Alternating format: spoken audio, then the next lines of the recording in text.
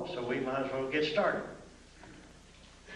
Robin Quayle and I last year about this time, and Sherry McCord sitting over here with three of us, brought Bill in last February, had a real good turnout, and we decided to do it again this year. Robin and I have been talking with Bill for over the past several months, and we found out that he's got a lot of brand new material that you people, if you were through the one last year, it's going to be the new material. And one of the things he said last year, he said he was going to touch from kindergarten to about the 4th grade last year. And it made some people mad, but yet made them mad enough to want to come back. Now, this year, he told me the other night, he said we're going to hit from about the 7th grade to the 10th grade, so we're into junior high. So maybe in 2 more years, we'll be into high school or college. So this is some of the things. Bill spent about 7 years in naval intelligence, and he'll get in a little bit about what he did in there. And then he spent the last 17 years putting together what he is going to share with us this afternoon. And at this time, I'd like to introduce Bill Cooper. Bill?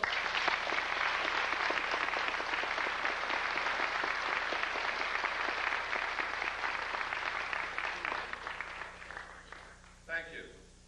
I'm real happy to be here, and I've got to tell you that Southern hospitality is wonderful.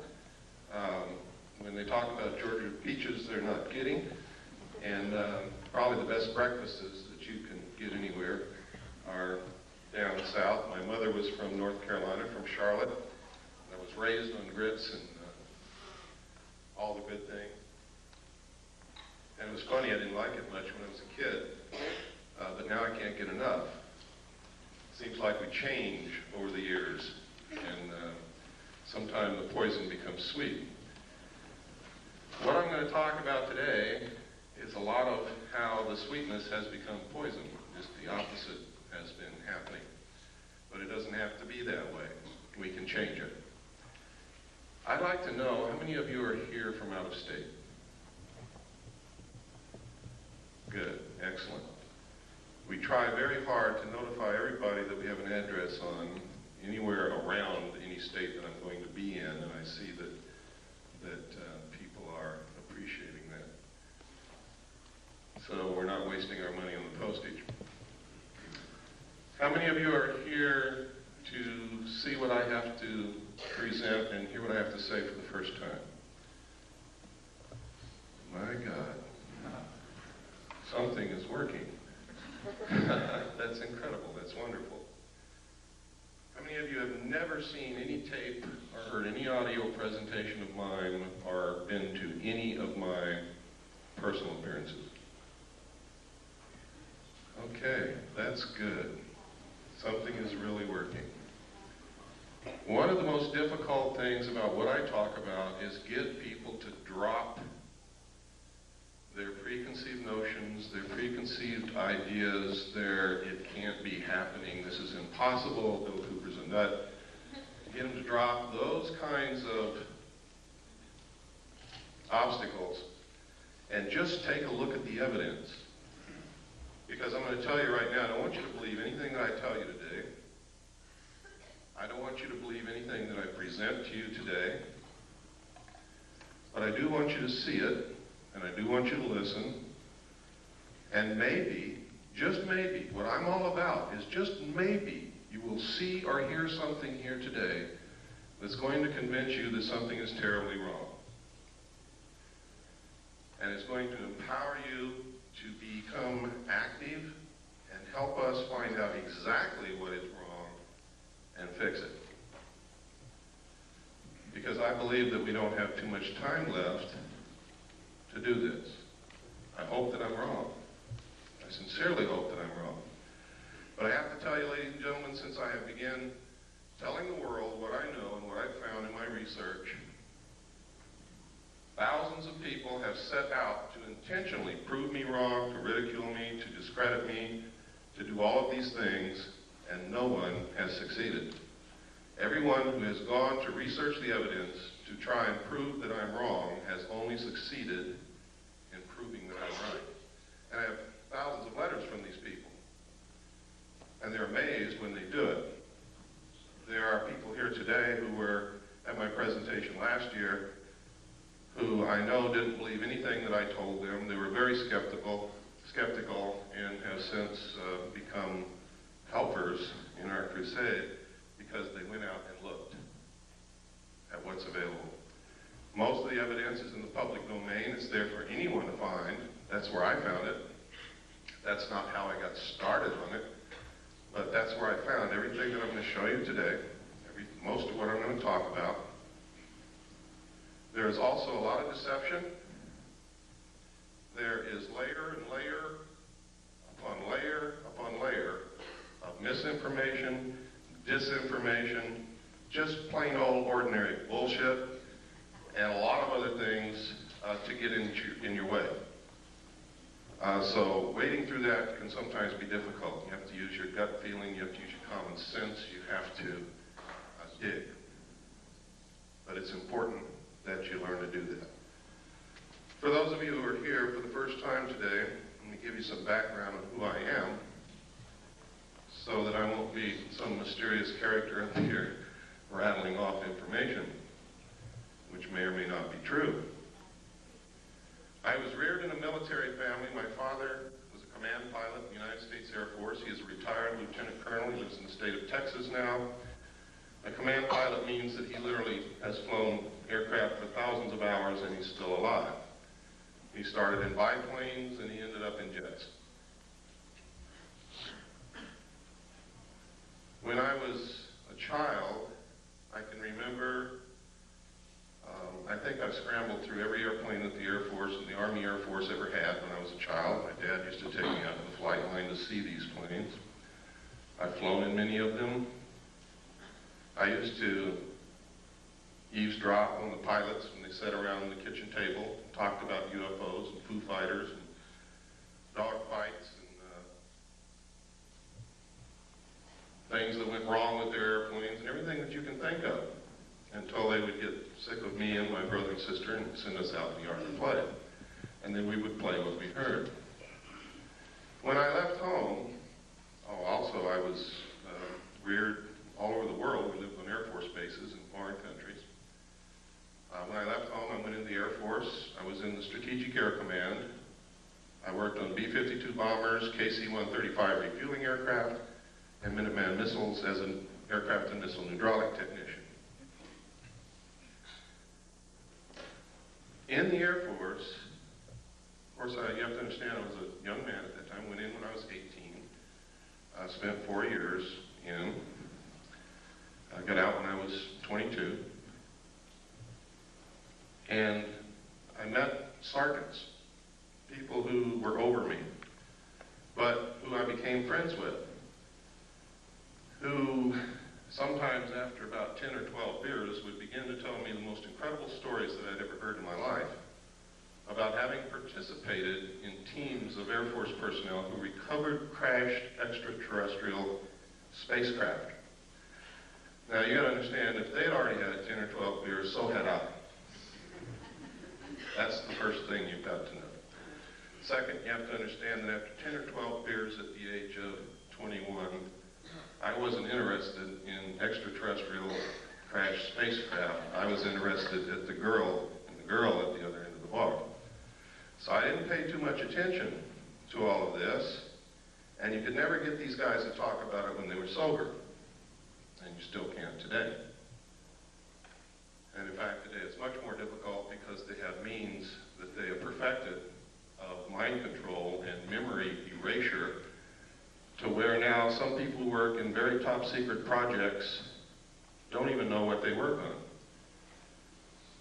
They know that they go to work in the morning, they get off of work and go home, they don't remember anything that they did all day. The technology for this is well documented, it's in the public domain also, and it's one way that they've figured out how to keep projects secret. If you don't believe that the military can keep things secret, consider this. You just recently heard of the stealth fighter for the first time. This is 1991. I think the first mention of it publicly was in 1990. Did anyone hear of the stealth fighter before 1990? What year did you hear? Early 80s. Early 80s? Would anybody like to venture a guess on when the first flight of the stealth fighter took place?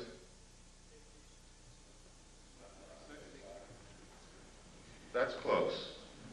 It was in the early 70s, ladies and gentlemen, first stealth fighter flew. So that's pretty good secret keeping. They can and do keep secrets for many, many, many years, and nobody knows about it. Now, I can tell you this for sure. If they have revealed publicly the existence of the stealth fighter, they have something else that's secret that makes that look like a Tinker Toy. That's the way these things go. When I left the Air Force, I went into the United States Navy. I had originally wanted to go into the Navy. I love the ocean. I love ships. I love the water. I was a wonderful swimmer. I only had one problem. I got terribly seasick when I just looked at a boat. So that's why I really went into the Air Force. But when I left the Air Force, it had not satisfied my sense of adventure. I still loved the ocean. I still wanted to go in the Navy, so I did. And I volunteered for submarines. I was stationed aboard the USS Tyru SS-416, stationed at the Pearl Harbor submarine base. It was an old World War II diesel boat. When I reported aboard, it was in the shipyard and had been cut in half. And you could imagine my chagrin, being new to the Navy and standing on the edge of a dry dock looking at a submarine cut cleanly in half, knowing that I'm going to have to go underwater on this thing. I really didn't like the thought of that. Everything was rusty. Everybody was welding everywhere. It looked like a dead grasshopper covered with ants. Well, what they did was they inserted a 12-foot section, which became a pretty sophisticated sonar facility, compartment, and put 3 domes on the deck so that we could triangulate targets. And when this was done, we could actually compete with some of the best nuclear submarines in being able to track and kill a target. In fact, I remember thinking at times how easy it was to detect submarines and keep them from getting near an aircraft carrier, and then becoming a crew member on this submarine and surfacing within 100 yards of a carrier, not having been detected until we broke water. Now, to me, that was incredible, because that meant that that carrier was dead. I mean, if it had been wartime, we could have sunk that carrier very easily. I was acquainted with the state-of-the-art of aircraft technology. I was acquainted with not the state-of-the-art, but I knew what it took to go underwater and survive. It was while on this submarine, as the port lookout on the transit between the Portland, Seattle area. We had been up there for the Rose Festival as a showboat, really. People came down and toured through the sub. And we met a lot of girls and had some really neat dates, and then we left. And about 1/3 of the way back from the Portland, Seattle area to Pearl Harbor, I was the port lookout. We were on the surface doing about 10 knots when off the port bow, I saw, and I was the only one that saw it, a huge flying disc the size of an aircraft carrier come up out of the water, tumble on its axis, and disappear into the clouds. Well, needless to say, I was stunned, literally speechless. I started to say something, we couldn't talk. Nobody else had seen it, and I knew that they weren't about to believe what I had seen if I told them. And it scared me a little bit too, because I had never believed in these things, even though I had heard stories about them all my life. And I didn't see your little run-of-the-mill 30-foot flying saucer. I saw something as big as an aircraft carrier. But I had a duty to report this because it could have meant a danger to the vessel. My duty was to the vessel and to the crew. But I wasn't about to tell the officer of the deck that I'd seen a flying saucer. So I told him, his name was Ensign Ball, I told him that I had seen something off the port bow at a relative bearing of approximately 15 degrees. Would he help me find it because I've lost it? And you work that way on the bridge of a ship. You work as a team. Everybody helps everybody else out. Since the lookout can't leave his station, officers very often bring them coffee. Well, he looked over there, and the starboard lookout had also heard what I said, and he looked over there too. And I was turning around to look back again, bringing my binoculars up, when the same craft, or another one exactly like it, I don't know which to this day, came back down out of the clouds, tumbled again on its axis, and the most incredible thing happened. There was no splash. It was as if the ocean opened up ahead of it, and then it went into the hole which closed behind it. Now this sounds incredible. And to tell you quite truthfully, it is incredible. And if somebody had told me that and I hadn't seen it, I wouldn't believe it. And I would blame any one of you for not believing it. But I hope before this day is over, you're going to at least consider the possibility that these things exist, because I'm going to show you some real film, pictures, and documents, government documentation.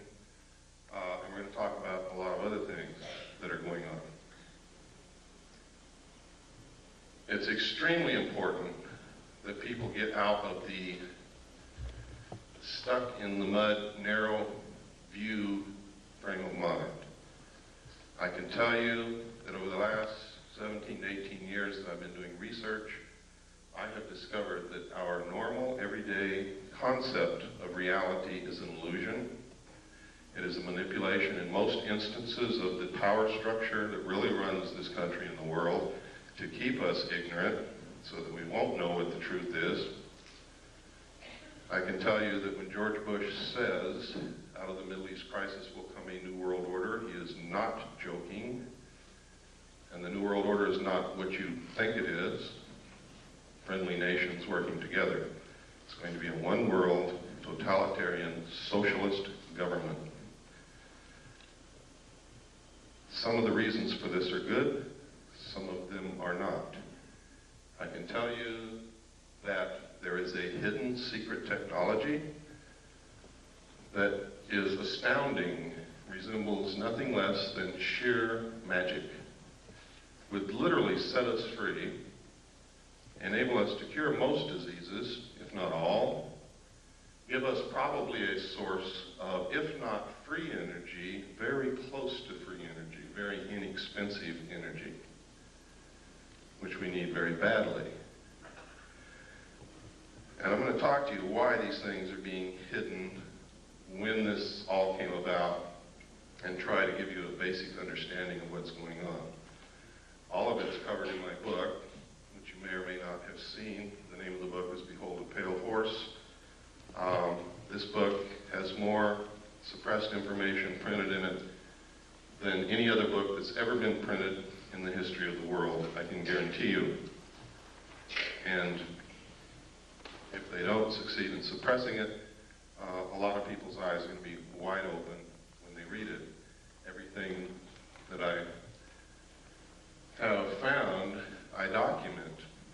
So it's not a question of deciding whether or not to believe me, it's a question of whether or not you can accept those documents as proof. Someone once said you can put 10 tons of proof in front of people. If they're not ready to accept an idea, they will not accept the proof. No amount of evidence will suffice to prove anything. It is the jury that will decide. And you are the jury. Smart people know that.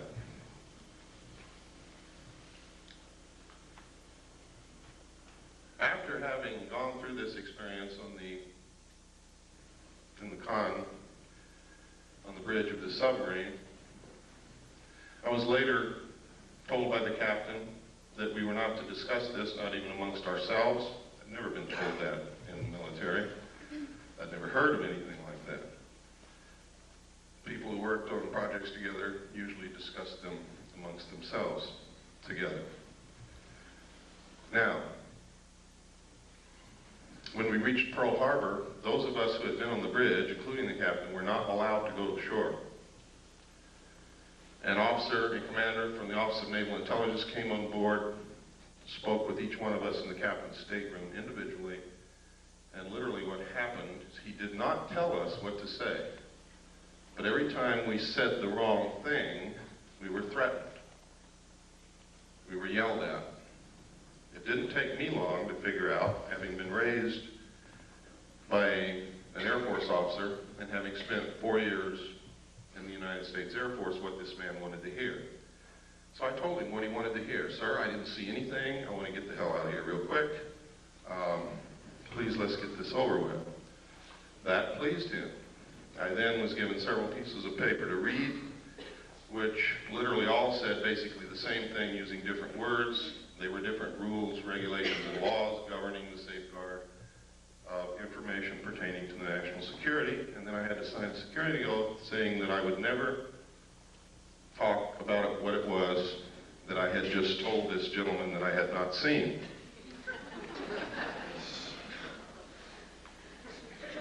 And then I was allowed to go. Later I was selected and trained for Naval Security and Intelligence. I was given a secondary NEC of 9545, which is Internal Security Specialist. My job was to safeguard, control classified information, secure perimeters, buildings, naval installations, detect bugging devices, all of these things. I was specifically trained to conduct Pacific Area intelligence briefings. And then after all this training, I was sent to Vietnam and made a patrol boat captain for Naval Security and Intelligence. I was attached to Camp Carter, which was the headquarters of Naval Intelligence and I Corps. I was then sent to a division of Naval Intelligence, which was the Da Nang Harbor Patrol. I was given a crew, a patrol boat, and a lot of weapons and ammunition, and they turned me loose. And that was crazy, because I was a young man that didn't know what the hell I was doing. But I did okay, thank God. Some others didn't. Later, I was transferred up to the Dong Ha River Security Group, which was another division of Camp Carter Naval Intelligence. And my job there was to patrol the river, make friends with the people along the banks, gather intelligence, and maintain the safety and security of the river. That river was at the DMZ. It's the Takan River. The base camp was Qua Viet at the mouth of the river on the southern bank. And it was a major supply route for supplies that went to Khe Sanh, which was under siege.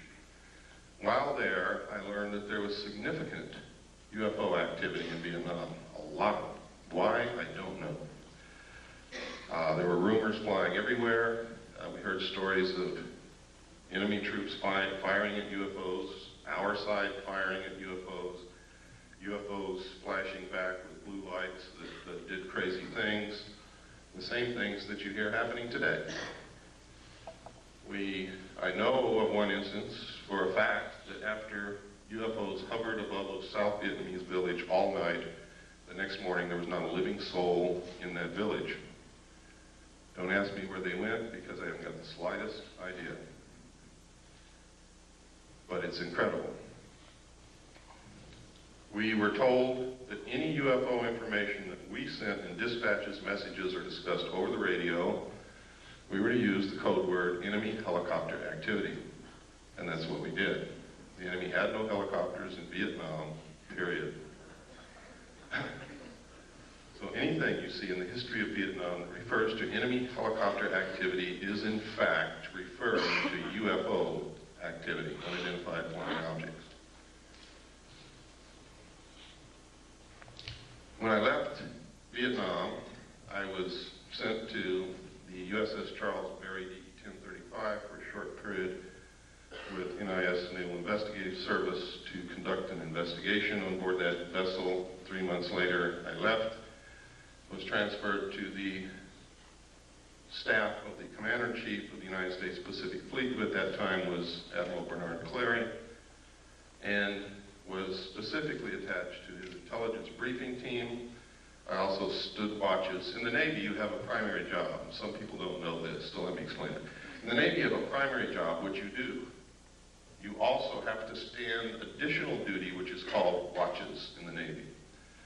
My watch station was Petty Officer of the Watch in the Command Center, which meant I was the senior enlisted man in the Command Center, in charge of the Command Center and the information. I was also the designated speak-out operator, which meant top secret, crypto, communications that came in under a specialized, compartmentalized category.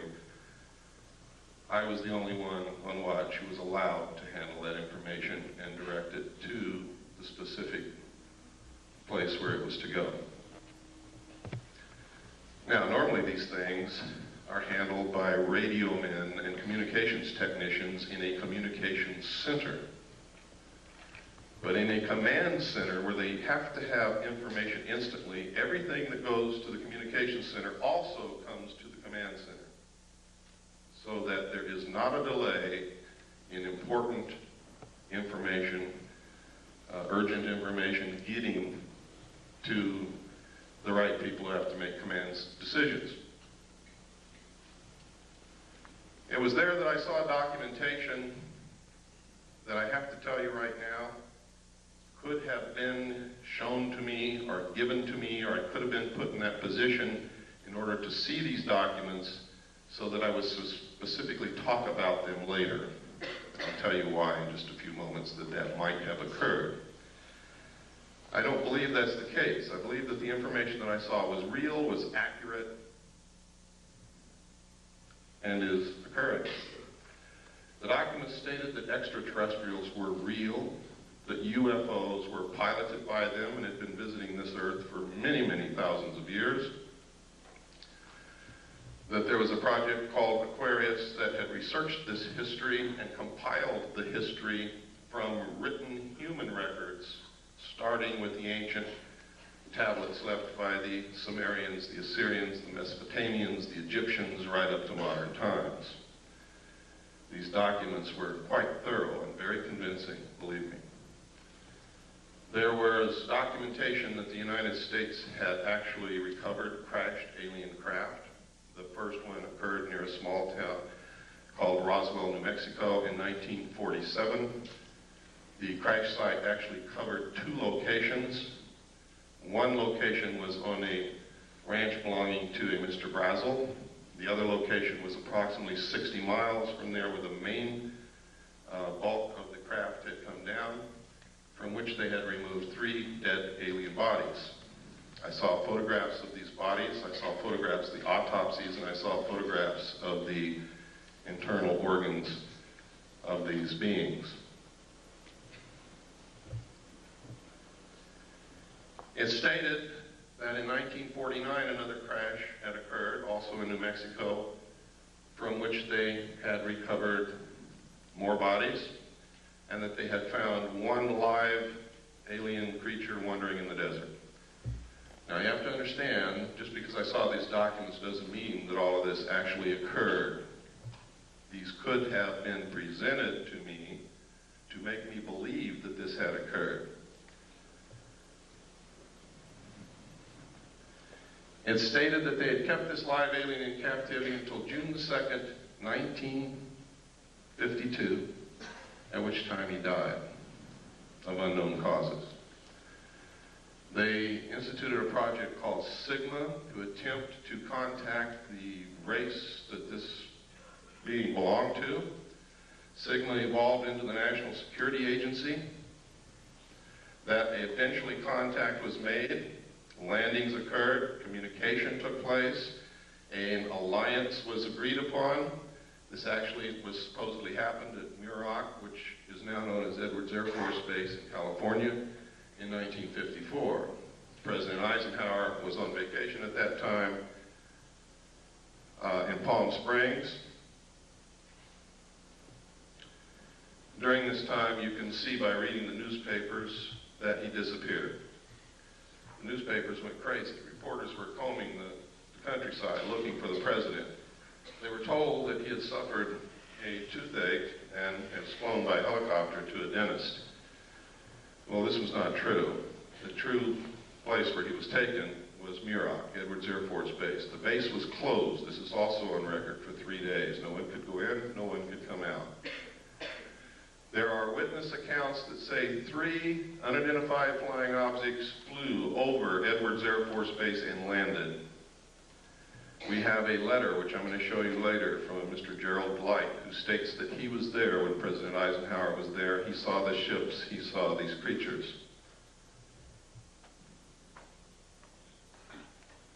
And that's just the beginning, but I'm not going to go much farther than that right now. We're going to get into some documentation so that your disbelief can start to see that this is not as incredible as it sounds. And I know what some of you must be sitting there thinking. It wasn't too long ago, I should have been thinking the same thing. Now,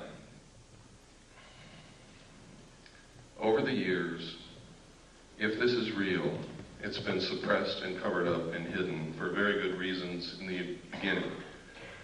Reasons that don't stand up now. Reasons that have resulted in criminal activity, in erosion of the Constitution, in all kinds of things. Now, I said that I believe that this is all true. I don't believe that it's a hoax. The evidence is overwhelming that it's true. And by overwhelming, I mean exactly that. When you get into really investigating this, looking at it, the evidence will overwhelm you. It is incredible that such a cover-up has been able to be maintained for so long. On the other hand, I have found references as far back as the beginning of this century by a secret group of very powerful people to create an artificial alien threat from some other planet to help unite all humanity into a one-world government with them at the head. I have found a speech given by John Dewey in 1917 to Viscount Ishii and the Japanese delegation in New York City, where the first thing that he says in his speech is, "Someone once told me that the best way to unite all humanity and do away with war is if we were attacked from some other planet by alien beings from outer space." I have found reference in a report called the Report from Iron Mountain to the ultimate method of permanent peace on this earth and uniting humanity, doing away with nation states which cause wars, and substituting for war a tremendously wasteful space program that would unite humanity against an alien threat of an intelligent race from another planet. Now, I didn't know all this when I saw these papers back between 1970 and 1973 and the photographs and the records that I saw.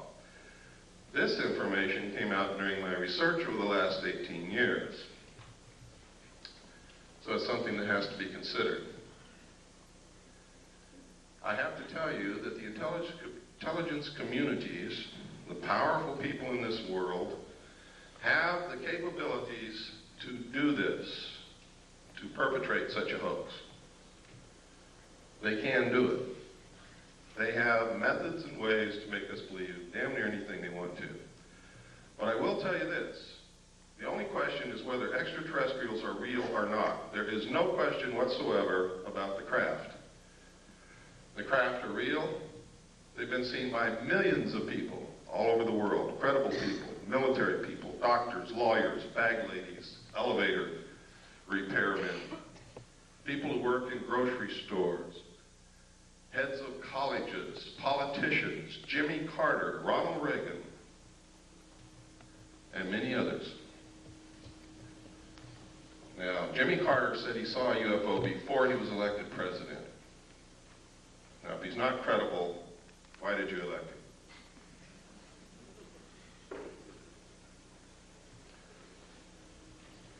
If we can send a man to the gas chamber or the electric chair on the testimony of two witnesses in court, why won't you believe millions of people who are telling you that they have seen these craft flying in the air, that they're metal, that they are intelligently guided, that they are real, and that they demonstrate a technology beyond anything that we know of publicly anyway?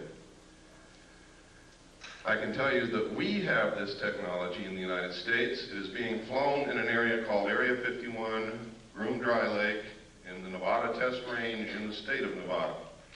I have seen it fly. Many other people have seen it fly. I have a photograph of it in my book. I also have a drawing given to me by one of the people who have been there and touched it and seen it. The drawing matches the craft in flight exactly. I'm also going to show you a videotape of another craft, what they call a cigar-shaped craft, above the test site. here in just a few moments. So, when you hear people talking about secret weapons, when you see the stealth fighter unveiled, what they have behind it in the wings, that you too can also go see, by the way, in Nevada, if you have the money and the time to go out there and stand in the desert all night. If you look toward Groom Lake between sunset and sunrise on any given night, you can watch them test fly these craft. But you have to be prepared to stay there 2 or 3 nights because they don't always fly every single night. Now, at this time, to show you that I'm not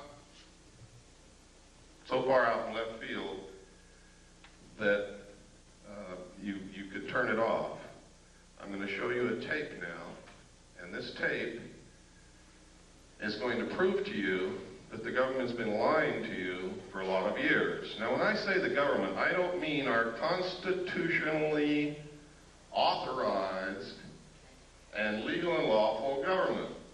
I mean the men who have infiltrated our government over the years and who are controlling it, subverting it toward their own end. Have been lying to us. Our government hadn't had a chance to work over the last 40 years. And you're going to see why. What I'm going to show you is a tape of the Kennedy assassination. It's not a tape that you've ever seen before. I hope you will pardon the editing because I'm not a professional editor and I have to do this at home because I cannot let this tape out of my possession because that would be totally irresponsible and it would probably disappear. Keep your eyes on the driver of the car. Do not watch Kennedy. Don't look around at the scenery. Keep your eyes on the driver of the car. That's important. They have always known who killed Kennedy, and they have covered it up for all these years. Okay, if we have the lights off, and please run the Kennedy tape. Can I sit down? Can that door be closed?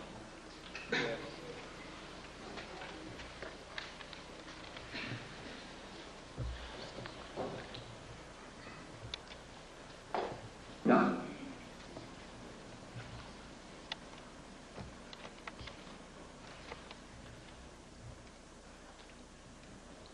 It was politics that motivated Kennedy to make the trip. Can you turn up the volume, please? It hoped to reconcile differences between two factions of the state's Democratic Party, as well as draw political support in the state that he had barely carried back in 1960. Kennedy, in fact, had felt the visit to be so crucial to his re-election chances that he persuaded his wife, Jacqueline, to accompany him. The first day of the trip, which included visits to Houston and San Antonio on November 21st, had been very successful. Despite his mediocre rating in the latest Gallup poll, overwhelming and enthusiastic crowds greeted the President and the First Lady at every stop along the tour.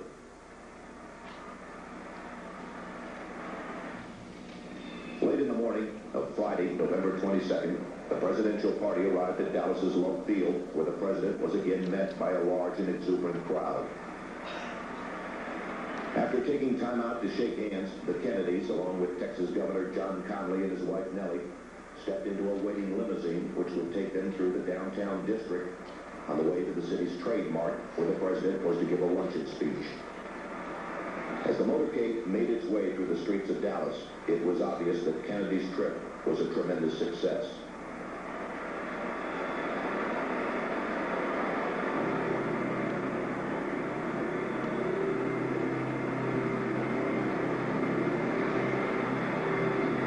Near the end of the motorcade route, the limousine entered Dealey Plaza, a small open area on the outskirts of the city.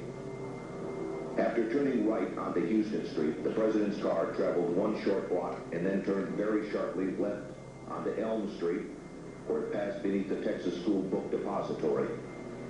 It was 12:30 p.m. Central Standard Time.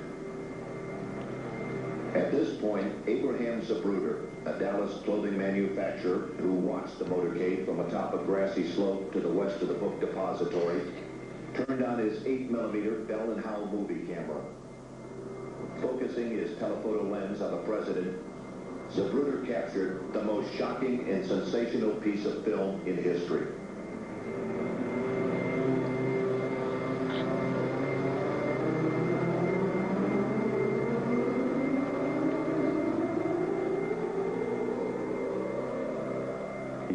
Motorcade in Dallas on November 22nd, 1963. As the presidential car passes behind the freeway sign, President Kennedy is struck in the throat by a bullet that was fired from the grassy knoll. As he's grasping his throat to John Connolly, turning around to his right, he at that point is struck. You notice the passenger of the car turning back to see what has happened to the president. As he turns back to the front, the driver of the car turns with his left arm over his right shoulder with a pistol and fires. You see the 45 caliber nickel-plated automatic weapon in his left hand. He's firing over his right shoulder. You see it in relief. You see his head pointing backwards towards the president.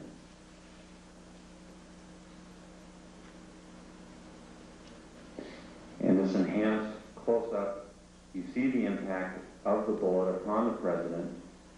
The force of the shot drives him violently backward against the back of the seat. You see Mrs. Kennedy react in horror. The ugly gaping wound, which is evident here, according to many observers at the scene, was actually created on the print. This was not the actual nature of the wound. But you notice that Mrs. Kennedy wasted no time in trying to exit the vehicle because she clearly was able to determine exactly where that shot had originated. And it was her personal bodyguard, Clint Hill, another Secret Service agent, who attempted to keep her in. What the arrow is indicating here is what appears to be the outline of a man, a hat, and his rifle. The arrow is pointing to the rifle barrel of the man in the bushes who possibly was the rifleman on the grassy knoll who fired that shot. Another view taken by another photographer. Again, you see Mrs. Kennedy trying to exit the vehicle at all times. Here you see the passenger in the front turning back, looking at the president. Instead of jumping back to assist him, he turns forward. The driver is now rotating. The weapon comes into view and he fires. You'll see this repeatedly in these sequences. Kennedy's been shot in the throat. He's leaning to his left. The driver now begins to rotate. His left arm comes over his right shoulder and he fires now. Again, you see the driver rotate. You see the weapon come into view. He's rotating again. The weapon is in view. He fires. You can clearly see his head turning and his arm and the weapon extending into view over his right shoulder. Many of the witnesses indicated that the car slowed almost to a virtual halt at about this point. And here in the normal version, you see how much more quickly it is speeded up. It's much harder to determine. Many of the people who asked the question why Jackie Kennedy did not.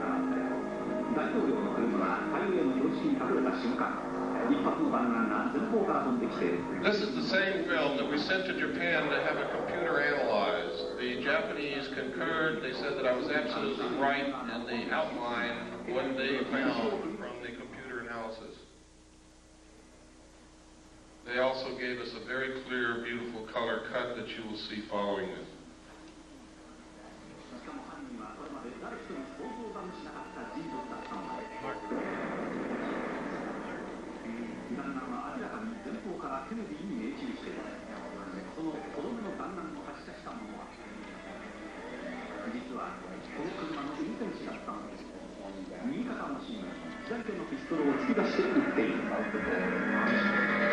一発目で喉を撃ち抜かれたケネディはこの運転手のピストルで即死したと思われる。額を打ち砕かれた反動で後ろに乗り乗ったケネディの後頭部は吹っ飛んでしまった。目の前で真犯人を目撃してしまったジャクリーン夫人は自分の身の危険を悟って車から逃げ出そうとした。だがすぐ後ろからつけてきたシークレットサービスによって押し戻され、連中に逃げるチャンスを失ってしまった。このシーンの中に一発目の弾丸を発射した真犯人が映っている。登山帽をかぶり、ライフルを構えているのがわかる。And his rifle, the arrow. おそらくこの狙撃手が最初にケネディの喉を撃ち抜いたのだ。 On the graph, you know who fired that shot. Another. 別のフィルムでもシークレットサービスが慌ててジャクリーン夫人を阻止しようと飛び乗るのが映っている。ここで決定的な瞬間をより鮮明なフィルムで見て画面右端の運転手が振り向き片腰にピストルで撃つのが見える。画面の右端に見える運転手の動作に注意すると分かる。ハンドルを握った右腕越しに左手でピストルを突き出している。もう一度見てみよう。間もなく運転手の頭が後ろを振り向くと同時に肩のところに白く光るピストルが出てくるのが見える。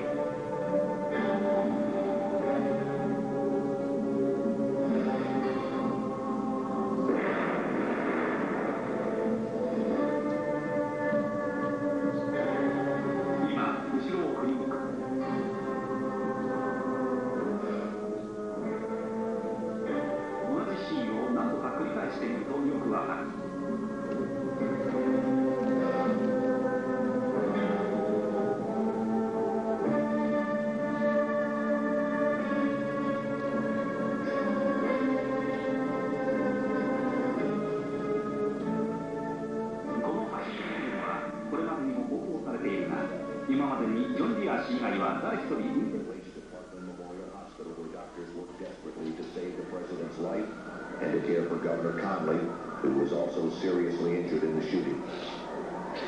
Although the governor would make a full recovery, it was obvious to the doctors that Kennedy's wounds were fatal. And at approximately 1 p.m., the president was pronounced dead.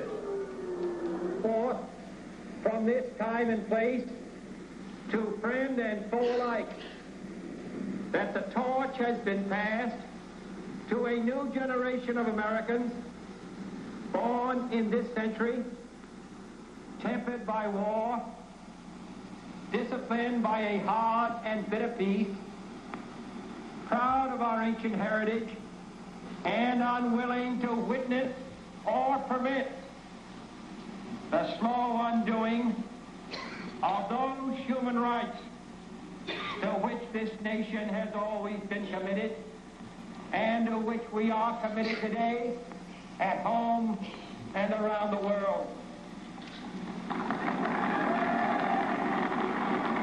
What began with such promise, however, would end less than 3 years later in tragedy. On November 22nd, 1963, President John F. Kennedy was assassinated, shot to death while riding in an open limousine through the city streets of Dallas, Texas. The death of such a young and vigorous leader was an overwhelming event which stunned both the nation and the world. In the years that followed, though, the Kennedy assassination became much more than a national tragedy. When viewed in light of later assassinations, the war in Vietnam,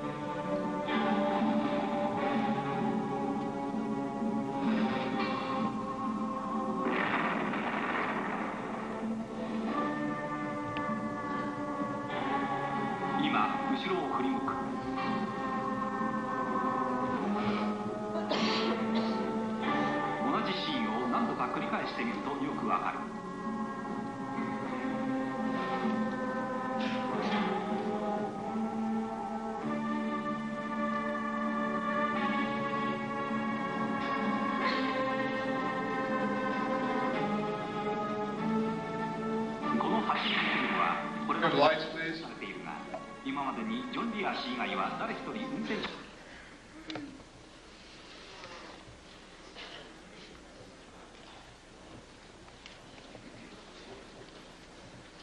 While I was with the Office of Naval Intelligence attached to the Commander-in-Chief of the United States Pacific Fleet staff, I saw documents that stated with no hesitation whatsoever, with clear understanding, that President Kennedy was killed by William Greer, the Secret Service agent driving his limousine in the motorcade. These documents disclosed to me that the people involved in the assassination of the President were the Office of Naval Intelligence, the Secret Service, Division 5 of the FBI, and the Central Intelligence Agency. The reason stated was that he was a security risk, that he had ordered them to stop the sale and importation of drugs to the American people, and that he had ordered them to develop a plan to disclose the presence of extraterrestrial visitation to this earth within the following year. He had also ordered a printing of legally constitutional silver-backed money, which is not in the best interest of the world bankers or the power structure or the Federal Reserve, which is not an agency of the federal government, but is a private corporation run, and the stock is held and owned by bankers, most of whom are European bankers controlled by the House of Rothschild. They pay no taxes on the national debt that we pay them and the money that they earn from the interest. So they were dead set against the printing of this money. Kennedy had also discovered what the CIA had been doing for many years. You see, being president, you get to open a lot of drawers that nobody usually gets to open.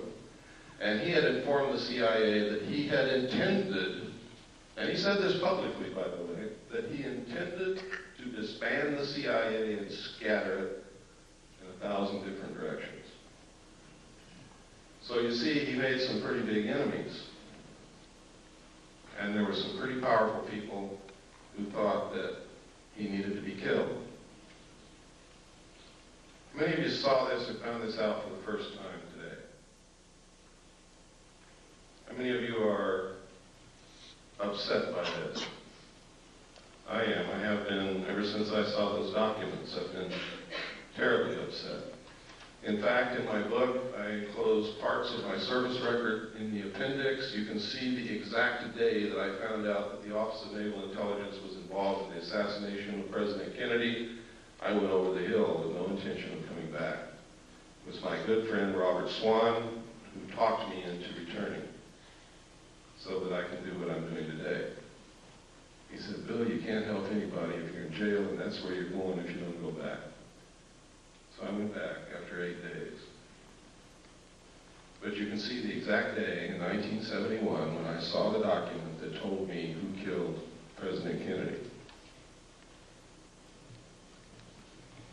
Let's take about a 5-minute break.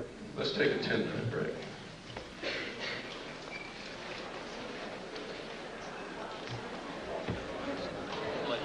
Bobby, please, we're going to get started again.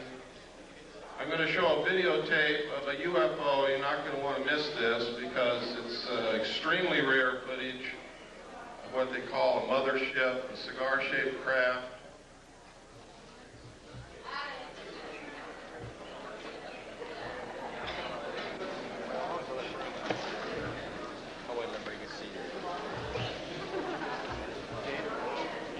Close that door.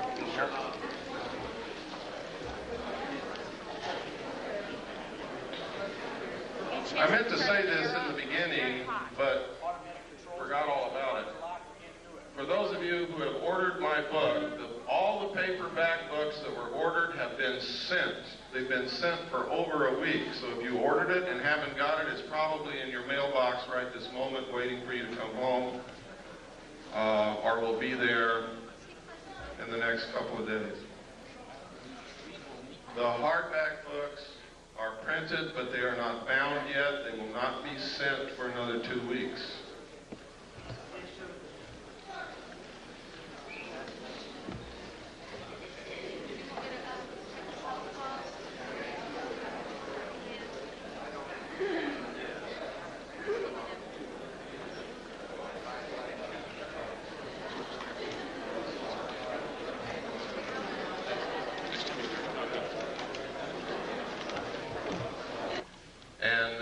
to be gotten to the bottom of very quickly. And that is that some people are coming forward and telling us that they're being abducted by alien beings and taken aboard their spacecraft. They're literally helpless, they can't move, their clothes are taken off, they're given medical examinations, some people are operated upon, samples of their tissue is taken, sometimes sperm and ova is harvested, sometimes females are impregnated. It's all medical fact that these things are happening. It is not a joke. The only question is, was it really aliens and were they really taken into a spacecraft, or did something else happen and this is a planted story that's been put in their mind to disguise it? You see, this is a classic thing that they do in brainwashing. If they want to cover something up, they just put a different memory in your mind. Now that sounds difficult, sounds impossible, but if you go read the books that have been published by people who have participated in mind control experimentation, and the documents that have been released under the Freedom of Information Act, this is not a joke. They can do it, have done it, and will do it again in the future. Now, if this is a hoax, if it's the biggest hoax that's ever been perpetrated in the history of the world in order to create an alien threat from outer space in the consciousness of humanity so that we'll accept the elimination of the sovereignty of nations, the destruction of our Constitution, and will accept a one-world government wherein we may not have the freedoms that we have now in order to face this alien threat together as one humanity. If it's a hoax, that means we're being manipulated on the grandest scale in history, that people are being hurt, that their minds are being screwed with. And if this is happening, we have to find out if it's really happening. We have to be able to gather enough facts to prove it, and we've got to stop it. If, on the other hand, these are really extraterrestrials that are doing these things, we have to find out why. Because these people are being implanted with very small devices, about the size of a small BB, that are literally microchips in the brain.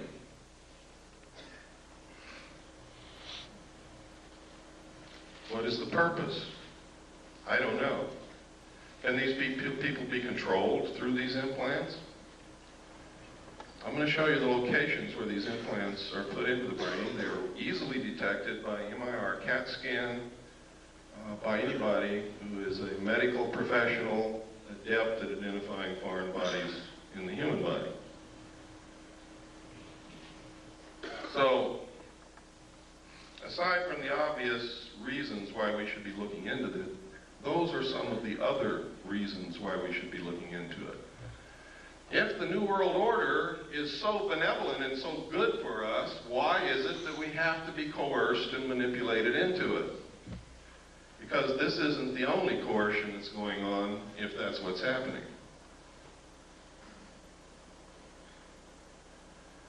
Now I'm going to preface what I'm going to say next, because I'm going to talk about the war in the Middle East for a few minutes. And preface what I'm going to say next with this statement. I was in the military. I'm a veteran. I support the Constitution and the government of the United States of America and will fight anyone who attempts to overthrow it or destroy it. I am for our troops in the Middle East. I am for them.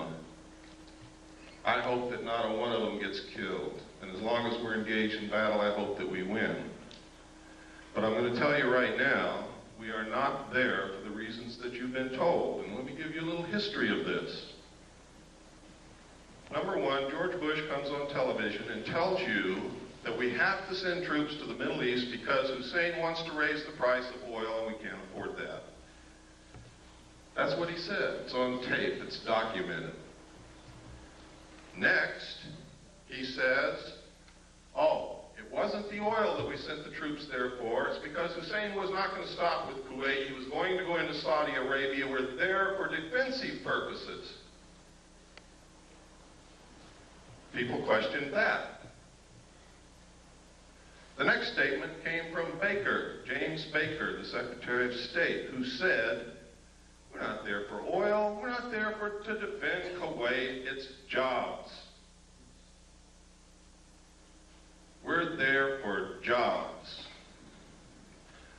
Then at a press conference, Bush said, and I quote, "Some people just don't get the message. It's not oil. It's not to defend Saudi Arabia, and it's not jobs.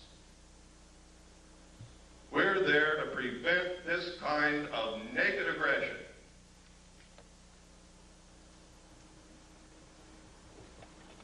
Now, I submit to you that if the President of the United States and the Secretary of State don't know why the hell we're there, and they change their mind every minute, that none of the above is true.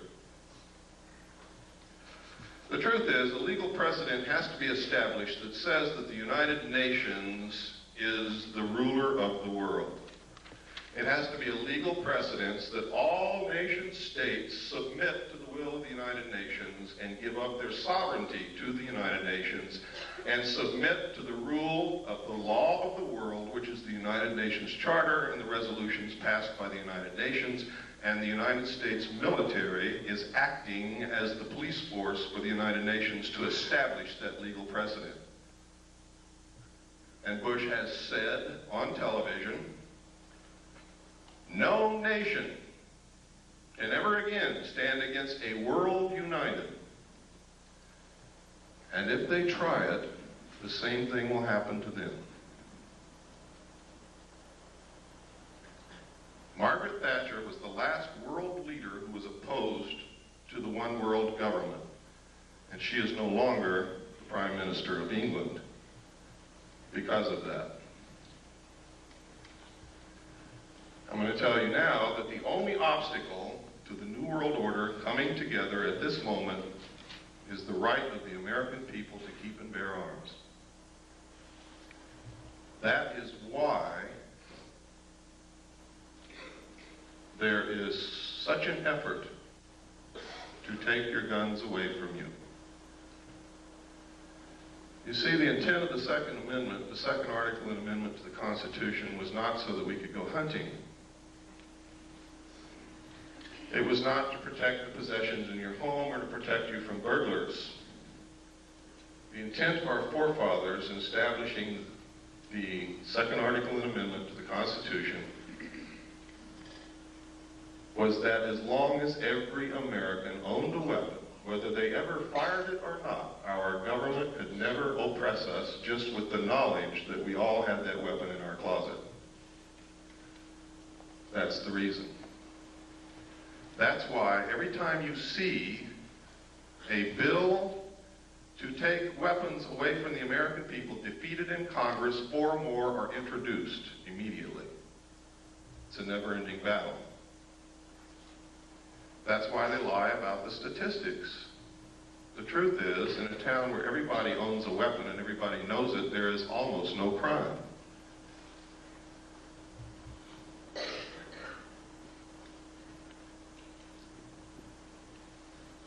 I'm going to show you this next videotape while you're thinking about that, to show you that these craft do in fact exist. This was taken above the Nevada test site. This is what's called a cigar-shaped craft. They are very large. They're also called motherships. Every time they're seen, except in this photograph, usually you see other smaller craft exiting and entering these craft, like scout ships or something. I don't know what you would call it.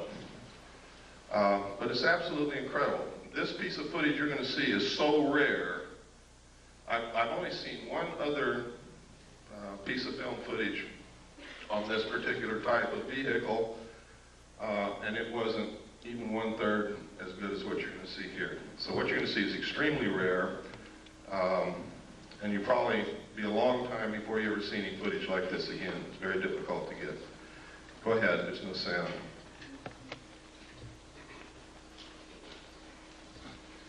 Kill the lights, please. Now you can see the craft just below the tip of the white cloud. And if you watch, it's going to move from right to left and then turn into the clouds and disappear.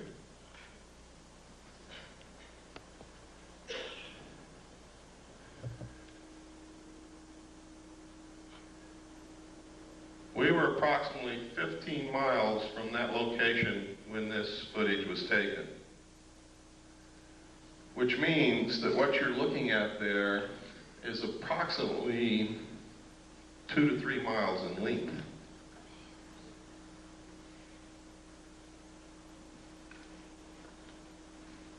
That's very impressive, and to me it's very exciting that someone can make something that flies in the air that's 2 to 3 miles in length. That is the actual time that you see there, those are the actual seconds passing.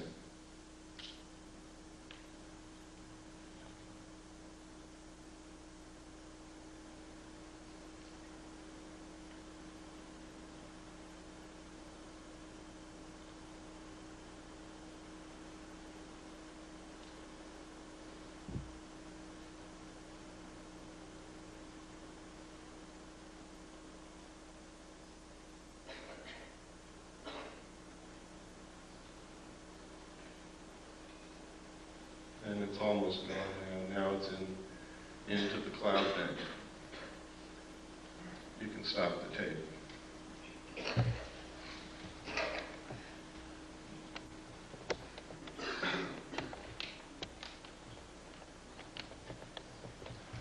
Okay, if you'll turn on the slide projector, we'll get into some of these slides. I'm going to be going very fast through these slides. Some of you have seen a lot of them before. You're going to see some very startling information here. You're going to see some documentation that's going to prove to you that the government's been lying to you for many years. You're going to see some documentation that proves who I am and what I'm all about. After I left the military, ladies and gentlemen, in December the 11th, 1975, I attempted to leak the material that I knew to the press. I was attacked twice. I've lost my leg. I've had my skull caved in. I kept silent for 16 years, during which time I was the head of the Mixed Gas Deep Saturation Diving Department of the College of Oceaneering. I was the executive director of Adelphi Business College. I was the executive director of Pacific Coast Technical Institute, the executive director of the National Technical College. I was the national marketing coordinator for United Education and Software. And I owned a gallery and studio of fine art in Long Beach, California.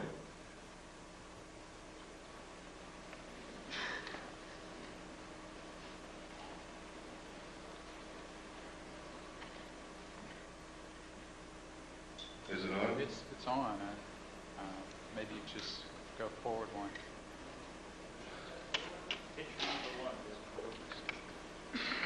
I'm hitting it, something's wrong. There we go. You want to go forward? That's the wrong. I want to go forward. There we go. Okay. This is a letter from Jim Joyner, who's the head of the Mixed Gas Deep Saturation Diving Department of the College of Oceaneering. And basically what he's saying in this letter is I worked for him, I was the head of the department, I was an instructor, and I'm a good guy.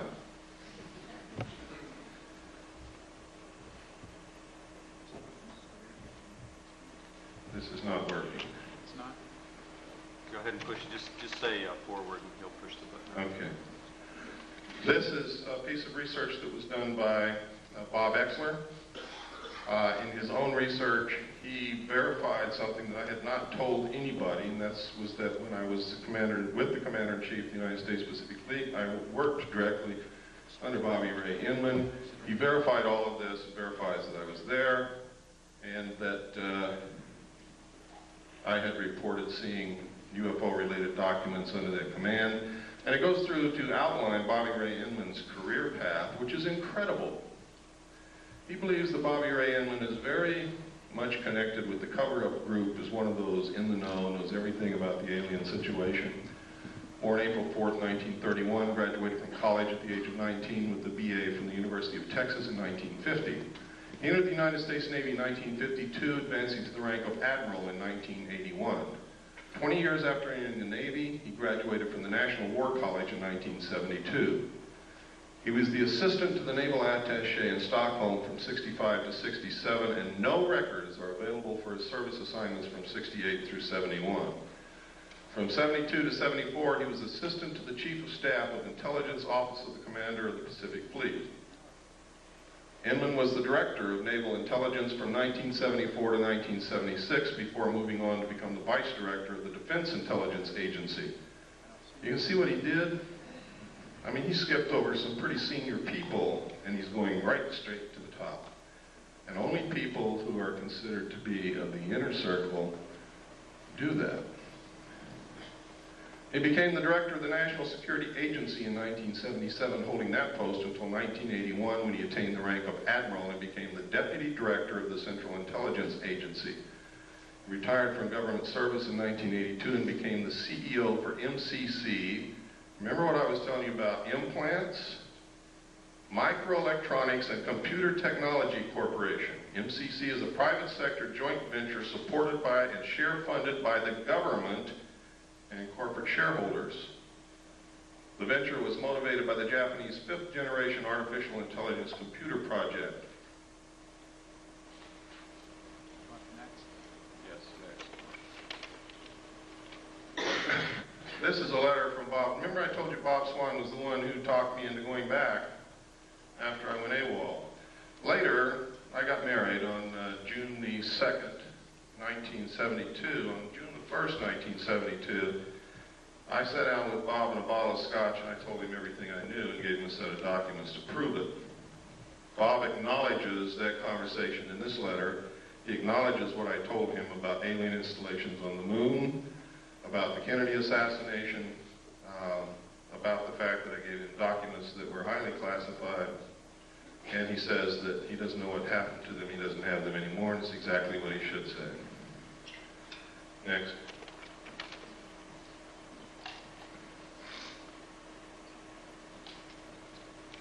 And next.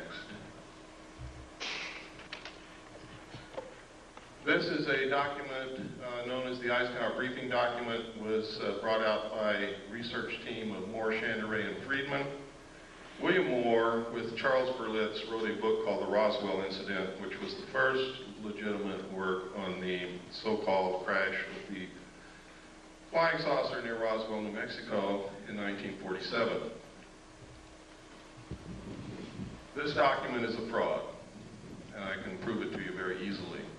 But it has a lot of truth in it. In fact, the document itself reads as if it were taken right out of Moore's book, The Roswell Incident. All of the designations on it are legitimate. Top secret and magic was the same designation given to the material that I saw when I was with Naval Intelligence. Magic means Magi controlled. Magi is the majority agency for joint intelligence, which reports only to a top secret group called Majesty 12, also known as Majority 12. It is made up of 19 members. There are 6 from government, 6 from the Executive Committee on the Council on Foreign Relations, 6 from the Jason Scientific Group administered by the MITRE Corporation and Dr. Edward Teller. This briefing document calls it Operation Majestic 12. The documents that I saw said that it was Operation Majority. Also, look at the date, 18 November 1952. Eisenhower was not yet president, and if this is truly one of the highest held secrets in this country, he would never have been exposed to this information until he actually took the oath of president. He was not even in government service at the time he was elected. He was the president of a college. Next, please.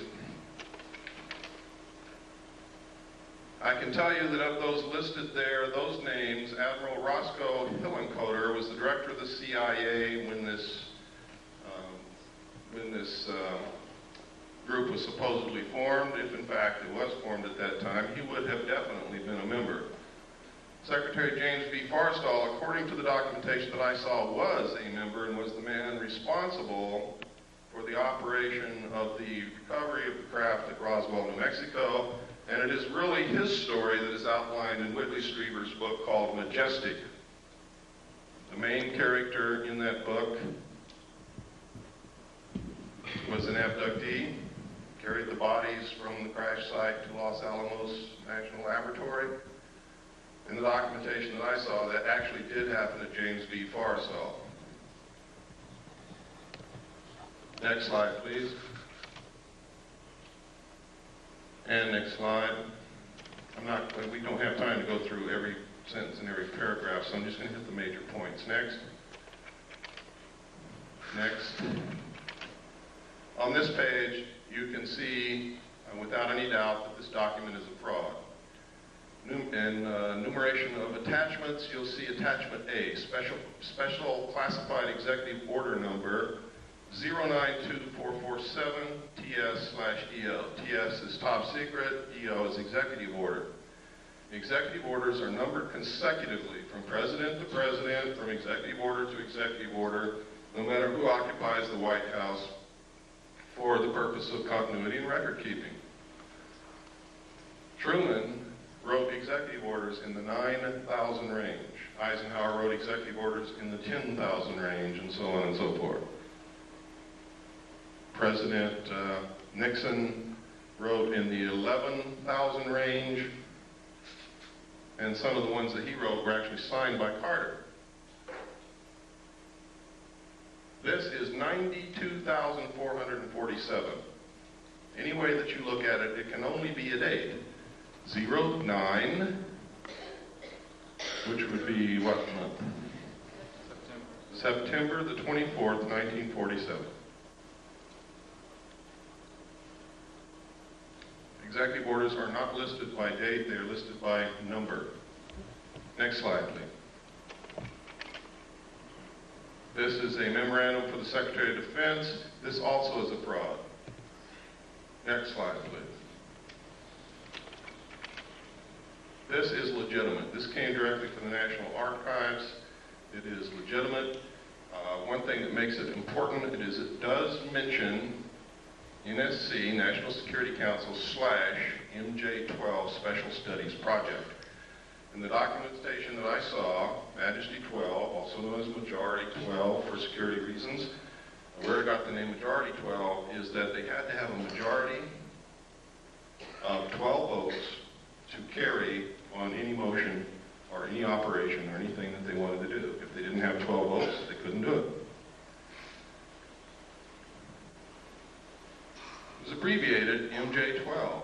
I also saw documents that there was a special studies group made up of scientists and prominent people belonging to a secret society called the Jason Society, which actually makes up the core of the Council on Foreign Relations. And under them is a Jason scientific group administered by the MITRE Corporation to study all the facts, lies, evidence, disinformation of the alien question and arrive at what the truth was. It was a 3-year study. Dr. Zbigniew Brzezinski headed the study group for the first 18 months. The second 18 months was headed by Dr. Henry Kissinger. During that time, Dr. Henry Kissinger, this is historical record, wouldn't even speak to anyone. He was gone, get up early, he'd leave, he'd come back very late at night, didn't talk to anybody, didn't care about anybody. He was so engrossed in whatever he was doing that it was like he was living in another world. His wife actually divorced him for this. So it fits.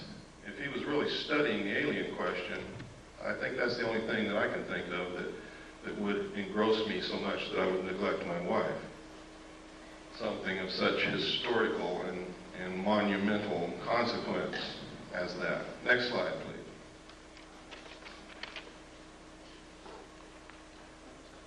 This, nobody knows if this is real or not, but this is one of the documentation that Moore, Channery, and Friedman came out with. Next slide. This is a letter from Jesse Marcel Jr. In the Roswell crash in 1947, Major Jesse Roswell was an intelligence officer attached to Roswell Army Air Force Base, and he was the one who was sent out to check out this wreckage that Mr. Brazel reported on his ranch. When he got there, he determined that this wasn't anything he'd ever seen before, didn't know what it was, gathered it all up, put it in his car, took it home, showed it to his wife and child that night, and the following morning took it into the base. That night, when he showed it to his child, Jesse Marcel Jr., interpreted that this was pieces of a flying saucer. Now, I don't know if his father told him it was a flying saucer or not, but I believe that the suggestion was probably planted in the kid's mind because the only thing that the father had was bits and pieces of stuff that looked like tinfoil from cigarette packs and balsa I-beams, although they weren't balsa, it was some kind of metal, but they were very light. Next slide.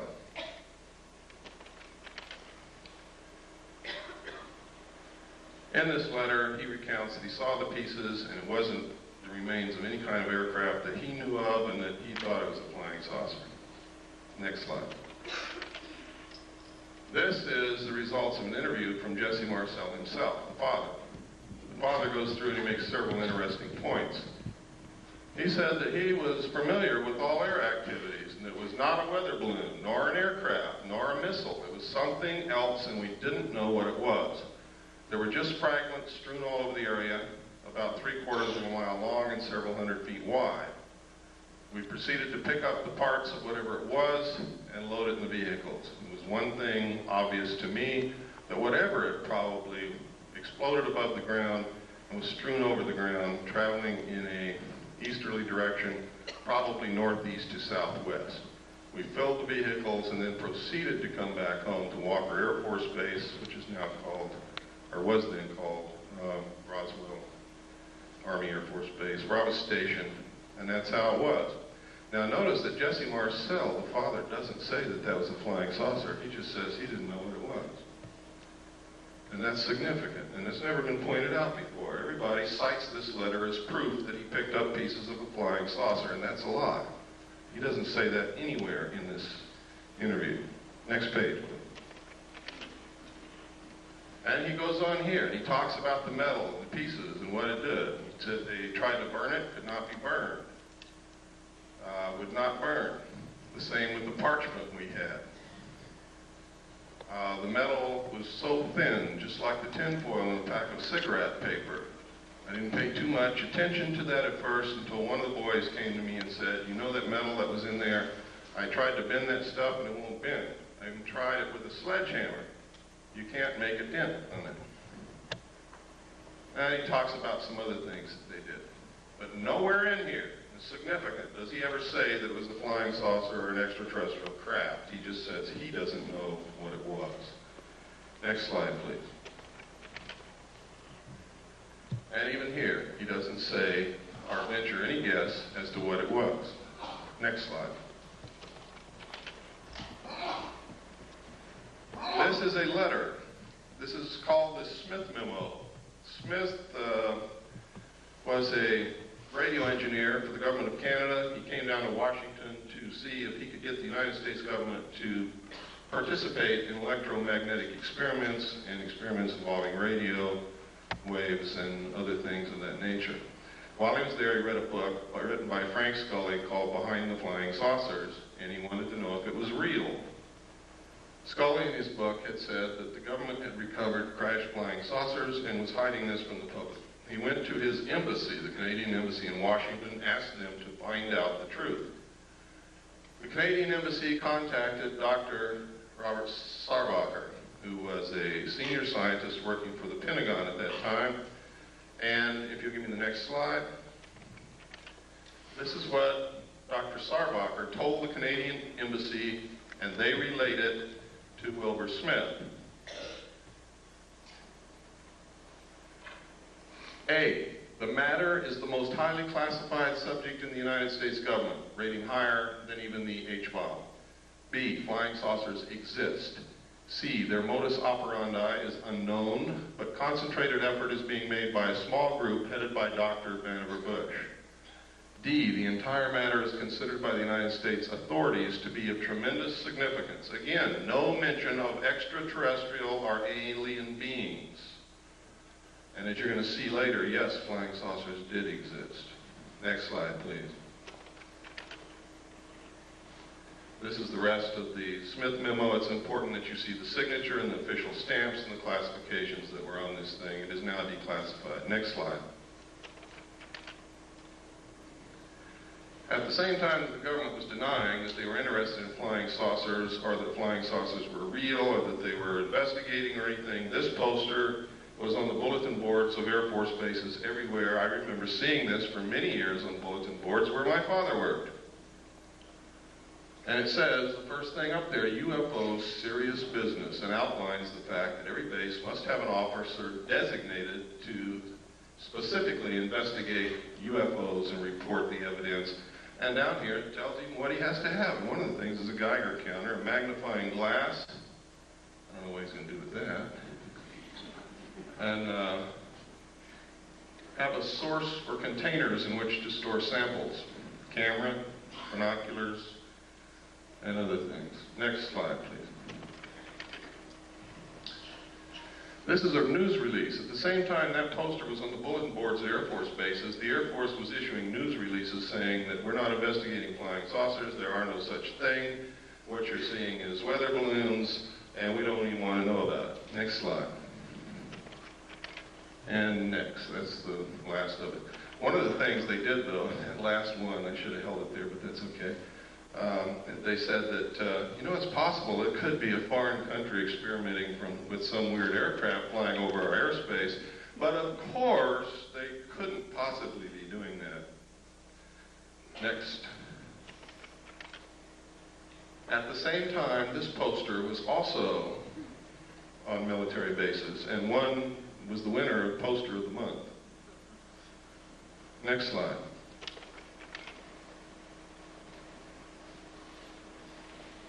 These are cows.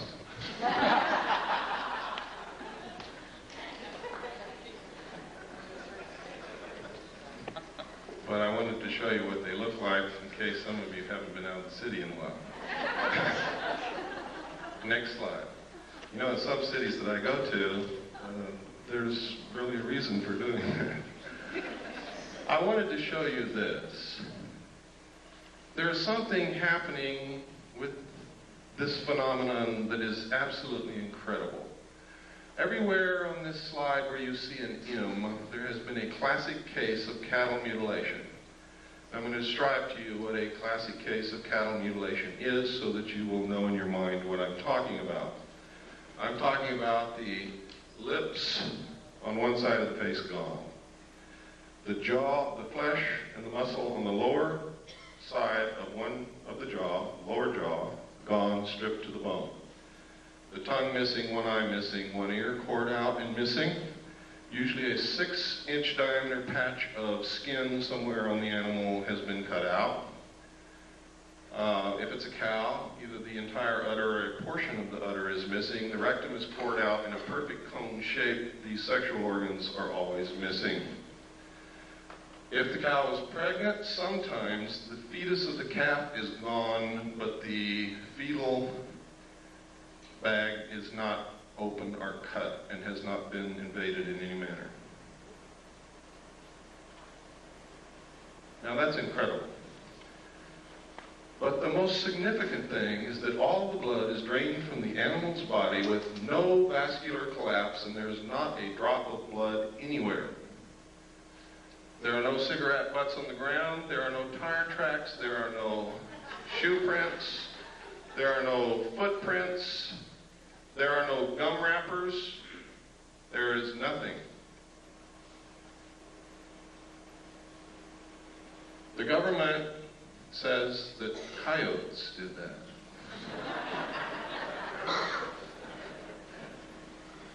Now, I'm not going to pretend that I know who or what it was, but I do know one thing, it wasn't coyotes. And I also know that our medical personnel, with the best surgical tools at their disposal, cannot make or duplicate the same cuts that are bloodless, that seem to be literally between the cells. There is no blood in any of the wounds. There are always 2 holes on the neck of the animal. Now, we got very curious about why would these specific parts of the animals be missing? And we came up with some things that are very interesting. Dust collects in the ear. Things that float around in the atmosphere collect in the ear. The lips touch the grass and the earth, so does the lower jaw. The eyes exposed to the atmosphere. The rectum is where most of the heavy impurities, the things that cannot be digested, that are poison to the system, collect, and that's why people get rectum cancer and colon cancer from these things. The sexual organs would show genetic damage. And where does radioactivity show up first in a mammal? In the milk. So then we got very interested in where these mutilations occurred, what time of year, which way was the wind blowing, and what was upwind from these locations, and we found in every single instance there was a nuclear site of some kind, a power plant, a weapons base, a weapons storage installation, weapons manufacturing plant, a testing area, missile stockpile, uranium mines, and tailing piles, waste disposal areas. In every single instance were upwind from these sites. From that, I deduce that whoever is doing it is trying to find out how much radiation has leaked into the atmosphere, the food chain, and the groundwater, and what is it doing to the living mammals in its path. The fact that they leave these carcasses laying out there is an act of terrorism. Literally. I mean, if you want to check for something in these animals, that's fine. But there's no reason why you couldn't take it somewhere else, chop it up, dispose of it, or eat it, or whatever. Why is it being left on the ground? That's an act of terrorism. It's done intentionally to scare people. Why? Maybe to create an alien threat from outer space. Maybe because aliens don't eat beef.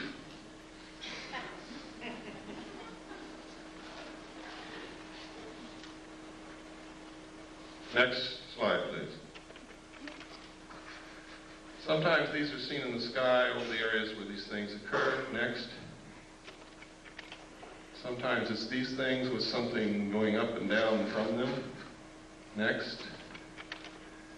Sometimes these things are found, they're being found all over England. One of the incredible things about the crop circles in England is they are literally a vestige of some kind. There's a book called The Father of Lies. In the back of that book, it gives an example of the cipher that the secret societies used in ancient times to communicate with their members so that people who were not initiates would not learn the secrets of the society. The symbols of their cipher match exactly the crop circles found in the ground in England. Now, this was by accident that I ran across this. There's a woman in California who lives in Victorville, who is a wonderful woman, discovered this. She had been looking at pictures of crop circles. She had the book, Father of Lies, and she was reading the book, and it struck her all at once. These are the same. And so she let us know, and we have verified it. They are exactly the same. Secret societies have a lot to do with what's going on, believe me. Next slide. Sometimes these things are seen. Next slide. Always they find this. Next.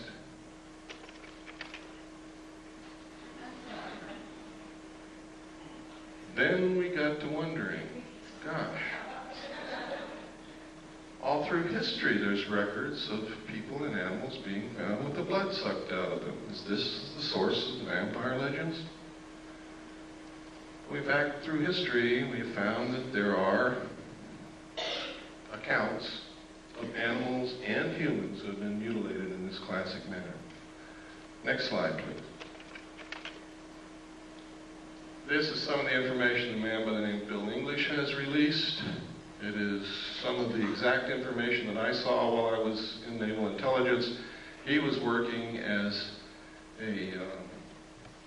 while he was working in England at a national security agency, listening post really, and he saw the same documents there. Next slide. This is UFO observers' instruction from the Air Technical Intelligence Command, which tells you how to report UFOs at a time when the United States Air Force said they were not reporting UFOs, didn't care about UFOs, they didn't exist. Next. Next. These are all official Air Force forms. Next. Next. Next. Now this is part of Air Force Regulation number 200-2 Alpha, unidentified flying objects, intelligence. Now, this is significant. The Air Force is not supposed to lie to us, but they were telling us, no, UFOs do not exist. We're not interested in UFOs. There is no evidence of UFOs. Anybody who says they say a UFO is crazy. We don't care about UFOs. Yet they have written a U.S. Air Force regulation called 200-2. And this says on the cover sheet, direct communication is authorized between ATIC and other Air Force activities in matters pertaining to UFO investigation. Specifically, the ATIC may call upon the commander of the 1127th Field Activity Group, Fort Belvoir, Virginia, to conduct further field investigations if review of the initial report indicates such a requirement. In this event, the headquarters, 1127th U.S. Air Force Field Activity Group, will prepare the final report by order of the Secretary of the Air Force, Thomas D. White, Chief of Staff. Next page. This tells how to report it, what forms to use, identifying information, weather and winds, comments of preparing officer, classification, time and date of sighting, manner of observation. Next. General information, releasing information. That's funny, releasing information, it says under here. All information of releases concerning UFOs, regardless of origin or nature, will be released to the public or unofficial persons or organizations by the Office of Information Services Office of the Secretary of the Air Force. This includes replies to correspondence, except congressional inquiries, submitted direct to ATIC and other Air Force activities by private individuals. Exceptions. In response to local inquiries resulting from any UFO reported in the vicinity of an Air Force base, information regarding a sighting may be released to the press or the general public by the commander of the Air Force base concerned only if it has been positively identified as a familiar or known object.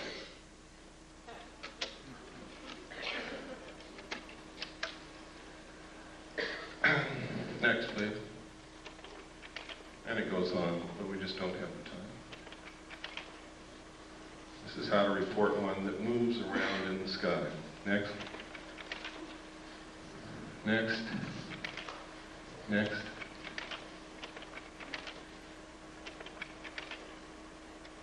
People always ask me, why don't they just fly around the White House? Well, there's a UFO. This photograph was taken in the early 50s, and that's certainly the White House. Next slide. Those are not butterflies.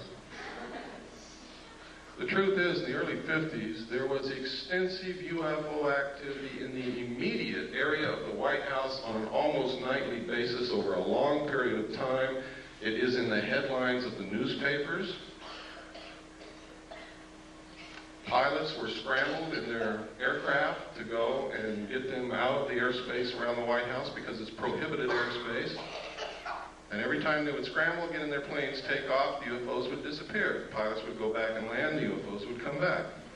This kept happening night after night after night until the pilots got so disgusted and so frustrated they wouldn't even get in their planes anymore. Next slide. This is another, this is 200-2 identified flying objects UFO. This is the rest of it. Go ahead, next. All Air Force regulations. Next.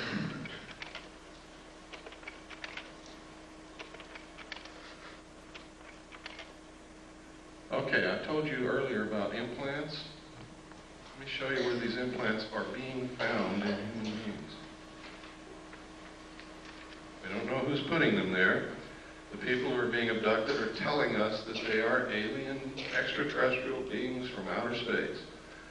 They all tell the same story. They all describe the craft exactly the same. They all describe the beings in the craft the same. They all have describes the same things that have not been made public knowledge, and they don't know each other. And these are people from all around the world.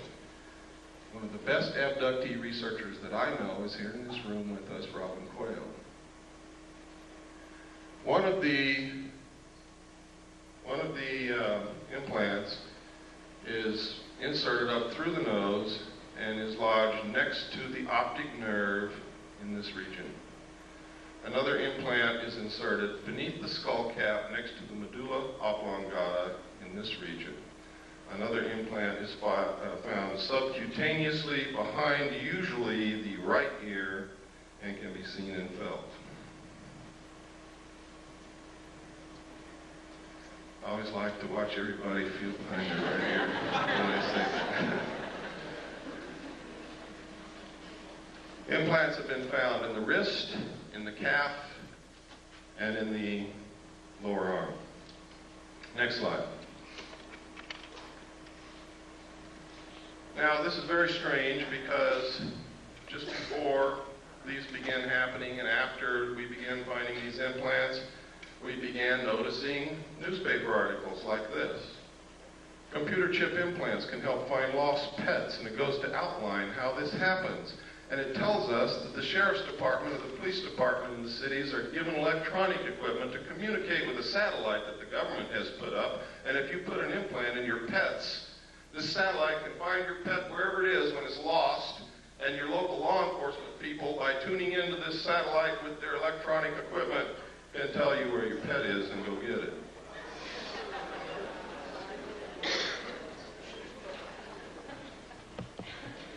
Then, next slide, please. Then you hear Dan Rather on the 6 o'clock news say that the pet implant program has worked so well that 97% of all lost pets that have been implanted are being found and returned to their owners, that you should have your children implanted. He said this in 1989. Then you see in the Los Angeles Times, not the National Enquirer, ladies and gentlemen, the Los Angeles Times on 12/12/89, forecasts 10 changes for the coming decade. And one of those 10 changes, number 4 in fact, will become necessary in the future with the availability and widespread use of electrical and chemical implants that will allow 24-hour-a-day control of individuals' behavior. Now, are you beginning to get interested in the abductee experience? I hope that you are. You might be next. Next slide. This is just a letter to me from another researcher. Next slide. Who sent me this? It's in my book. It's the Foreign Broadcast Information Service, Foreign Press Note. Foreign Broadcast Information Service is a division of the Central Intelligence Agency, which monitors foreign broadcasts on radio, television, military, civilian broadcast waves, and gleans information. This entire report, each paragraph, is a separate report of flying saucer or UFO reports in the Soviet Union during the period covered by this report, and this report was issued 22 November 1989. You never heard of any. Every paragraph. One of these paragraphs refers to a crashed craft on a hill from which they recovered pieces of technology that we're not capable of manufacturing. Next page, please. All of these. Now you see at the top is what they found up here. You look closer so I can read it. Some of the scientists have concluded that the object that crashed into Hill 611 was an extraterrestrial space vehicle constructed by highly intelligent beings. Doctor of Chemical Sciences V. Vysotsky, it's a good thing I'm not Russian, I couldn't talk, stated that without doubt this is evidence of a high technology and it is not anything of a natural or terrestrial origin. He cited the fact that the remnants of fine mesh in included bits of thin threads with a diameter of only 17 microns, and that these threads in turn were composed of even thinner strands twisted into braids. Extremely thin gold wires were discovered intertwined in the finest threads, evidence of an intricate technology beyond the present capabilities of terrestrial science, according to this man that I can't pronounce his name. Next slide. It continues. Next. Next. And I was marking some of the locations. There's a mark on here somewhere. Right here. There's one of the locations, one of the reports. Next slide. These are some of the others. I didn't mark every one of them. I marked the important ones in the Union of Soviet Socialist Republics. Next slide, please. This is the first known civilian photograph of a UFO. Next slide. This is a letter, the Gerald Light letter. This letter is absolutely astounding. It confirms everything that I've been saying. Nobody knew that this letter even existed until Bob Exler presented it in the 1989 MUFON Symposium in Las Vegas. He presented this on July the 1st. I had already issued my information that this confirms on May the 23rd of the same year. In here, he says, "My dear friend, I've just returned from Muroc." Remember I told you Muroc is Edwards Air Force Base now. "The report is true, devastatingly true. I made the journey in company with Franklin Allen of the Hearst Papers and Edwin Norse of Brookings Institute, Truman's erstwhile financial advisor, and Bishop McIntyre of LA. Confidential names for the present, please. When we were allowed to enter the restricted section after about 6 hours, in which we were checked on every possible item, event, incident, and aspect of our personal and public lives, I had the distinct feeling that the world had come to an end with fantastic realism. For I have never seen so many human beings in a state of complete collapse and confusion as they realized that their own world had indeed ended with such finality as to beggar description." Can you get the sense of what this guy had gone through? The reality of other plane aeroforms is now and forever removed from the realms of speculation and made a rather painful part of the consciousness of every responsible scientific and political group. During my 2 days visit, I saw 5 separate and distinct types of aircraft being studied and handled by our Air Force officials with the assistance and permission of the Etherians. Notice he calls them Etherians, which means that he attaches some spiritual significance to them. And notice also that he capitalizes Etherians, signifying that he may have viewed them as gods. I have no words to express my reactions. It has finally happened. It is now a matter of history. President Eisenhower, as you may already know, was spirited over to Muroc one night during his visit to Palm Springs recently. And it is my conviction that he will ignore the terrible conflict between the various authorities and go directly to the public via radio and television if the impasse continues much longer. Well, we know that he didn't do that. And it goes on. We don't have time to read it all. It's in my book in the appendix. Those of you who get the book, you can read it at your leisure. Next. This is the second page. Next. This is Bishop McIntyre. Next. There's old Ike. Remember the slogan, "We like Ike"? Ike started this crap. Next. There he is again. Remember what Ike said to us when he left office? Does anybody remember that? He tried to warn the American people against a group, a powerful group within the defense industrial complex, which might seize unwarranted power and destroy this country. And nobody listened to him. Next. I think he would have said a lot more, but he didn't want to die. Is this one of the little guys he met? Or is this for our entertainment? Next. Is this one of the little guys? Now, this is a very well-known photo that's been leaked out to the public. It's been thoroughly debunked by everybody in the world, but it's never been proven false. Never been proven to be a fraud. Nobody knows where it came from. Now, I hope you all know what debunked means.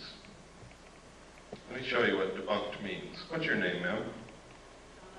No, it's not. What's your name? No, it's not. What's your name? No, it's not. That's what debunked means. Next slide. One of the things that I saw and I talked about earlier was that there was an elite group of scientists called the Jason Group, administered by a corporation which at that time was not the MITRE Corporation, but is the MITRE Corporation now. I talked about that all over the country. People said, you're crazy. Well, I found reference to them in the Pentagon papers that were leaked by Daniel Ellsberg. And in the Pentagon papers, it said that the Jason Group had invented and come up with the electronic barrier that was placed across the DMZ of Vietnam to detect and prevent the North Vietnamese regulars from coming across the border. I was there on the DMZ. It didn't work. So they're not as smart as they think they are. But they do exist. Some people submitted Freedom of Information Act requests and actually got the truth out of the Pentagon. The first official acknowledgement that they exist. We submitted one and got it, but what I'm going to show you is not what I got, because people always doubt what I get, so I'm going to show you what somebody else got. Richard Whitmire of the Gannett News Service published this in the Olympian in Washington, and this is what he found. Next slide. He found that these guys are incredible. They have the highest security clearances in the nation. There are several Nobel Prize winners in the group. They hold the protocol rank of Rear Admiral, which is 2 stars, whenever they visit any military installation, ship, airplane, Air Force base, or government facility. They are paid $500 a day consulting fee, and they're literally some of the best brains in this country. Next slide. Next. And these are some of the lists. These are some of them. There is only one woman among them. Her name is Claire Max. Let me see if I can find her. I think she's on the next slide. There she is, Claire E. Max, Institute of Geophysics and Planetary Physics, Lawrence Livermore National Laboratory. What do they need with a planetary physicist in a government consulting group? Next. Next. I always try to point out what's happening with women because I'm very sensitive to women's needs nowadays. I think, really, truthfully, if the world were run by women, we wouldn't be in this situation. Next.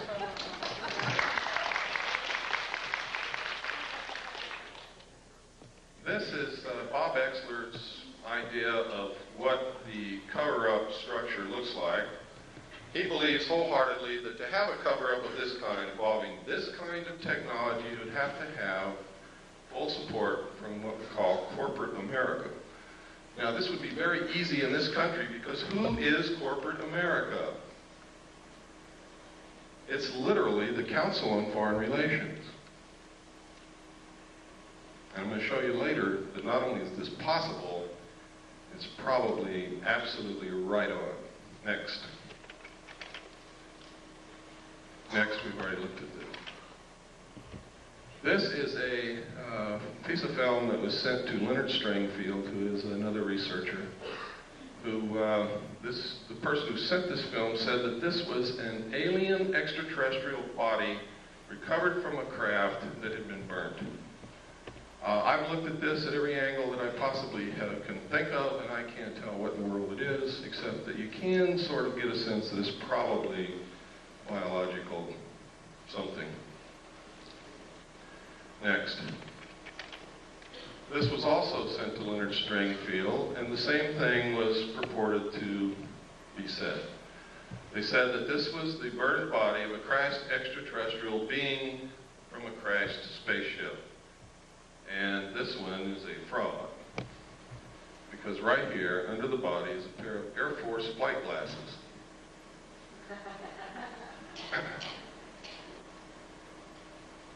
I've seen enough of those in my life to know exactly what they are. Next. This is an official U.S. The newsreels captured it. We went down to watch Roy Rogers on Saturday morning, and they showed us this thing hopping around the flight line in front of a bunch of reporters in bleachers, and it never went anywhere. It just sort of hopped around, and the pilot had this incredible, terrified look on his face. Next slide. This is a photograph taken at a junkyard at a, I believe it was White Sands test range. Nobody knows what it is. Looks like a mad welder went wild. Next. This is a photograph. It's supposed to be able to learn how well parachutes of different designs work with this thing. Is that true? I don't know. Next. This is another one. We couldn't figure out what this is used for. We compared the shape and the size of this to the known nose cowlings of large aircraft, and we haven't been able to find anything that it fits. But there's a lot of experimental aircraft that you never get to see, so that doesn't mean anything really. Next. These are photographs of 3 UFOs, or actually 4. One's almost out of the photograph up there, over a power plant. They seem to really like power plants. They're seen a lot, especially around nuclear power plants. If my theory about the cattle mutilations is correct, that might explain it. Next slide.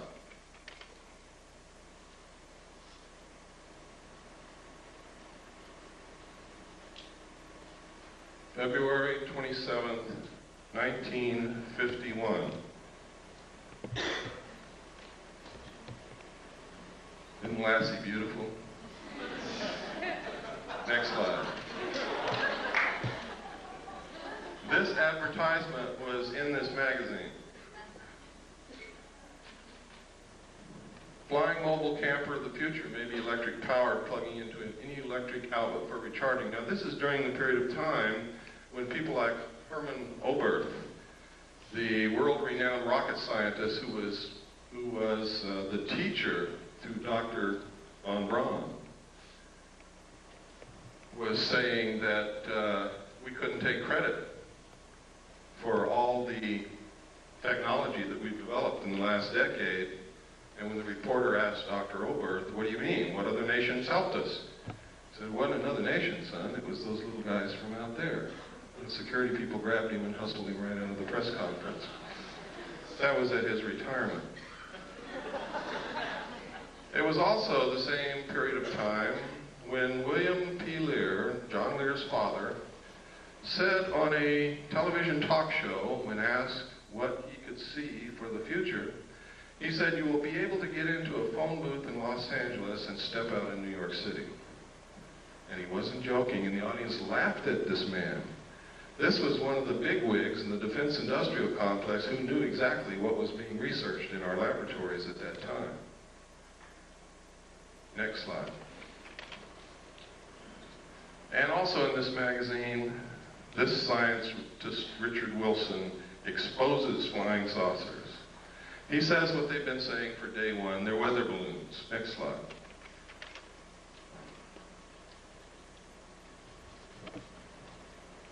Albert Einstein.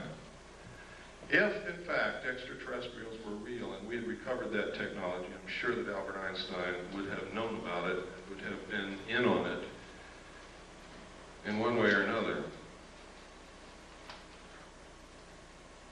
Next slide. And he may have known about things like this, the proceedings of the Lunar and Planetary Exploration Colloquium. May 13th, 1958. Look at that date because it's very significant when you look at what's in this book. And I'm going to show you a few pages. I've got this book at home. I guard it carefully because it's the only copy that's ever been able to be located, and I've got it. Introduction to the initiating group, scientific aspects of the lunar surface.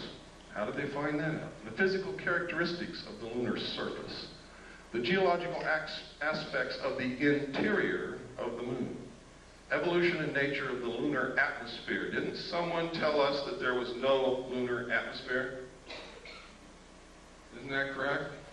Or was I not paying attention that day? Next slide. In this paragraph, they say the introduction to the initiating group is that this is a lunar-based planning group. And then it's going to be attended by the RAND Corporation, by people from UCLA, by North American Aviation. Next slide, please. You can see that this colloquium took place between May 13th, 1958 and April 25th, 1959. Next slide. Next. Here's another contents of a separate section of the same document. The chemistry of the moon, chemical resources on the moon, power for a lunar colony, where to land on the moon, observations on Mars and Venus. It doesn't say observations of Mars and Venus. Gamma ray spectroscopy of the moon's surface, program of lunar and planetary experiments, and the crater Linnae, which is very important, ladies and gentlemen, because the crater Linnae has completely disappeared from the surface of the moon. You cannot find it. It's as if bulldozers have covered it up. Next slide. But in 1958, in this document, there may have been someone on the moon at that time. Next slide. Are orbiting the moon who took these photos of the crater Linnae.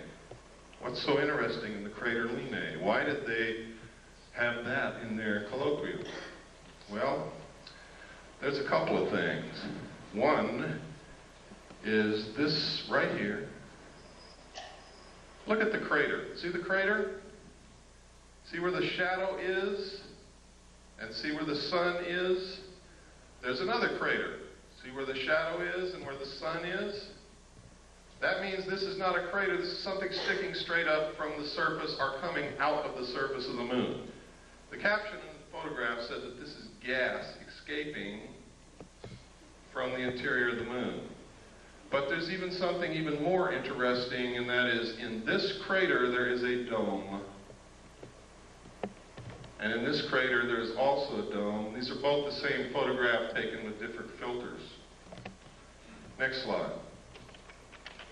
Now, supposedly we had nothing up there in 1958 and 59 orbiting the moon, and there was nothing on Earth that could take a photograph like that from the Earth. This is the Tonopah area of Nevada. Tonopah Test Range is out in this area. Next. Down here you can see Nellis Air Force Base. See again up here, Tonopah Test Range. Down in here is Mercury. Over here is Groom Lake. Next slide. This is the Tonopah Test Range with some revelations on it. Stealth fighter flight path, turn off to TTR, rocket on stand, radar road, large radar facilities, unmarked runway used by stealth fighters is here. We could go on and on, but we don't have the time. Next. This area is also the test range. Nellis Air. Over here it says Force Base. Gold Flat, you see over here is Tonopah. Right up here it says Saucer Mesa. See that? Saucer Mesa. I don't know if that means anything, but I think that's a hell of a coincidence in an area where they're testing flying saucers, that you've got a name on a map called Saucer Mesa. Next. This is a letter from a man who worked in, this is in my book, so I'm just going to brush over it lightly, who worked in Area 51 and saw the saucer fly. Next. That's just a lens cap for my camera. We cover up names to protect the identity of people so that they don't get hurt. But in here, he talks about seeing crates labeled Project Red Light. Project Red Light is the name of the project that I saw that flew crashed alien discs in the technology that we had for flying saucers. He also talks about the fact that when a certain siren would go off, they were supposed to run into a building and they couldn't look out the windows. Or if they were caught outside, they all wore a little pouch on their belt that contained a black hood. They were to take the black hood out of the pouch, put it over their head, and lie down on their stomach on the ground and not move. Next. And he goes through, he talks about, he says he saw the pilots, they were human and they were just slightly larger than he was. Next. And next. This is a photograph of one of the craft flying above Area 51 in Nevada. Next. This is a photograph of some craft. I forgot where this was taken. It was not in Nevada, but this symbol, some people say that this symbol belongs to a group of aliens called the UMO group. Now, I did a lot of research to find out if there's anything in this earth named UMO. I found an UMO corporation in London, England, that was a KGB front company. Just like the CIA has front companies. One of them is Gray Advertising in New York City. Belongs to the Central Intelligence Agency. They are the ones who pay the expense checks for UFO Cover-Up Live. Next. This is a saucer developed and flown by the French. It is real. It flies. It's not a joke. Next. It's another view of the same saucer. You can see the hatch down here. This is significant. That is a watertight, airtight hatch. What kind of technology is that based on? Boy, you got me. It says here, it says 3 135 horsepower engines would supply the power. Doesn't say that it did, and it doesn't say what kind of engines. Next.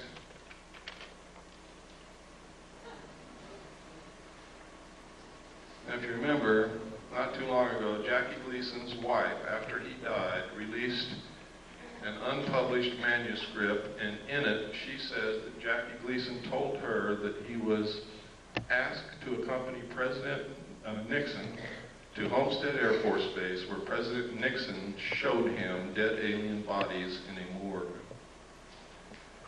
Jackie Gleason was very much interested in UFOs and all of that kind of stuff, and he was a friend of President Nixon.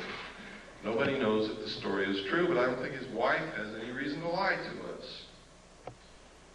Why would she want to discredit her dead husband with something ridiculous that wasn't true? Next. And that was the cover of this magazine, June 14th, 1955. Next. In which this story appeared.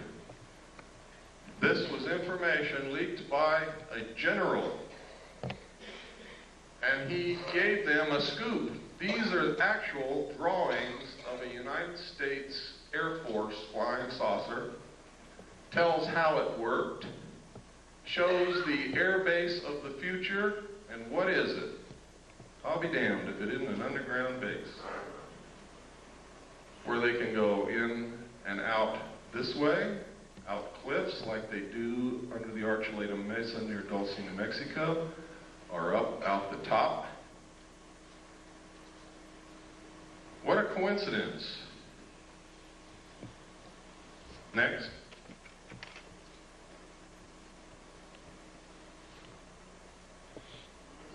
Next. As it evolved into this. Here we are again at the Nevada test range. Next slide. Now, this is Bruin Dry Lake right here. Notice it says danger. Right up here is where the 29.5-mile marker is. Right up here somewhere is the little alien. Down here is Las Vegas. This highway goes up out of Las Vegas through Alamo to Ash Springs. Then you take this highway down here to the 29.5-mile marker, and you look directly at Groom Lake on any given night from dusk till dawn, and you will see them fly. You can take photographs of them. You can videotape them. Thousands of people have done it. They have called into radio shows and said what they saw. When Billy Goodman was on KVEG in Las Vegas, every night, dozens of people would call in and report what they saw out there. Next slide. That's Groom Lake again, showing the tunnels that go to Los Alamos and up to Tonopah. Next. These are the facilities at Groom Lake. The United States Air Force and the government say that there is nothing there. It is a barren desert wasteland with a dry lake bed. There is nothing there. This is where they developed the U-tube. Next. It's another view of the same thing. Next. Here's another view. Same. Another view. Another view. Another view. I guess by now you all know there's something there. The runway is over 30,000 feet long. That's 6 miles. It's really closer to 7 miles from the people that I've talked to. This is a satellite, an SR-71 photograph. Next, this is, no, the other one was a satellite photograph. This is an SR-71 photograph, I'm sorry. Next slide. And this is what we've been able to identify as being there. The runway was built in 4 phases. They have a TACAN, which is a tactical navigation tower, navigational aids, access road, refueling ramp, tank farm. Tank farm is fuel tanks. Pipeline, road, housing, MiG haven. They have one of every kind of MiG that was ever built here. Power lines, water supply. This is a National Security Agency, CIA satellite intercepting dish antenna. Next. This is one of the underground tunnels. We found a publication, we'll look for something called Project RAND, which turned out to be a deep underground symposium hosted by the RAND Corporation and attended by some of the biggest defense contractors in the country. And in it were these photographs. Next. The date of this symposium in this publication was 1959. Next. Next. Look at that drill bit, ladies and gentlemen. In this, they said they had the technology to drill a tunnel 45 feet in diameter at the rate of 5 feet per hour. No one knew this technology existed at that time. We thought the Hughes drill bit that drilled for oil was the greatest thing since butter. Next. Look at that. Next. Now you know why Howard Hughes knew almost everything. These were developed by the Hughes Tool Company. Next. Next. Next. What kind of engine turned these things? In the symposium report, it says, just as airplanes, ships, and automobiles have given man mastery of the surface of the earth, tunnel boring machines and shaft sinkers will give him access to the subterranean world. What in the hell are they talking about? And construction of underground facilities. I also saw in the documents that there were underground bases all over this country, specifically in the Four Corners area of Utah, Colorado, Arizona, and New Mexico. Next. Next slide tray. You got to go back to the beginning. Okay, next slide tray. Everybody, stand up, take a stretch so you don't get kinks in your muscles. And we're just going to keep going right on through, and then we'll take a break in about 30 minutes.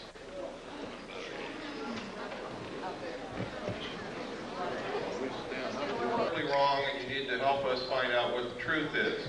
I don't pretend to know all the truth. I think I have some of the answers. I think I have reached some pretty good conclusions, but again, those are my conclusions, not yours.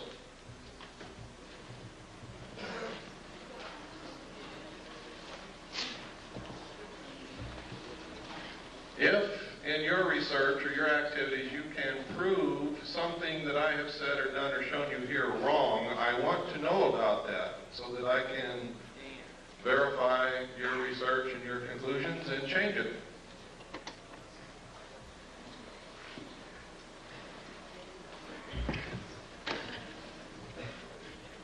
Just go ahead and put the first slide on.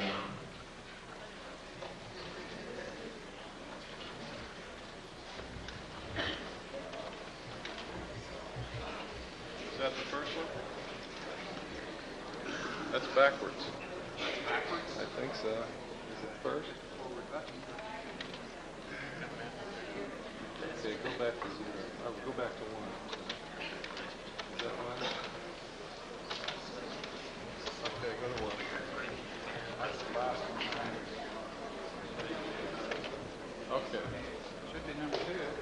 Okay, when we began to research this underground stuff and these tunnels, we found newspaper articles that stated, this is the Los Angeles Times, Wednesday, June 28, 1989, the secret of Moscow's underworld. Moscow also has tunnels under it, as does much of the Soviet Union. And next slide. Next.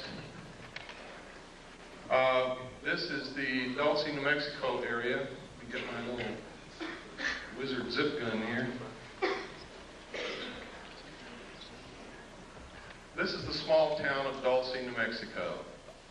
Everybody is making a big mistake calling this the Dulce base, the Dulce underground base, the Dulce papers, the Dulce this, the Dulce that. It causes confusion. I don't know how many people have gone to Dulce, New Mexico, walked all day around that little town, and have come back and said to me, there's nothing in Dulce, New Mexico. And they're absolutely right. There never was. Except some very nice people who are terrified. North of Dulce, however, there is an area called the Archuleta Mesa, up here. Under this mesa is an underground installation of immense proportions. Up Seguro Canyon here, there's an area right in here where there are 400-foot cliffs, out of which people who have gone on expeditions that knew exactly where the base was, because they came and talked to those of us who know and found out where to go, have gone up to these peaks across Seguro Canyon from Archuleta Mesa and observed the mesa and these cliffs and the surrounding area. They have seen UFOs fly over this mesa. They have seen them stop over the mesa and showers of sparks come down. Nobody knows what it means. They have seen craft fly in and out of this 400-foot cliff area here. They have seen strange marks on the ground from the air. They have reported during the night hearing what sounds like CB radios or police radios coming from in this area. And I'm sure you've all heard what that sounds like. But there's nothing up there. There's not supposed to be anything up there. The old-timers who live in the area will tell you that, and that's on the Colorado side up here, the old-timers who live up here on the Colorado side, will tell you that back in the 50s, there was a logging road built up in there, and logging trucks went back and forth every day, but they never brought out any logs. Next slide. This is the Colorado side of Archuleta Mesa. Here's the logging road that they built. You can see it. Went all the way up here and then up into the mesa. It's not being used now. This is all under the Jicarilla Apache Indian Reservation, and Archuleta Mesa is considered to be their holy land, their holy ground. It's an excellent security proposition for them. They didn't have to build fences or anything. The Indians keep people away. The Indians see the strange lights and the craft flying back and forth, and they attributed this to their religious beliefs that they have seen all through their history, that it's in their writings, in their tales, in their stories. You can get some of the most incredible stories about UFOs from American Indians, when they will talk to you. Next slide, please. These are some more of the photographs from the Rand Symposium. Next. Oh, This is a page from an Air Force textbook. Space, let me see. I forgot the name of it. I think it's Physics and Space Technology, I believe. But anyway, in this textbook, it says the most commonly described alien is about 3 1/2 feet tall, has a round head or helmet, arms reaching to or below his knees, and is wearing a silvery spacesuit or coveralls. Other aliens appear to be essentially the same as Earthmen, while still others have particularly wide wraparound eyes and mouths with very thin lips, and there is a rare group reported as about 4 feet tall, weight of around 35 pounds, and covered with thick hair or fur, and in parentheses they have clothing with a question mark. Members of this last group are described as being extremely strong. Human fear and hostility. It says, besides the foregoing reasons, contacting humans is downright dangerous. Might be one reason they want to keep themselves secret if they're really here. Now, this is a textbook. This is a page out of a U.S. Air Force Academy textbook. Next page. This is another page out of the same textbook. It says, this leaves us with the unpleasant possibility of alien visitors to our planet, or at least of alien-controlled UFOs. When this textbook got into the hands of researchers, they excised the entire chapter from the textbook. Next.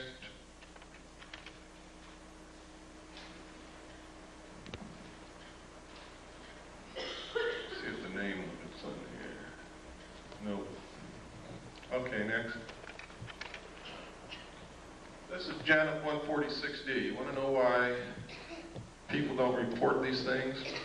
Want to know why more airline pilots don't speak up? Why more captains of ships don't speak up? It's because of Janet 146, Joint United States-Canadian Communications Instructions for Reporting, and notice it says vital intelligence sightings.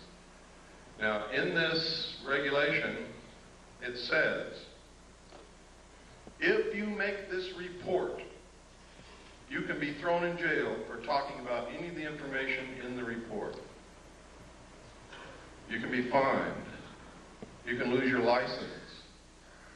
But if you don't make the report, it's okay to talk about it. Next. And this just goes through telling you what's in here. Next. Next. Next. Wait a minute, go back to the last. Oh, here we go, stay on that. Unidentified flying objects. Just want to make sure that you know that this specifically stated in this report that they are to be reported. Next. Okay, let's go through this. Go ahead. And go ahead. We just don't have time to cover every paragraph and all of the pertinent information. Go ahead. Keep going. Keep going. You can see how extensive this is. Keep going. Keep going. This is some footage that I put in here because someplace I get to where I'm going, and they have assured me they will have a video projector, and they don't. So you'll see a little bit on Kennedy assassination here. I use these photographs because this man was extremely human and photogenic and charismatic. So much so that if you hated his politics, you still couldn't help like John Kennedy. Most of the pictures you're going to see came out of this magazine, next, this magazine, next, and this book, next.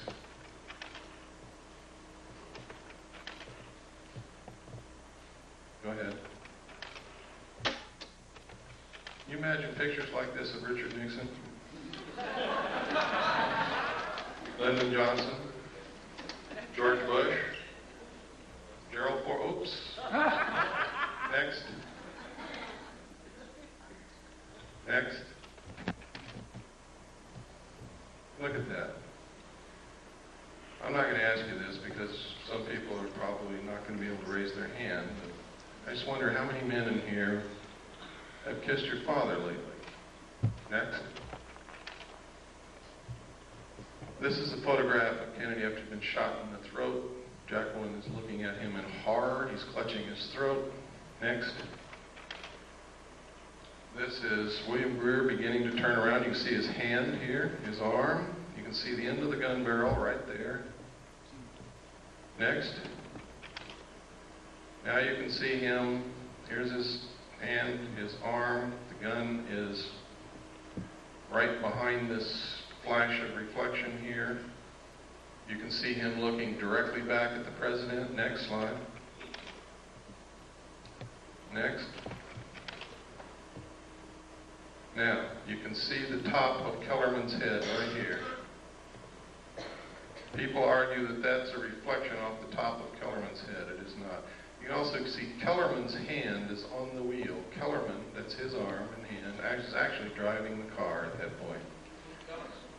Kellerman is a Secret Service agent who was the passenger in the front seat. Pardon? No. No. John Connolly was sitting directly behind Agent Kellerman. And his wife was sitting directly behind Greer. That's John Connolly's wife, and that's John Connolly. Next. This is Kennedy's grave. Next. Everybody wonders why Jacqueline Kennedy never said anything. That's the reason right there. Where were her children? They were being guarded by the Secret Service, who just shot her husband. It was the Secret Service. Who the hell was she going to tell? And what was she going to tell them? To this day, her children are under the guard of the Secret Service, and so is she. Next. It was not Lee Harvey Oswald, ladies and gentlemen, because that's him right there, standing in the doorway of the Dallas Book Depository as the motorcade drove by.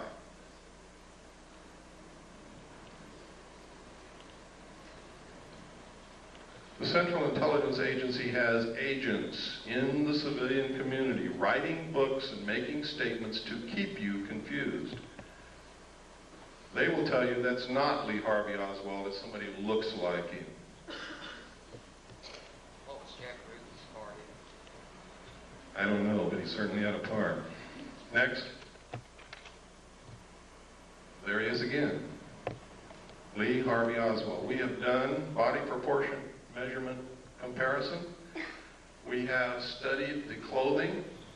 We have studied the jawline, the features of the face. Next.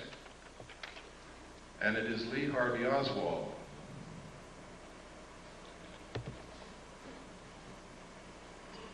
Next.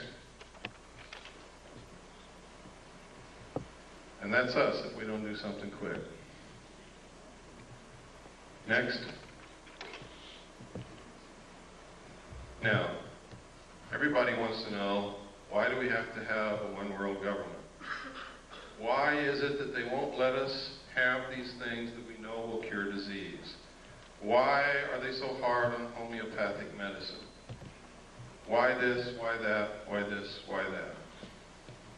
It's simple, folks. Once you really get into it, there is no doubt about it, there is a serious population problem. At the end of World War II, or actually during the war, they did a study to try to determine the effect of the returning soldiers from the war upon the economy.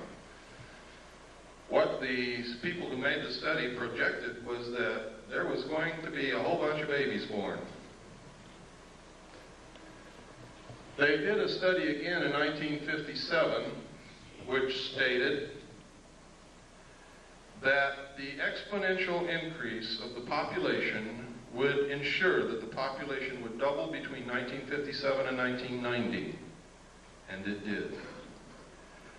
They said that if something wasn't done, the increase in the use of insecticides, toxic chemical waste, effluent sewage, the pollution of the air, the use of fossil fuels,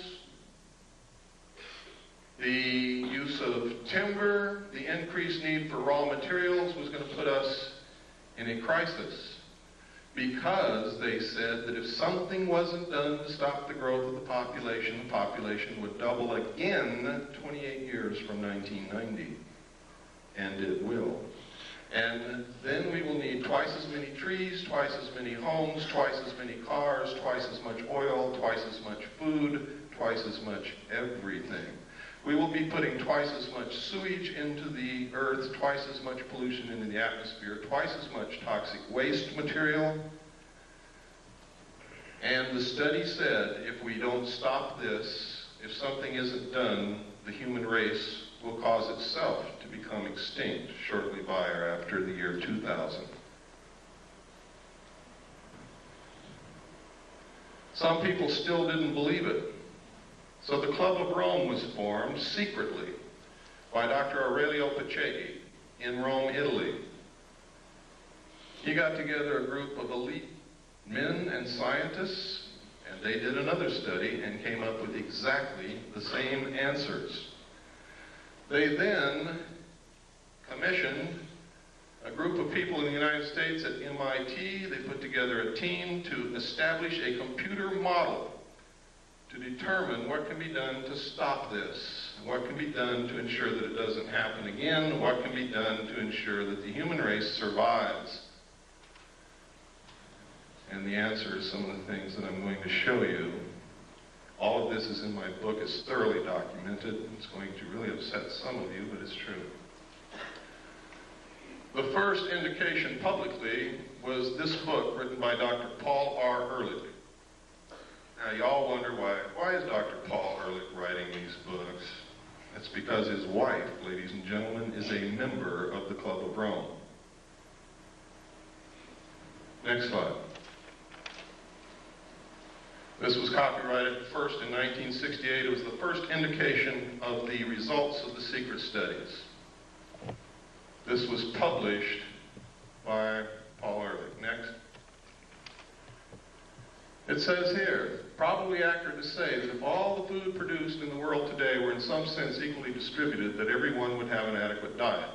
Does that mean that those who claim that there is no population problem, only a problem of distribution, are correct? Absolutely not. Population pressures are a product of animals as they exist, not as they might be. If lions ate grass instead of antelopes, the plains of Africa could support many more of them before the plains would be overpopulated.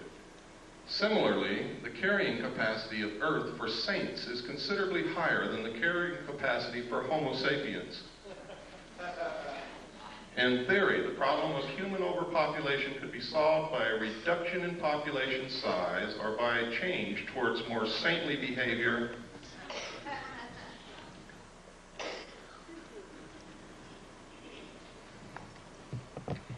The current situation of global overpopulation is so serious, and the built-in potential for further population increase is so great, that the only sensible strategy for humanity today is to end population growth and start a population decline as rapidly as is humanly possible, simultaneously striving to achieve a more equitable distribution of the food and other goods of this planet. Limiting births and increasing social justice are not alternative strategies to preserving society. They are, ladies and gentlemen, necessary complements. Next slide. Now, here is the key. In this book, Paul Ehrlich told us that they had already decided on the solution because they had tried zero population growth and we didn't buy it. We didn't buy it. It worked in some small areas, but it didn't work in many, and it certainly didn't work worldwide. This paragraph tells you everything that you ever need to know about what is happening today and will answer a lot of your questions. Basically, then, there are only two kinds of solutions to the population problem. One is a birth rate solution, in which we find ways to lower the birth rate. Didn't work. Didn't work. The other is a death rate solution, in which ways to raise the death rate, war. You asked me about the Middle East. You asked me about what happened to Iran. You asked me about El Salvador. You asked me about Nicaragua. You asked me what's going to happen in the future. This paragraph tells you what's going to happen. Famine, pestilence, find us. They have just shut off the water to all the farmers in the San Joaquin Valley. they produce 50% of all the vegetables that are consumed in this country. Do you believe that's an accident after reading this?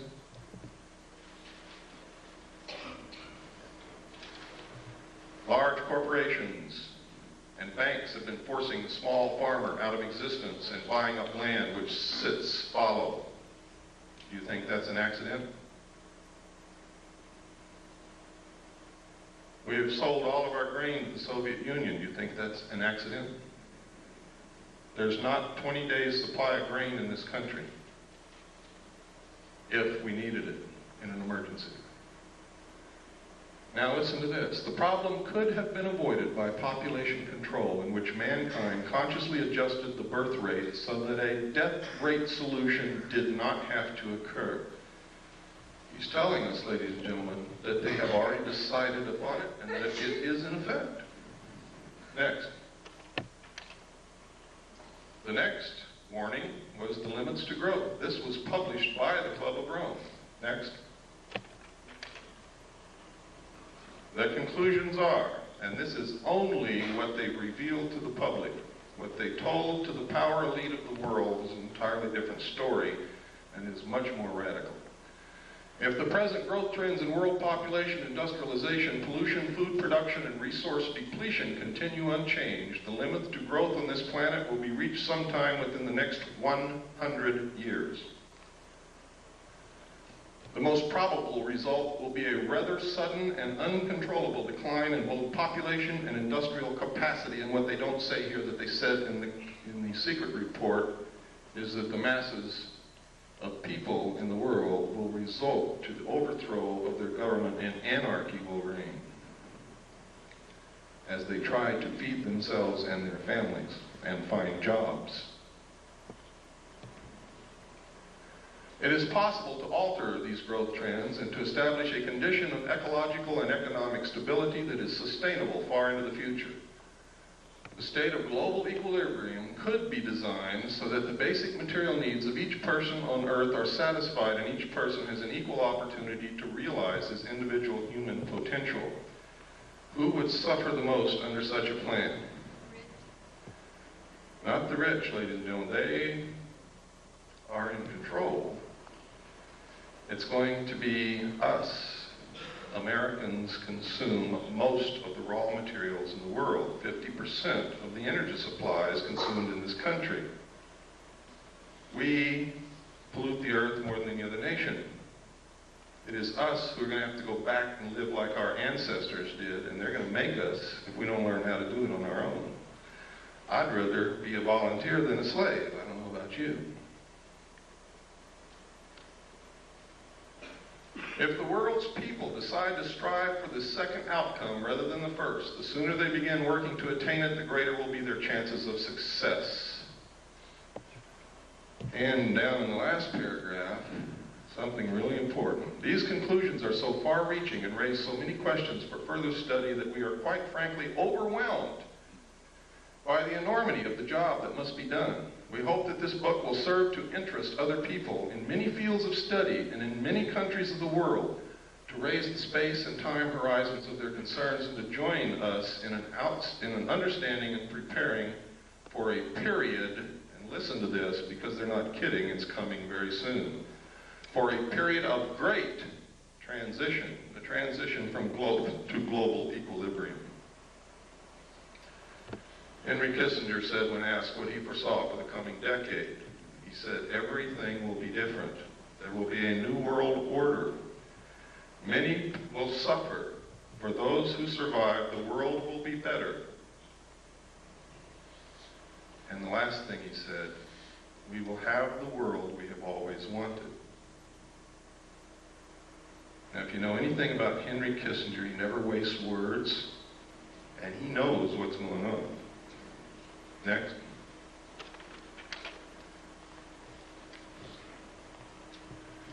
This is the regionalized and adaptive model of the global world system from the computer model at MIT, designed for the Strategy for Survival project of the Club of Rome. Patriots in this country have been running around calling the Club of Rome a subversive organization. They've been trying to ensure our survival. They're a study group, a think tank. That's all they are. They don't make the decisions. Next.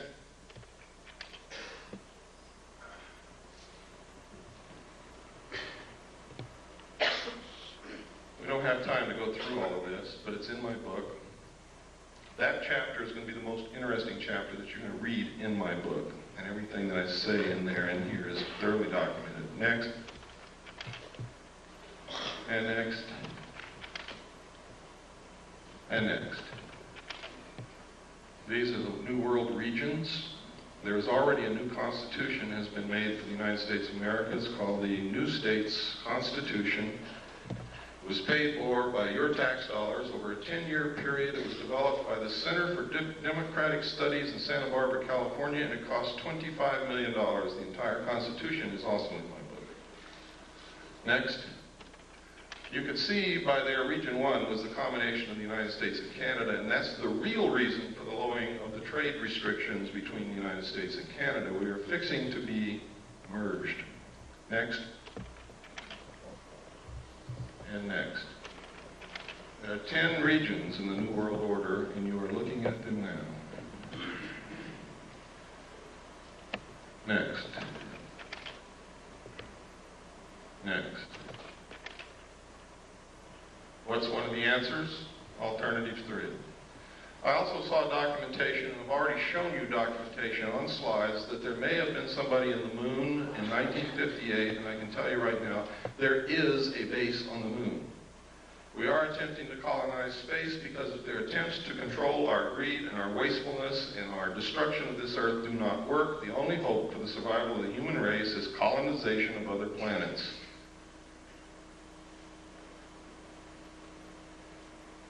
Next. This is verification. I can't tell you who wrote this letter, but it is a letter that was delivered into our hands from, well, I can't tell you that, but this confirms that as far back as 1962, working for the Jet Propulsion Labs in Pasadena, she was working on photography taken of the moon and Mars from objects that went there. I can tell you that the first landing on Mars of a probe occurred on May the 22nd, 1962, sent back photographs and verified the existence of an atmosphere that could support life.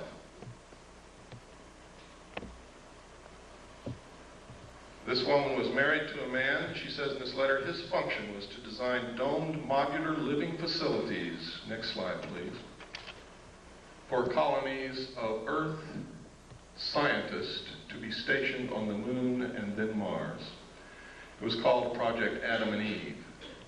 We didn't get this letter, ladies and gentlemen, until August of 1989. I had already revealed the presence of a colony on the moon and Mars on July the 2nd, 1989. Okay, next. Next. Next. Report from Iron Mountain on the possibility and desirability of peace. Next. This is really important. Though not yet expressly put forth as the development of a long-range sequence of space research projects with largely unattainable goals, this kind of program offers several advantages lacking in the social welfare model. First, it is unlikely to phase itself out regardless of the predictable surprises science has in store for us. The universe is too big. In the event some individual project unexpectedly succeeds, there would be no dearth of substitute problems. For example, if colonization of the moon proceeds on schedule, it could then become necessary to establish a beachhead on Mars or Jupiter and so on. Next. This is a book called Exploring Space with a Camera, published by the National Aeronautics and Space Administration. Next. In which you see tracks on the surface of the moon.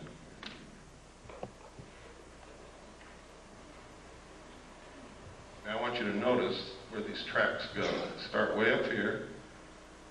They go down, down into this valley, up over this hill, down in this valley, up over this hill, down in this crater, up over this hill, and down here, and NASA says it's rocks rolling downhill.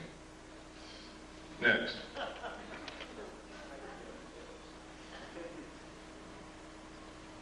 Next. Here's another one. Look at this. It goes way down in this crater, up here, over here, down in this little crater, up, down again, and stops right there and makes a long shadow. Next. Here's another one. So whatever was making those tracks was still there? Yes. Next. Look here. Look at those tracks. Look at that object and look how big the shadow is. Here's another small set of tracks here. Goes out into the washout and the light. And here's another one. Comes up out of the crater and down here. And there's the object casting a shadow. Rocks rolling downhill. Next. These are official NASA photographs taken right out of a NASA publication. I didn't fake them. You can go get the same book and look at them yourself. They told us there's no water on the moon. I guess that doesn't call for any comment, does it? Next. This is another book that we had to get because they had pulled it off the shelves when they found out what was in it, and another one also. Also printed by NASA. Next. There's the title page. Next. And this is the other one, Atlas and Gazetteer of the Near Side of the Moon. We have located one in the library of the Jet Propulsion Laboratory, which the title is The Lunar Base, and we are trying to get someone in there to photograph it now. Next. Next. Next. Right here, you can see a machine inside the crater throwing dirt out of the crater, and right there you can see a saucer sitting on the rim. Over here you can see a crater that's already been artificially mined and is just left vacant. Next. That's another view of it. You can no longer see the disk that was sitting on the rim. It's gone. Next. Pardon? I don't remember. We've already passed that page. Does everybody want to go back to it? Got to be quick. Go ahead. Next. Down in this crater, you see all kinds of artificial objects. We have no idea what they are. They are not natural. It's really strange. You can see here a building with a ramp coming this way and then up to the top, and then a flattened off top here and square corners all around it. You never find anything like that in nature anywhere. There are other objects, I won't go into them. That is the most obvious. It has square corners all the way around. Next. Here you can see the antenna from the lunar orbiter here. Look at these weird things in this crater over here. These are the ones we just looked at, and that's where the mining is going on, or what appears to be mining up there. And this is the artificial crater that we looked at. All of the other photographs that you saw were macro photography taken from this photograph out of the book. Next. Anybody see anything strange there? It's right out of the book, folks.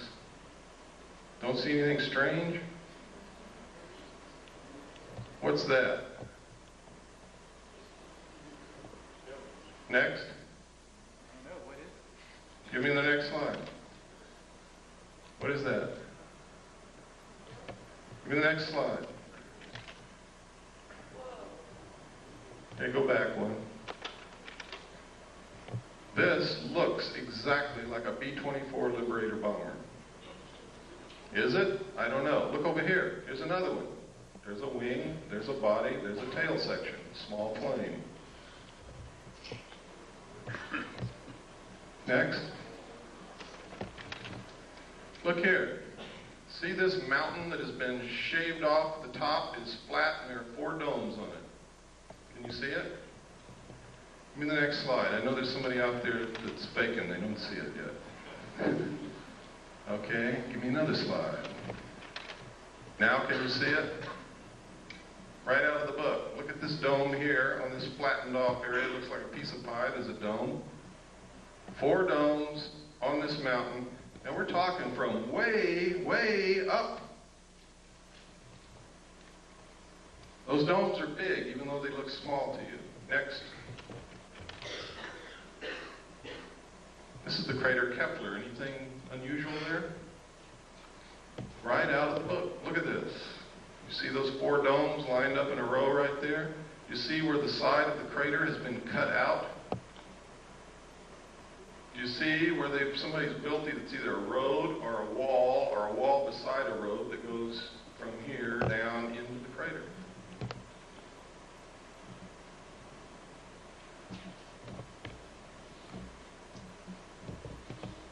Incredible things in these books. Now, we only had a short time to look. We didn't have any magnifying glass of any kind, and we had to take these pictures. If we had had the time, we probably would have found a lot more. But we had to do what we had to do and get out of there because of the restrictions put upon us. Next. There's a close-up again. You can see the 4 domes right in a row. You can see the crater's been artificially cut out. Next. Look at this. What is this? This is the weirdest thing I've ever seen. We don't know what it is, but it resembles the freeway interchange in Los Angeles, doesn't it? We don't know what it is. We didn't know what it is. But look what's in this crater right here, and you see it all over the moon. If you look real good in these craters, it's a big, giant, T-shaped object that can bend itself to conform to whatever it's sitting on, and you see them in all of these photographs. Next.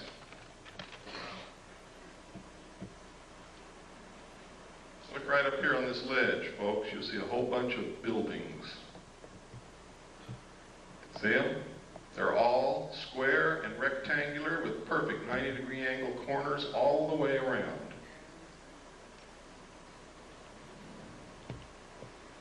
Next. This is what we were looking at, the freeway interchange. I don't know what it is. I just call it that because... Next. Oh, go back. I'm sorry. There's something I wanted you to see. What is this? Next. And you can see that a little bit better there. Next. This is one of my favorite photographs. Something crawled over this lip of that crater, gouged out the lip, crawled down, gouging the earth away, made a turn here, came back, crossed its own path, and went back over the lip of that crater. I guess it could have been a rock rolling downhill. Next. There's a close-up of it. There is no doubt about this, ladies and gentlemen. You can see it as plain as day. It came up over this rim, came down, made a turn, went back over its own path and out. Next. Look at this. Experts that we have taken this to say that that resembles the crater made by a very large artificial explosion, such as a nuclear weapon. Next. That's Kepler again, just to show you that it did come out of the book. Next. Next. Next.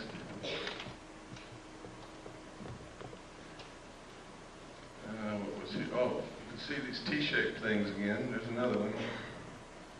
You can see here an opening into the moon here, shaped almost like a triangle or a pyramid, and there's something parked right there.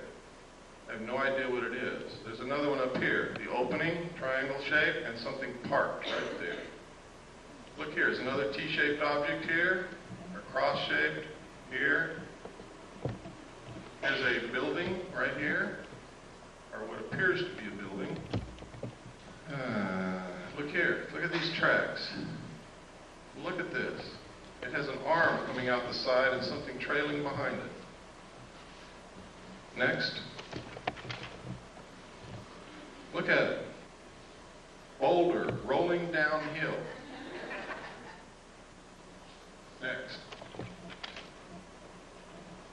I forget what this was. I think we were just looking at this strange, looks like somebody's been running around there with a bulldozer. We don't know what it is. Next. Can you see the clouds? Can you see the clouds in the lunar atmosphere, ladies and gentlemen? This is an official NASA photograph out of an official NASA publication, a book that they printed that shows clouds in the atmosphere of the moon. Next. Of course, we could be imagining things, but we're not, because you can see those clouds go over geological formations and over the rims of craters. Next. You ever seen a square crater? Next.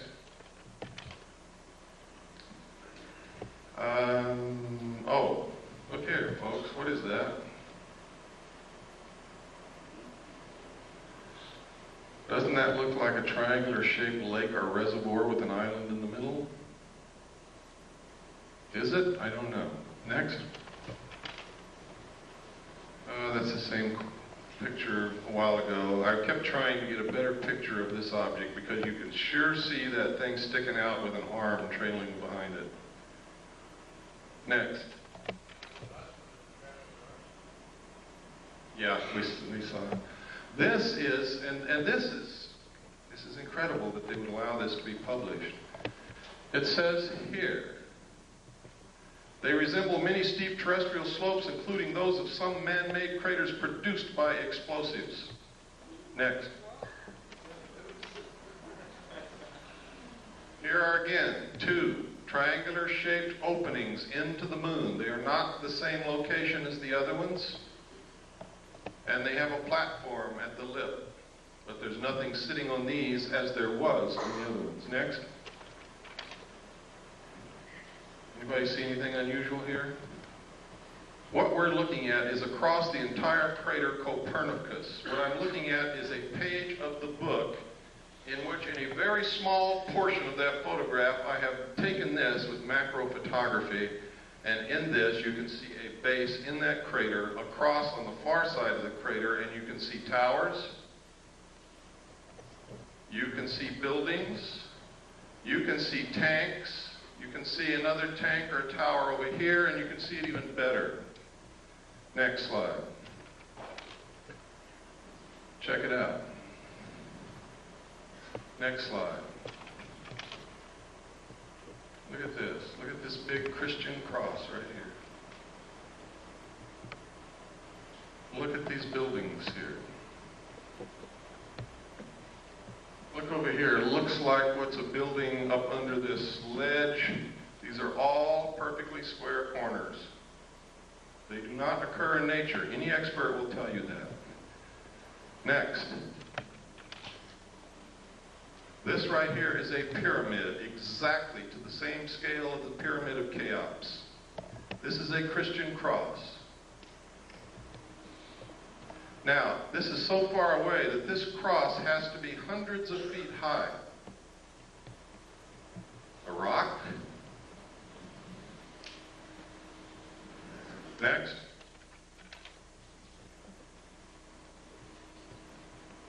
See the pyramid? See the tower? See the buildings?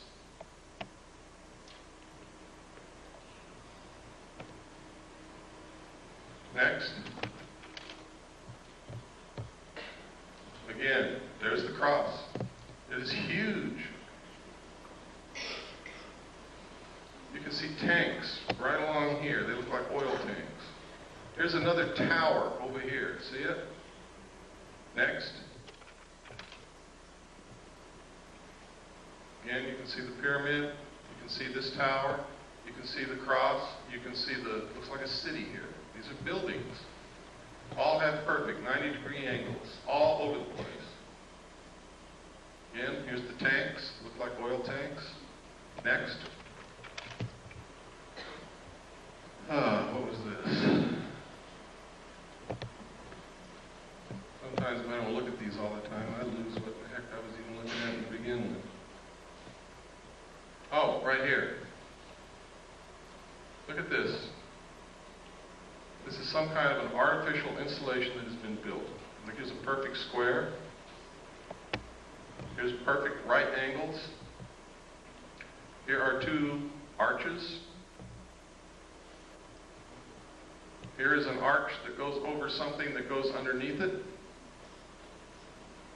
What is it? I don't know. But I can assure you that it is artificial. It is not natural. Next. Look at how this has been flattened out here.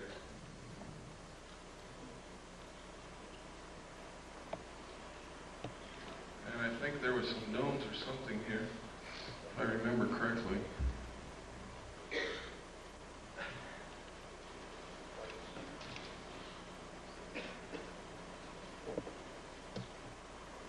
I can't see it now. Next. And next. Now this is the photograph that I took of the base across the crater. See the tower? We're looking all the way across the crater Copernicus, and you can still see that tower sticking up. That's how big it is.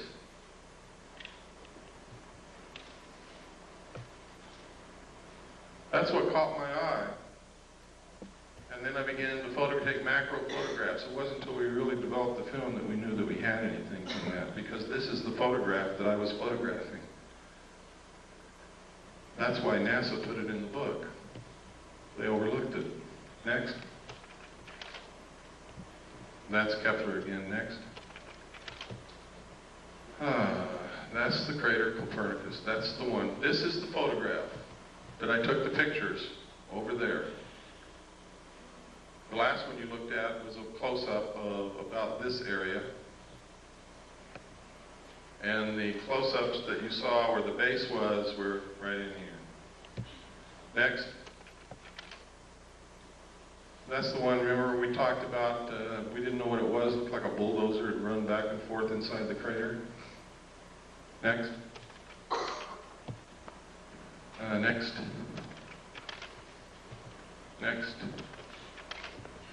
Next. Boulders, downhill, moonquakes. There's the Christian cross. This is the base again. These are the buildings in here. Next. These are photographs of Mars, ladies and gentlemen. What you're looking at is agricultural terracing. Ancient agricultural terracing. You can follow each terrace all the way around. NASA says this is wind erosion. But NASA tells us that Mars doesn't have any appreciable atmosphere, only 1% as dense as Earth's. Next. Next. These lines are exactly like the lines on Nazca, and you can see that each line carves into the lip of that crater. Next. Here you can see the face on Mars. Up here you can see an arrow in the surface of Mars. See it? Over here you can see pyramids, what we call the fort. We don't know what it is. Incredible? Damn right it is. Look at this plateau with these buildings on top of it. Next, or whatever they are. Another view. Next. Under computer enhancement, the face has eyeballs and also has teeth. Up here, I was reading this book, which is the Encyclopedia of Space or something put out by NASA, and this covers Mars. And on here I notice this Mars airplane Robotic surface exploration, Mars airplane, what are they talking about? They told me Mars only has an atmosphere 1/100th as dense as the Earth, yet they're preparing to build a Mars airplane? Well, maybe my concept of a plane is wrong. Let's pursue it a little further. Next. There's an official NASA photograph of the Mars airplane that they intend to build. If what they tell us about the atmosphere of Mars is true, this airplane will not fly in the atmosphere of Mars. It's absolutely impossible. Look at the nose of that airplane, ladies and gentlemen. You will see a propeller spinning. Next. Now, this confirms the alternative 3 scenario. Franklin D. Martin, NASA's Associate Administrator for Exploration, has the host of reasons for sending humans to Mars, but after he gives all those reasons, he says, science is one of the reasons you do these things, but it's not the driver. The driver is the survival of the human race. Next. These are some more of those lines like Nazca on Mars. Here you see the arrow.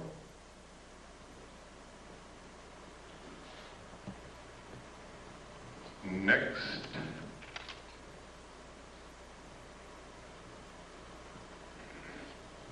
Next. Oh.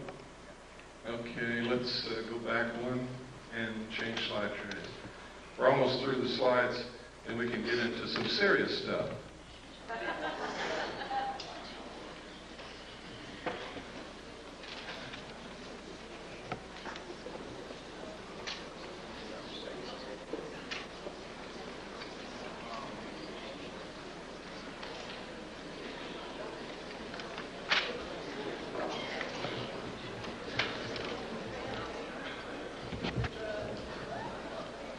Robin Quayle told me if I came to Georgia and did this, that she would take me to dinner tonight.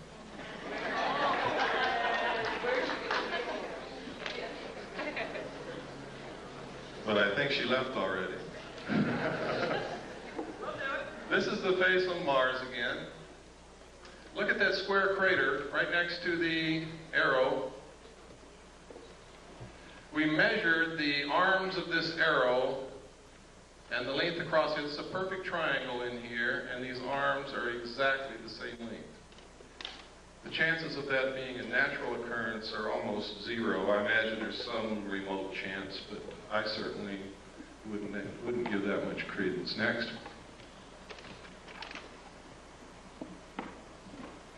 And look at this down here. It's almost boat-shaped with what appear to be buildings on top. They may not be buildings. We can't get perfect 90-degree angles on it, but that could have been eroded away over who knows how many centuries. Next. The black dots. Those are places where the spacecraft was sending back the information and it didn't make it to Earth. They're not freckles, they're not painted dots on Mars, they're just where the bits of information didn't make it from the spacecraft to the Earth. Yeah, the face is approximately 1 mile across. Next.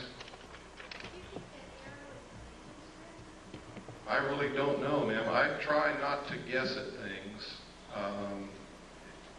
especially if it doesn't even remotely look like what we might guess it might be. You have to understand, when we're trying to interpret something totally alien to this Earth, we have to understand the concept of what the word alien means. What we might perceive as a landing strip might be a carnival to them. Who knows?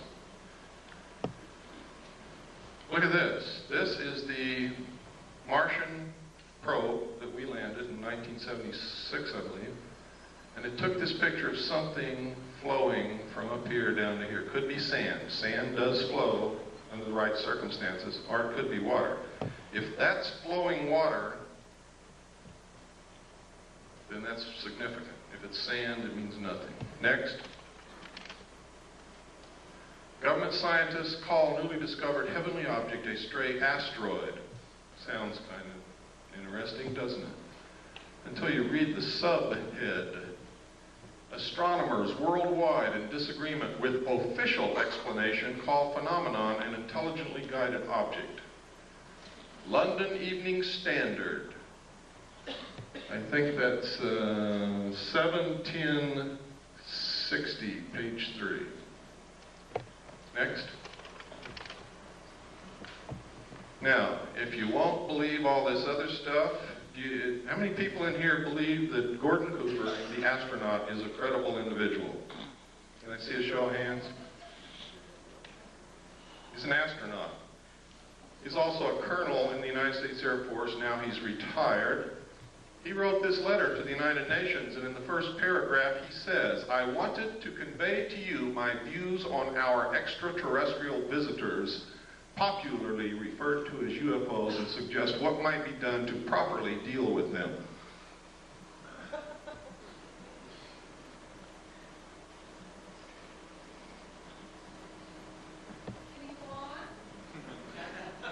Certainly. I was waiting for the gasps to die away. I believe that these extraterrestrial vehicles and their crews are visiting this planet from other planets, which obviously are a little more technically advanced than we are here on Earth. I feel that we need to have a top-level coordinated program to scientifically collect and analyze data from all over the Earth concerning any type of encounter and determine how best to interface with these visitors in a friendly fashion. What's another reason for a one-world government? I'll tell you why. If people can't get on a bus with black people without causing incidents, if they can't accept a Chinese person who moves into their neighborhood because they're a chink, how in the hell are we going to interface with a completely alien race from another planet?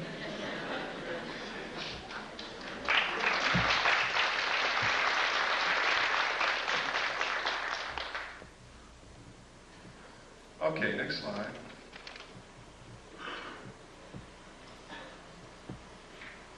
This is in my book too. A lot of this stuff is in my book with a lot of stuff that you're not seeing here. In fact, there's a lot of stuff in my book that nobody has ever seen before in their life outside the secret government. This is an accident report that occurred at Ellsworth Air Force Base, South Dakota, 7 miles southwest of Niland, South Dakota. They got an alarm situation that at a missile site called L9, there had been a security breach. They sent a SAT team out that consisted of Airman First Class Jenkins and Airman First Class Reiki.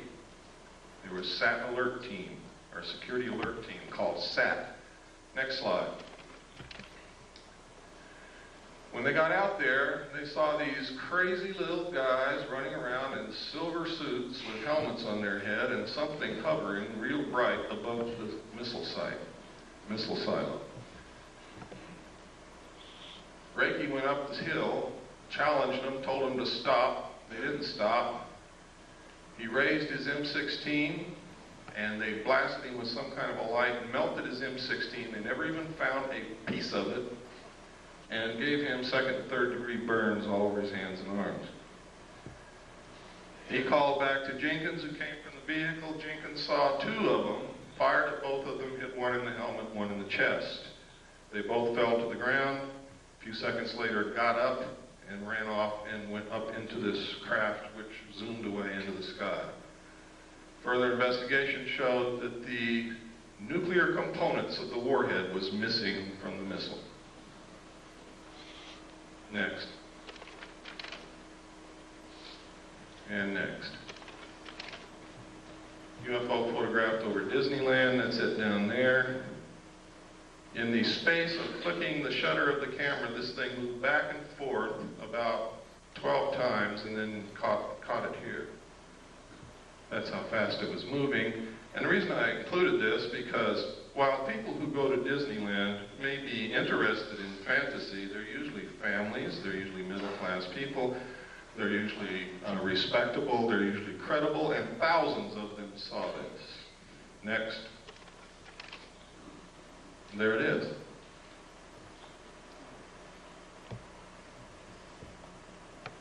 That's incredibly fast when you figure that during the time the shutter snapped, it moved back and forth that many times. Next. This is a Billy Myers picture.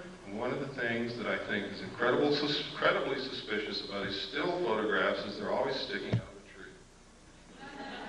However, I must caution you because he has produced some movie film which is incredible. It's been analyzed by different countries, different people, different scientists. They can find nothing wrong with it. Shows craft way out in the distance with trees in between, flying over cars that are moving on the ground and all kinds of things. Next. This is one sitting on the ground. Looks like, never mind. Next. This is a drawing that an abductee made of the craft that they were supposedly abducted and taken up into. Next. This is one of the best of the historical, genuine photographs of UFOs that exists. Because of the different things in the photograph, you're able to obtain perspective, depth, and you're able to triangulate and compute the size and shape and distance away from the camera of the saucer. Next. This is another very good one. Next. This was over Phoenix, Arizona. It was seen by hundreds of people. Next. This was taken over Mount Rainier in 1948. It's original Kodachrome slide, which we made the prints from. And I made slides from the prints that we had then, and we also made 4x5 negatives and transparencies in case something ever happens to the slide. This was given to us by someone who works in the government whose identity cannot be revealed. This is perfectly symmetrical. It is not a meteor. It is moving exactly parallel to the ground. This is ionized air. It is not fire or flame. Next. This is commonly what's known as a lenticular cloud formation. This red haze over here is the test firing of a rocket at the Rocket 9 facility at the west end of the San Fernando Valley. I only know that because I used to live right on top of the mountain next to it. Next. Somebody's hat blew off. Next. Notice that photograph was taken by the local barber. These are photographs that were taken in New Mexico and Colorado during a particularly heavy, what they call a flap.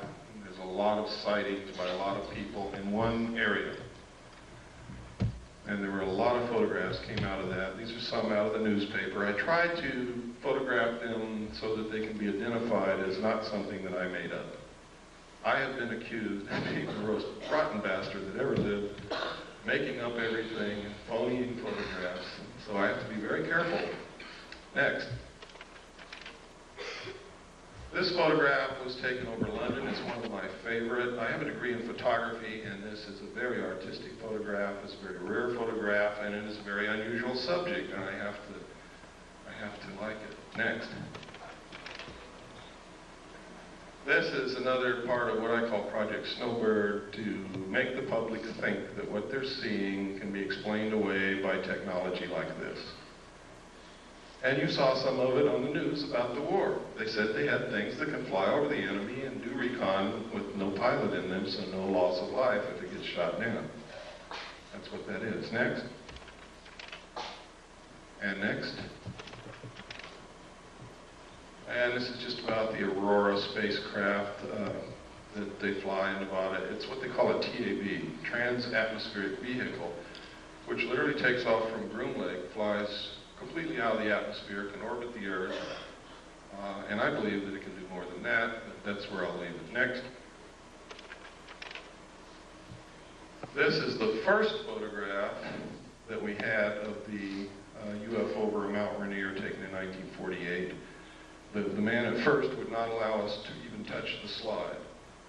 So we took a camera and made a picture of the slide, blew up the slide, made a print, and made Polaroids from the print, and then we're photographing the Polaroid.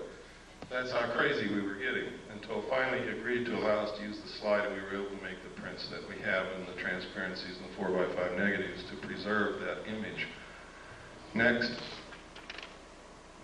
We go through a lot of work to produce the material that we have, believe me. It costs a lot of money, it takes a lot of time, it takes a lot of searching. Sometimes it takes begging and pleading and everything else.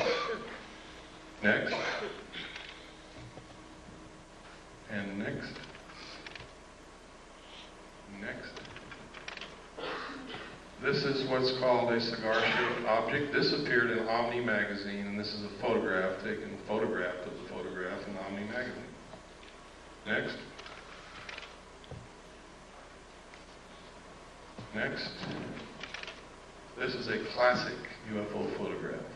It's considered one of the best ever taken and is considered by every expert to be absolutely genuine. Next. This is the man who took Albert Einstein's place, Stephen Hawking's. How many of you read his book? Anybody here? I would suggest that you read it. Next. Another lenticular cloud formation. Is there really a cloud? Or could they possibly have the ability to generate what looks like a cloud around them? I don't have the answer to that question. Next. I read in documents when I was in naval intelligence that they do have the ability to generate clouds of what appears to be clouds around them. I guess water vapor. I have no idea in the world what those are except clouds. Next. And next.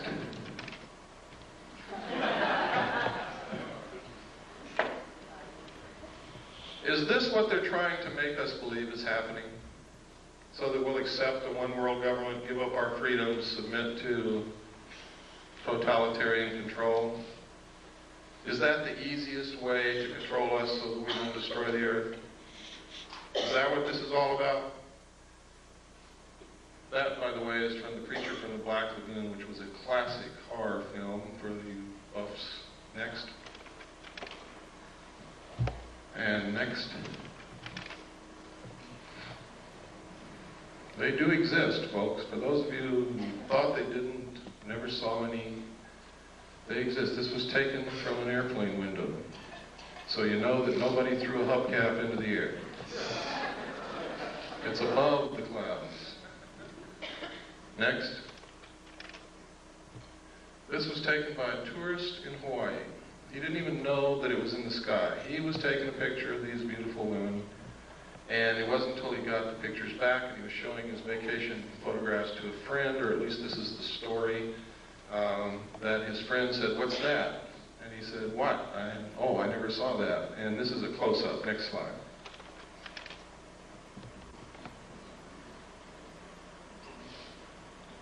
Incredible. Next.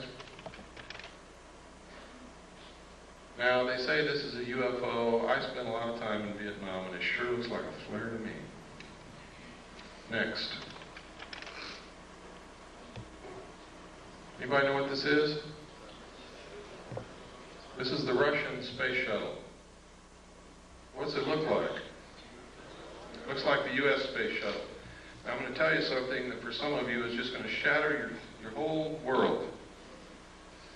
The United States and the Soviet Union have been secret allies ever since World War II. And the guise of antagonism between us has been artificially produced to create large sums of money from the populations of both countries for experimental methods of controlling populations and to fund and carry on a joint space program to colonize the moon and Mars. Please don't hang me. But it's the truth. Every bit of technology that the Soviets have ever obtained has been given to them covertly by the United States of America. This is no accident. That is our space shuttle that we gave to them. The only thing is theirs has a little bit better technology in it because we experimented with ours first. We gave them the atomic bomb, and then we fried the Rosenbergs as scapegoats. Next. Next. These are a series of photographs put together from the Venus orbiter. The United States maintains that the atmosphere of Venus is so thick that we cannot take pictures of the surface of Venus, and cameras and film will not last, or cameras and TV cameras will not last on the surface of Venus to send back pictures. So they do what's called cloud-penetrating radar mapping, and that's what this is. For you Hollow Earth folks, there's a hole up there. I don't know what it means. Next. If any of you see this happening, please call me immediately.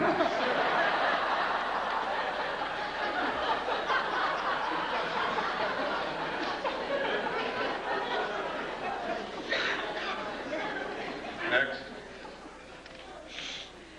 This is a photograph of the Russian Venusian lander sitting on the surface of Venus, sending back pictures of a sun-drenched desert landscape. Somebody's lying. Immediately after the Russians released this photograph, officials and government people from Washington called a high-level meeting with the Russian space program people, and you never saw it again. Next. These are comparisons of the two, the Russian photographs and the photographs that we get. Now, I want to give you some food for thought. Recently, they had a flyby of Uranus. Remember that? And most of us were glued in the middle of the night to our TV set, hoping to see something strange that we'd never seen before and get a little bit of illumination from what was happening out in space. The target of the probe was the planet. Does anybody remember that? The target was the planet. The main interest for the flyby was the planet. What did we see? Anybody know? Did anybody stay up like I did and watch? We saw the moons of Uranus. We saw one long-range shot of the planet, and we never saw it again. But we saw the most incredible close-ups of the moons of Uranus that you could possibly hope for. Why? Why wouldn't they show us the planet? And it happened elsewhere also. Next. This is a book after its kind. In the documentation I saw, that symbol there was said to be the trilateral signal, or the trilateral symbol used by the aliens as their symbol. It literally means, in ancient writing, I found it finally. The first place I ever saw it, outside the official documents, was on this book. The second place was in a Bible that contained a page of old ancient Christian symbols. And another one, I found a book in the library, I forget the book, but it was about symbology and symbols. And this is an ancient symbol that means mother and father with the children. See, these are two old symbols. You take this apart and you have a mother symbol and a father symbol, or a man and a woman symbol. Put them together, it's mother and father. It could also mean the process of reproduction. With a circle on one side, it means one child. With a circle on the other, it means two. This literally means mother and father with the children. The thesis for this book is a scientifically dependable yet popular analysis of the theory of evolution. In it, he asserts that there must have been some outside interbreeding or influence or genetic insertion into the human race to produce modern man. Next slide. This book was first written in 1927. Next. This is an article that just says how they can move technology, secret technology, from government laboratories into the world. Next. And next. Oh no, go back one. Go back one, please. Right here. This is a perfect illustration, folks. Look at this photograph, and you'll see that in the shadows there is no detail whatsoever. In space, without an atmosphere, there can be no detail in shadows because the only thing that will produce light in shadows is diffusion of light through an atmosphere. Now, next photograph. which proves that this photograph was not taken on the moon. Or if it was taken on the moon, there is an atmosphere. Next. Oh, this was right after I gave my talk in Sedona, which I'm sure some of you know about. I was driving back the back roads because I wanted to see some of Arizona because I had fallen in love with Arizona, and now I've moved there, and then I'll show you how much I've fallen in love with it. And I saw this cloud form. There was nothing there. There was no cloud in the sky anywhere, and all of a sudden, bam, a saucer-shaped cloud right in front of my eyes. I stopped and took the next picture next to it, and it disappeared as equally, as quickly as it had formed. There was not another cloud in the sky. There's no lake. There's no water anywhere. It was incredible. I can't explain it, but it's certainly something worth looking into. Next. This is a drawing made by one of the students at Glass College where I was the executive director. Stan was the head of the security department. Some of you know Stan Barrington. He's my only authorized representative in this world. Would put my life in his hands, and I have on several occasions. Stan was the head of the security department, and one of the students in the security curriculum was in trouble, was failing. Stan was counseling the student, and she drew this picture. And she drew, next slide, this, and next, this, and next, and these little guys. Now, she had no idea that I knew anything about UFOs or flying saucers. Nobody in the world did at that time. Stan didn't even know then, and I didn't even know then that Stan had guarded a flying saucer when he was in Delta Force in the Army.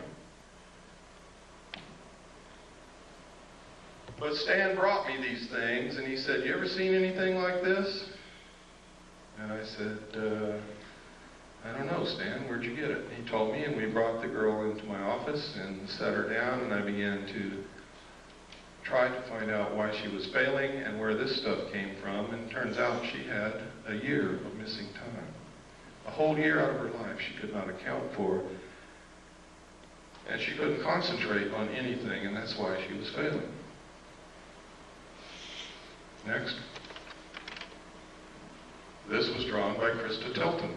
Notice the similarity. My student had never seen Krista Tilton in her life, had never read a UFO book, didn't know anything about any of this. Next. Next. Next. This is Aviation Week in Space Technology, November 21st, 1988. Write that down because somebody's going to ask me. November 21st, 1988. You can find it in used bookstores and libraries. Next picture.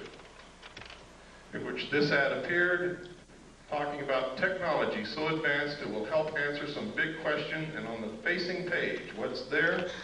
This picture. On the side of the neck, there's hair growing. We did extensive analysis of this photograph. We rephotographed it, we relit it, we blew it up. We tracked down the photographer who would not tell us what it was he photographed. We asked originally to Amoco for the name of the artist who drew the picture. They said, "I'm sorry, we can't reveal the name of the photographer." We found the photographer. He would not tell us what he photographed, but he sent us an 8x10 copy from the original negative, and then we began to work on that as well as with the ones we had photographed out of the magazine. And this is what Amoco told us. They told us several different things. First, they told us that it was a 9-foot-tall bronze statue. Second, they told us it was a 12-foot-tall bronze statue. And third, they told us it was a 9-inch clay statue. When we pressed for more information and became literally obnoxious on the phone, not accepting what they were telling us and wanting to see the original artwork, they refused and hung up on us. So, whereas I cannot say definitely that this is a live alien, I can tell you one thing, it is not a bronze statue. I can also tell you it's not a clay statue. and hair don't grow on the necks of statues. Next. You can see the moisture in the eye and the incredibly small detail in the texture of the skin and whatever this is, and in the eye. Look at the lip. You ever kissed anything like that before? I know a guy that did in the back seat of a Chevy. Next.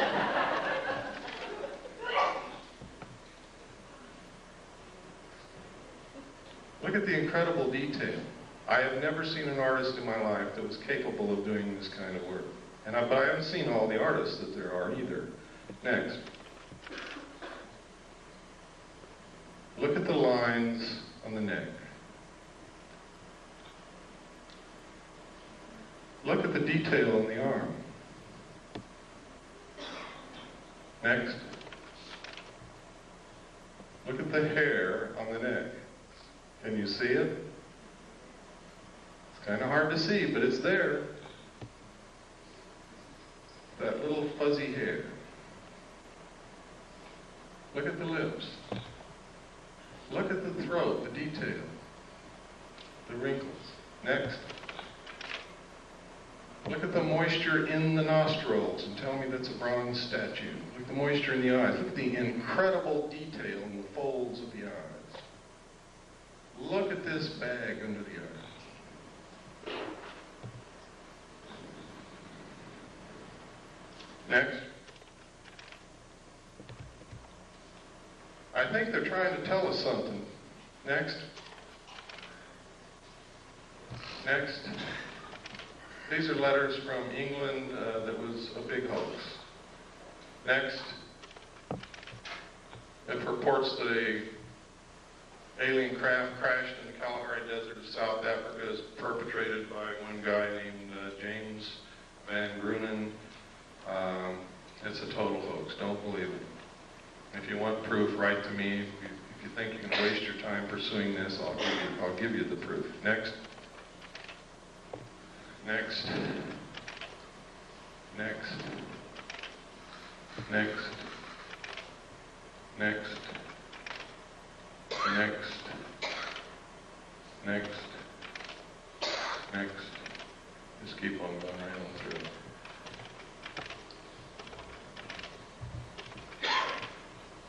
Okay, next. Oh, this is significant. 1917, the Imperial Japanese Mission, record of the reception throughout the United States, the special mission headed by Viscount Ishii.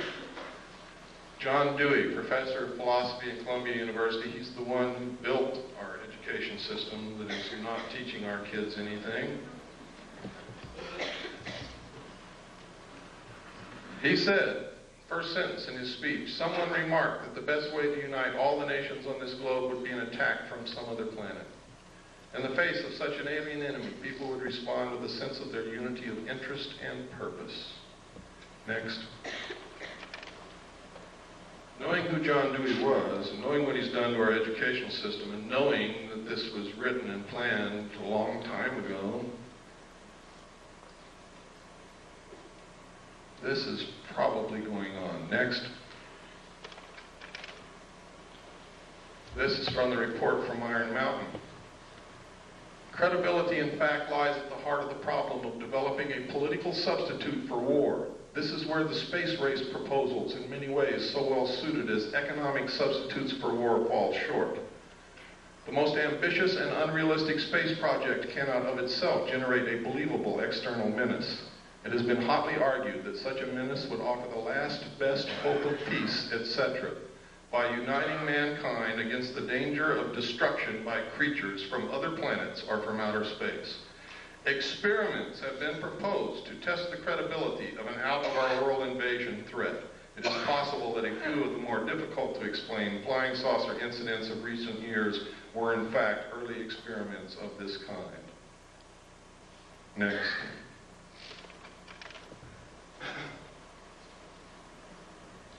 By guys like this.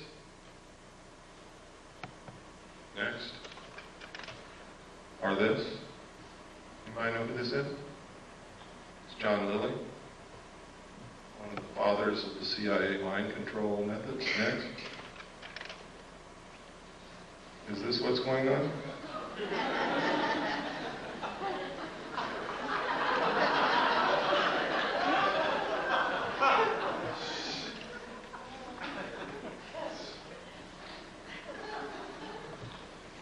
Next. Silent Weapons for Quiet Wars is the first chapter in my book. Once you read that, you will have a complete understanding of what's happening in one very important area. And you will get an understanding of what the elite think of us, the common man, the mass of ordinary, everyday people, which is what most of us really are. We're all special in our own way, but we are a part of the masses of people. They believe that we are cattle, that we do not use our intellect, that we are easily manipulated, that we will not solve the problems of the world because we are greedy scumbags. And because of that, we are nothing but stakes on the table for those who will use their intellect. And until we change that, they're going to treat us like cattle. And I've got to tell you right now, on a daily basis, we prove them right. Next.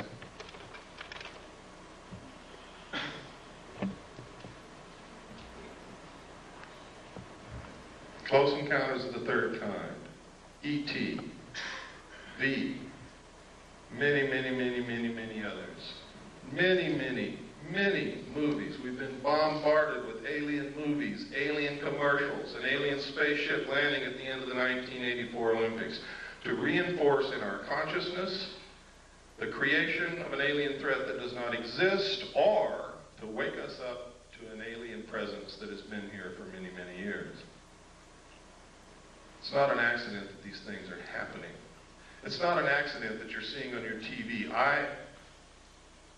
Was ITT or ATT? AT&T, one world, one card. These aren't accidents.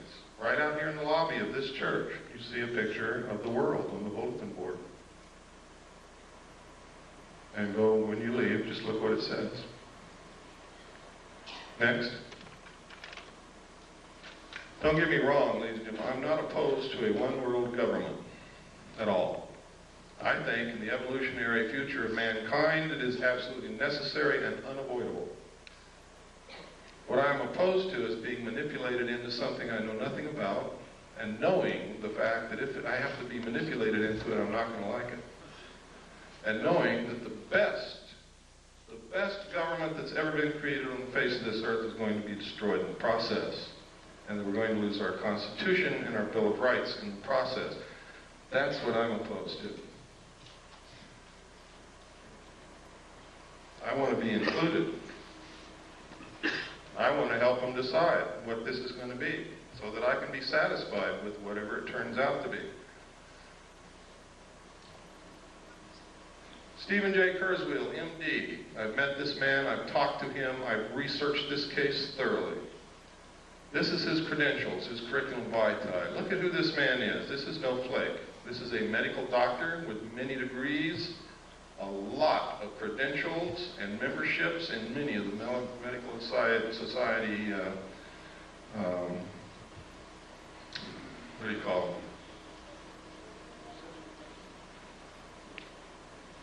Associations, I guess. He's also Phi Beta Kappa and an Alpha Omega Alpha Honor Medical Society. This guy has the credentials that most people would drool for. What happened to him? I'm going to show you his testimony here in a couple of minutes. What happened to him, he was approached by someone named Joan Thompson at not at a UFO meeting, to attend a UFO meeting. He said he really wasn't interested, but went because she was a pretty woman. He wanted to meet her. He went with her. It was like a date. He said what he learned there astounded him. He never heard of any of that stuff. But he also met somebody named Bud Hopkins. Joan Thompson told him that she was an agent of the Central Intelligence Agency, and Bud Hopkins identified himself as also being an agent of the Central Intelligence Agency and recruited this doctor to help them work with abductees and report information to the Central Intelligence Agency. He worked with them for a while until he found out that Bud Hopkins had no credentials whatsoever, was an artist, a painter, but was hypnotizing people who had been abducted, was conducting group psychology therapy sessions with them, was extracting as much information as he could out of them and then dumping them like a hot potato. And this man, Stephen Kurzweil, MD, with all these credentials, reported Bud Hopkins to the New York State medical authorities, and nothing happened to Bud Hopkins. Stephen Kurzweil, on the other hand, was charged for being delusional, and they're trying to take his medical license away from him because he told them that Bud Hopkins was engaged in this research of alien abductions that the government was covering up, and he was judged to be delusional. We have all the documentation, the medical reports, everything. Next. It's all in my book. These are the official charges that the state of New York brought against him. It's incredible. Next.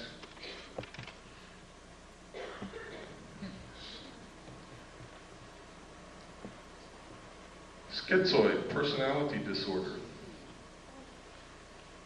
Grandiose and paranoid type. Next. This is his testimony, sworn under penalty of perjury, signed and notarized. It's in my book. It proves the assertion that I've been saying all along, that most of the people that you ever see on the stage of a UFO symposium are working for the government. When they have a show on TV like UFO Cover-Up Live, which William Moore participates in, who is an admitted government agent,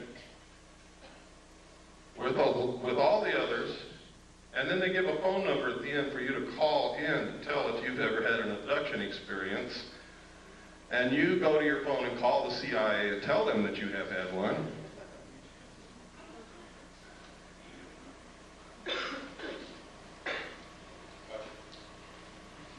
That's right, gotcha. You guys better start being careful, and you better start listening to those of us who are really looking for the truth and not trying to bullshit you. We are being manipulated on a grand scale by people who know what the hell they're doing.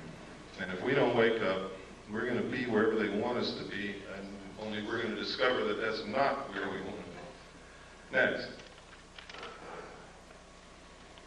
This.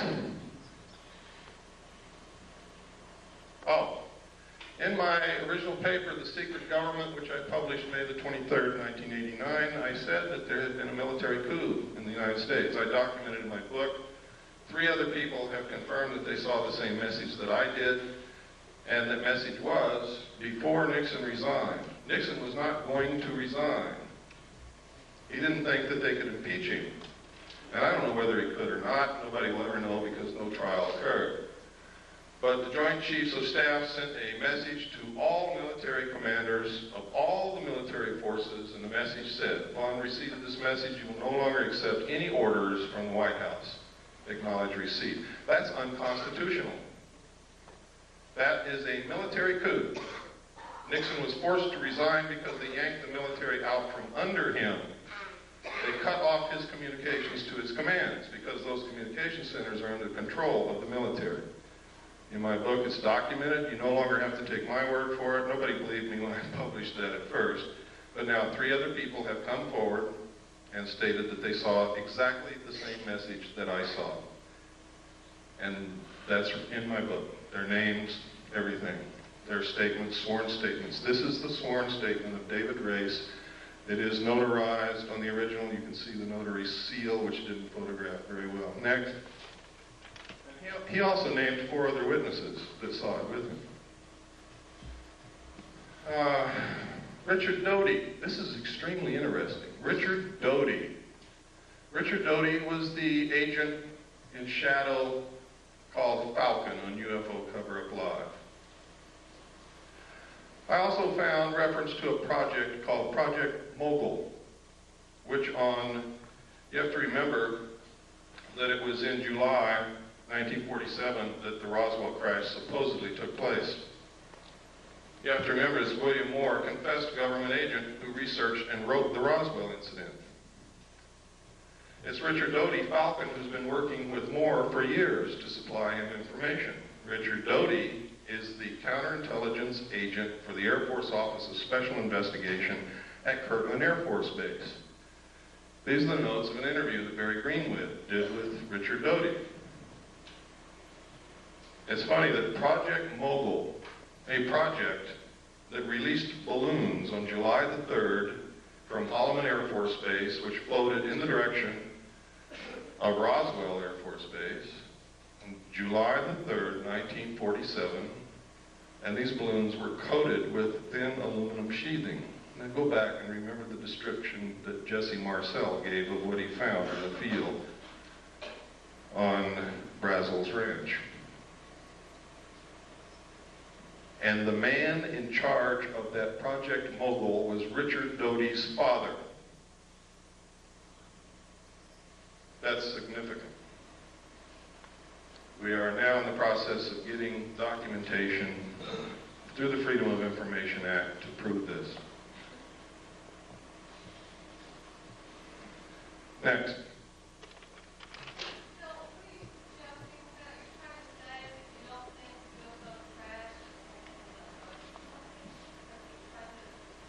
I'm saying that we can no longer accept that a UFO crashed on the basis of the evidence that we now have. We've got to find out there's something else to this. They have a Project Mogul that released balloons on July the 3rd near Roswell, New Mexico. It's coated with thin sheeted aluminum. No, it wasn't. No. No. They also released balloons from Project Mogul also in June, on several dates in June of 1947.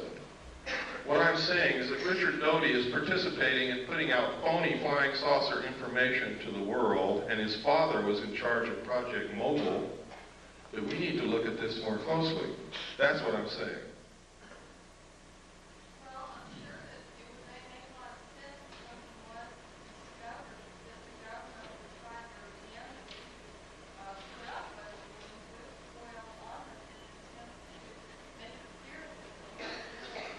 You don't understand.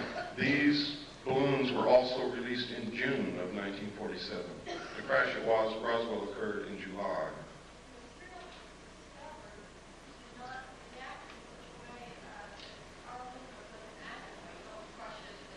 Well, you have to also understand that you're taking the word, you have no evidence, you're taking the word of an intelligence officer who may be participating in creating something for you to believe that doesn't exist.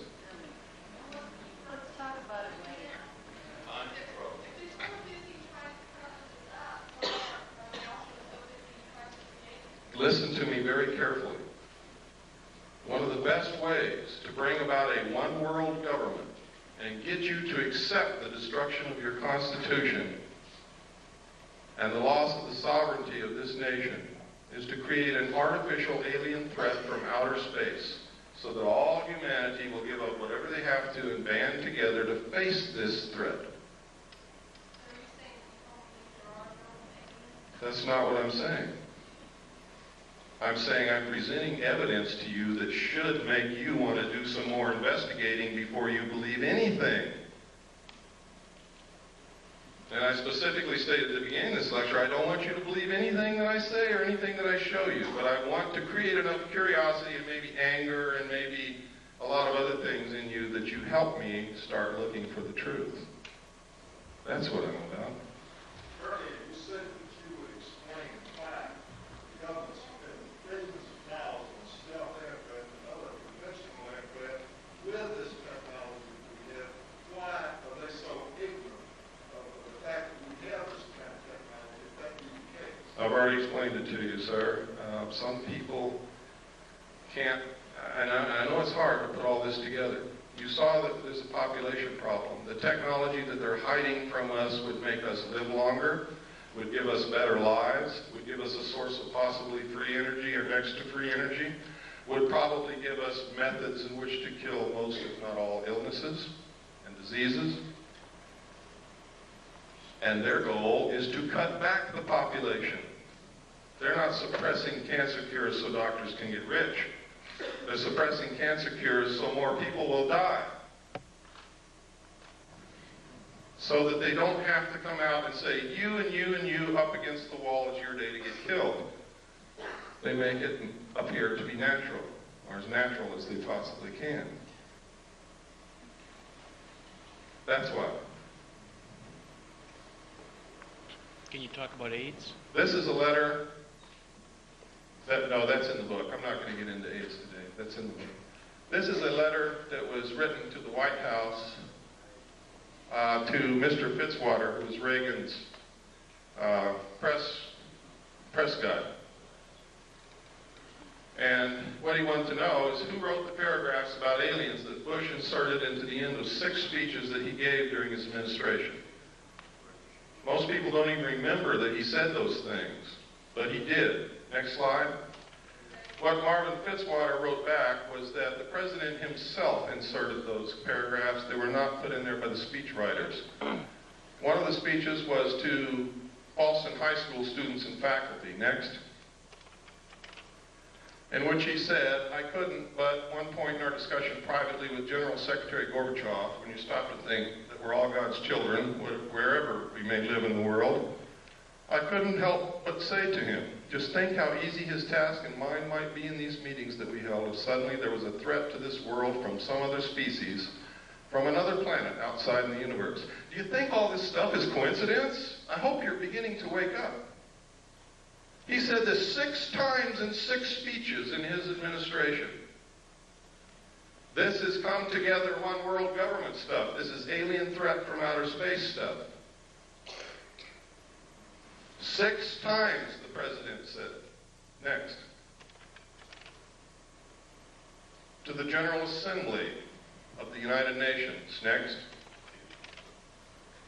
In our obsession with antagonisms of the moment, we often forget how much unites all the members of humanity. Perhaps we need some outside universal threat to make us recognize this common bond. I occasionally think how quickly our difference worldwide would vanish if we were facing an alien threat from outside this world. And yet I ask you, is not an alien force already among us? What could be more alien to the universal aspirations of our peoples than war and the threat of war? What would a one world government do? Abolish war. What is the threat that will bring it about? An alien threat from outer space. Please wake up. Next.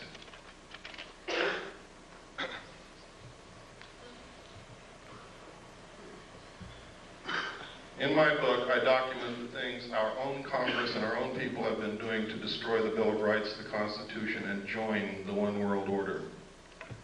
Document it. I don't just say it, I document it. Most people don't know what goes on in Congress from day to day. They can pass anything they want to and you would never know it until they come and bang on your door and throw you in jail because you didn't know it. Next. That's right. But they're not there because they know that most people aren't watching and don't give a damn. The backbone of hidden government. This is documented in my book, NSDDs, National Security Decision Directives, National Security Memos, the fact that they write memos and write law outside of Congress and the executive branch, and most of it is signed by auto pen. The president never sees it. Next. And next. And next. And these are some of the things that they've done. There's no time to go into it. Next. Next. This is the United States with the Soviet Union into a one-world government.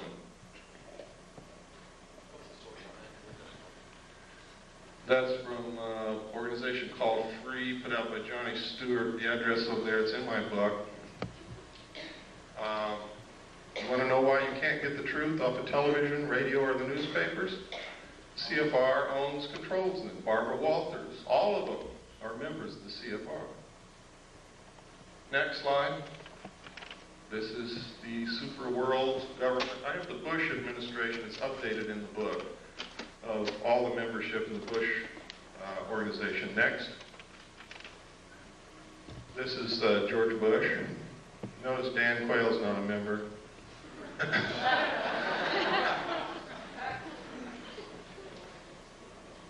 Now this is serious.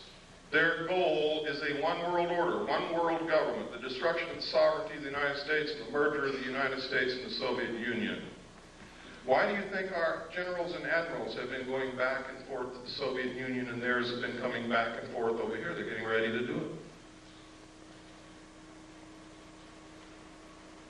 Why do you think the Soviet Union began giving some more freedom to their peoples? The people didn't bring that about. It was given from the top down because it's time to solidify the New World Order when the European states come together.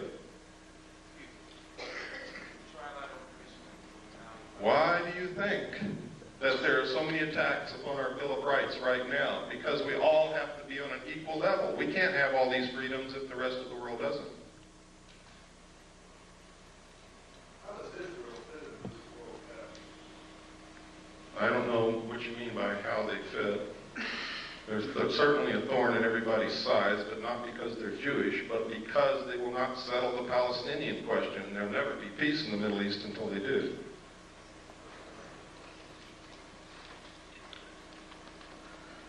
This is not a Jewish plot. This is not a communist plot. This is not the Nazis plotting this. This is a secret group of men who've been around for a long time called the Illuminati.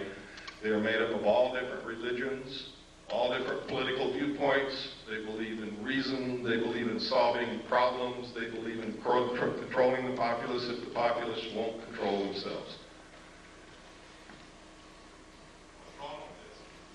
What's wrong with it? Do you like being a free person?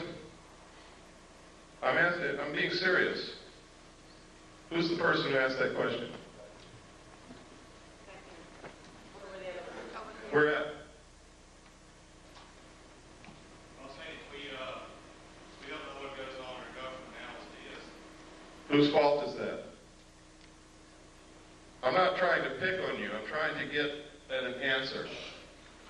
Really, I'm not picking on you. But I have to... I don't know, I'm just questioning. Okay. The reason that this is happening is because we've all abdicated our roles as responsible citizens in this country. We bought a business. Here's what we did. We bought a business.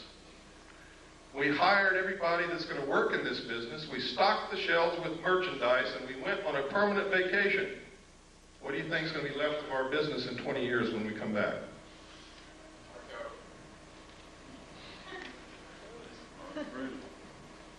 Nothing's going to be left. Because as soon as all those people that are working for you find out you're gone, everything's going to go, too. Oh, yes. Well, let me get through this because I've got a time limit and I've got to get through all this information. It's important that you know it. The United States was set up so that each individual citizen is a sovereign king. It's the first time in history that's ever happened. A king. Can you imagine that? A king. The government, for the first time in the history of the world, worked for the citizens. We sent representatives to represent our will in our state government and in our federal government. And while they were gone, we took care of their family and their business for them, and we sent them along a little stipend to live on.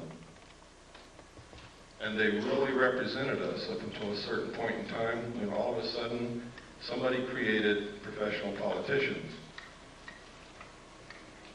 And we quit watching what they are doing.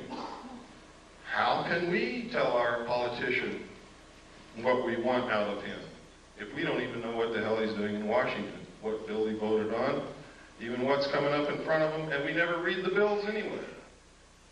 H.R. 5210 was introduced as the omnibus drug bill of 1988 to help get drugs off the streets, and everybody said, yeah, support it. But when you read it, inside it, it establishes funds to develop a national identity card. It establishes military installations as mental treatment centers that legalized concentration camps. It authorizes prisons to borrow money to manufacture products, to sell those products on the open market with slave labor, which will destroy small business. I can go on and on and on. H.R. 4079 is in front of Congress, which will allow the President to create a national emergency for a period of 5 years, which will literally allow him to suspend the Constitution of the United States and declare martial law. Thanks to Newt Gingrich. That's right. Could you explain that bill that you had in Congress? That's it. That's it. Yes. So what I'm saying is, this is our government, our country, and we're going to lose it if we don't get smart real quick. And we're going to find ourselves a part of a one-world totalitarian socialist state merged with the Soviet Union and the other countries of the world in a cashless economic system. Bankers already know it.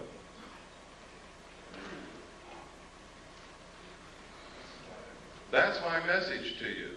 My message is to you that all of this extraterrestrial stuff may be phony. I may have been used. They may have passed me all this kind of stuff, and for years I believed it was real, and now I have doubts, real doubts. Now I'm telling you, I don't know if extraterrestrials are real or not, but there's no doubt in the world that the technology is real. And I've shown you documentation after documentation after documentation. And there's more in my book, much more. So much, in fact, that that book is probably going to cause me a hell of a lot of trouble, but it's worth it if we can save our country. Next slide. There's the membership in the media.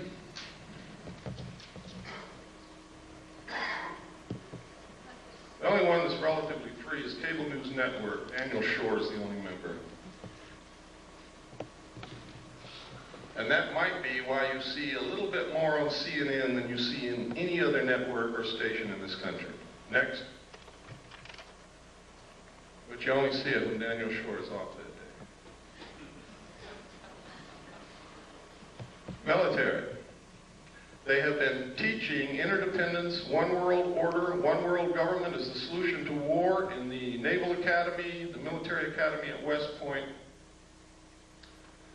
and the War College since the end of World War II. I'm a little confused. I thought the war was one of the things they were trying to promote solve conflict. No, war has traditionally been used to solve the problems. They want to bring about a one world government that will eliminate war altogether, but they have to have a replacement for war. The replacement would be a tremendously wasteful space program to repel an enemy from outer space that may or may not exist. What we got to do is find out what the truth is. How would that reduce the population?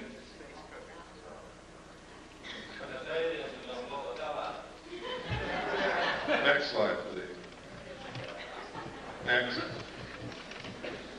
Next. Is Colin Powell on that list? Next. Next. These are the letters I get back from Congress. Thank you. Next. Thank you. Next. Thank you. Next. Thank you. Next. And from Alan Cranston. Thank you for your letter expressing your views on foreign policy. And he goes on to tell me what all he's done in the 100th Congress and what he's going to do in the 101st Congress. Next. Thank you. Screw you, Alan Cranston. Next. Out of 500 and I forget how many letters, sent a letter to every senator, every congressman. Those were the only replies that I ever got. Ever. I sent one to the president. I sent one to the vice president. I sent one to the attorney general and each of the Supreme Court justices. I never received replies from any of them. This is one reason why I never received replies from congressmen. This is a person who is a staff member of a congressman on Capitol Hill. She's actually the office manager. She says she sympathizes with everything that I sent, But the reason that the congressman isn't going to answer my letter, my inquiries, is that she threw it all in the trash can. Next. This is George Bush and the secret team.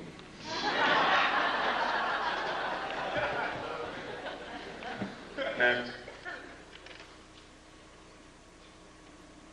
Another reason for a new world order is if extraterrestrials are real, who speaks for planet Earth?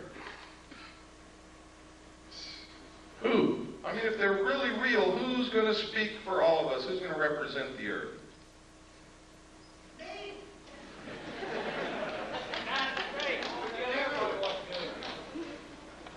Next.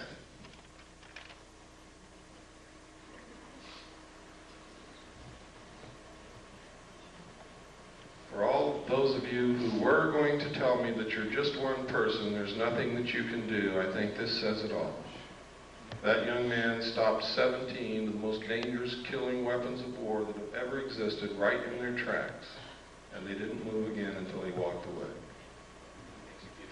That's a real hero. He has not been executed yet. He is a real hero. He's the only real hero that I know in this whole world. In this whole world. That's him right there. He's Chinese, and most of us would say, here comes the chinks into the neighborhood. That man is my brother. I don't care who he is. And I hope that you learn that he's yours. His heart's probably bigger than all of ours in this room put together. But that's your answer when you come to tell me that you're only one solitary little person. There's nothing that you can do. This is our country. It belongs to the people. And we can do whatever we want to do with this country, but we have to do it together. I hope that we can all find a way to do that. If we could have I believe that's the last slide. If we could have the lights, we'll have some questions and answers. Or we'll have some questions. I don't know how many answers.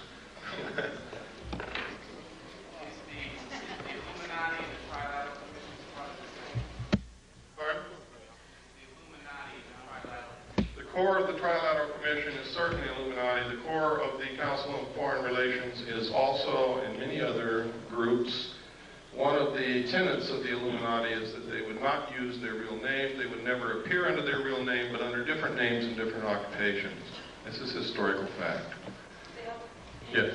Are you in personal danger because you are, advocating all of this? It doesn't make any difference, and I don't want to dwell on that. I believe that the future for my family and for my daughter and for my children is more important than my personal safety. I believe that this country is more important than my personal safety.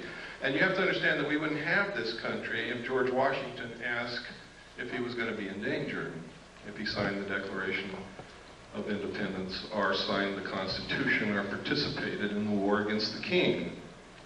There are some things worth dying for. And I believe that I've found out what it is. No, I'm not afraid. Yes, I'm in danger, but I don't give a damn. Yes, Nancy. I came to your talk 2 years ago with Lester, and I'm curious to know what political organizations have organized or what kind of activists. I mean, it seems to be wonderful to sit here and listen to all this stuff, and then everybody goes home and they don't do anything about it. Yeah, we need to talk about that. One of the things that is bad about this country are political organizations. Because you tend to label yourselves and square off against each other instead of against the real enemies. For instance, I know many people in this room consider themselves to be right-wing conservatives. I also know many people in this room who consider themselves to be left-wing liberals. But I also know that in their heart, every one of those people believes in this country, believes in the Constitution of the United States, would never consent willingly to give up any of our rights under the Bill of Rights or under the Constitution. So therefore, this right-wing conservative, left-wing liberal is bullshit. They're really Americans, but they don't know it. They don't realize that they're just really Americans. Why label yourself something other than that? I'm an American, I'm a constitutionalist because that's what this country represents. The Constitution is this country. Destroy it and this country ceases to exist instantly. Therefore, I have no other political viewpoints, period. None other whatsoever. If it's allowed in the Constitution, I'm for it. If it's not, I'm against it, period. That's my political viewpoint. I would hope that it would be yours, because any other viewpoint is anti-American, anti-constitutional, anti-United States. I hope that if you think you're a right-wing conservative, that you'll stop doing that. I hope that if you think you're a left-wing liberal, I hope that you will stop doing that. I hope that you will become an American again, because that's what we all started out as, Americans, and all of a sudden we became something else. I'm black, Whitey's out to get me. I don't want them blacks in my neighborhood, they're scumbags. They're Americans, folks. Pardon? I just did. No, I asked you specifically what has been done by the people who are interested in the project.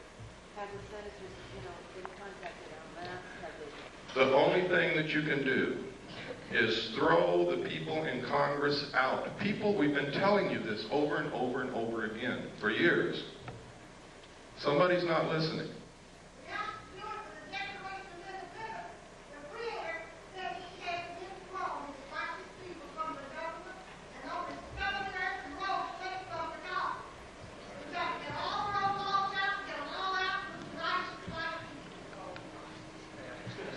Well, I will not support any racist attitude from anyone, but you have to get the professional politicians out of Congress, out of office, out of the presidency, out of the governorship, out of the state houses, and you have to send citizens who will truly represent us, who truly will do what's needed, and only send them for one term, and it's the only thing that's going to work. If you think you're going to change the minds of these people who are so ingrained into, well, it's not politics, it's the destruction of this country. They're bent on it. If you think you're going to change their minds and all of a sudden they're going to start representing you, you're wrong. They're not. Yeah.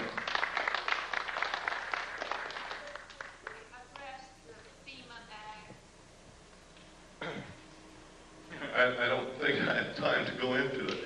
The problem with the things that I talk about is there's never enough time to really talk about it. And I know that some of you are sitting there and you have questions and you want answers, and I can tell you that the answers are out there. Part of what needs to be done is you have to quit relying on people like me and others and help us. You have to become one of us who search and dig and educate. If all of you could go out of here and educate 10 people, each one of you, and then they could go educate 10 people, and it doesn't have to be in one day. You could take 6 months to educate those 10 people, and they could take 6 months to educate 10 people in a very short period of time. Everybody in this country would understand what our real problems are. The real problems are we're not paying attention. We're not running this country. We don't know what the problems are. We don't know what's going on. We've left our business and gone on vacation. We are fighting amongst each other while the real enemy is destroying the country. That's the real problem. That's correct. Yes. May I suggest that everybody get a little copy of the Constitution? It takes about 20 minutes to read. And if you don't have one, if you write to me and send me a self-addressed stamped envelope with 50 cents on it, I will send you a copy free. You come up to me in the parking lot, I'll give you a copy of it. Excellent. Yes, sir. In your book, you say there's a lot of tax credits. When we went to press, I thought Oklahoma was the only state. It's actually in 22 states. Oklahoma is the only one I have the documentation on at this time. Is that, the outcome? Have they actually started doing that? They have until March 15th to register all their property, everything, down to the VCR, their knives, forks, and spoons, everything. If they don't, a tax man will be sent to their door with a warrant who will take inventory of everything in their home. Anything they find that was not declared on the list, or if they never submitted a list, they will be taxed 20% over and above what they normally would have been taxed. But you see, taxation is just the excuse to register the property.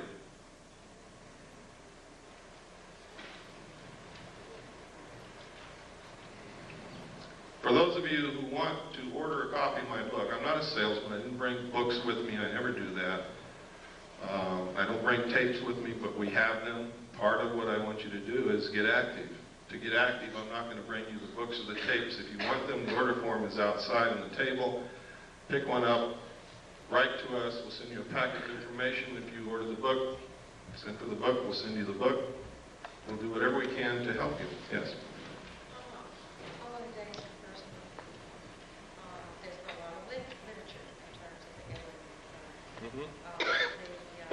Animal mutilations, Yes. human mutilations, the genetic things.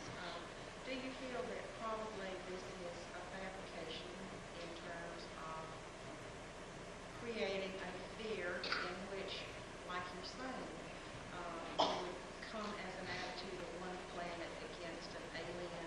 It's exactly what I believe. Now, you have to know that when Hitler got ready to go into Europe, to invade France and the other countries of Europe, he began broadcasting Nostradamus' predictions. What did you see on television last night? Why do they use these predictions and prophecies? Why all of a sudden are you hearing that the book of Revelations is coming true in front of your eyes? To get you to give up. If it's been prophesied and it's going to come true, you're not going to fight it. To neutralize the Christian community so that they won't fight the new one world government. Hitler dropped the prophecies which said Hitler was going to win and was going to be the ruler of a 1,000-year time of peace. So the French dropped their weapons and ran. Pay attention to what's happening. AT&T, one world, one car.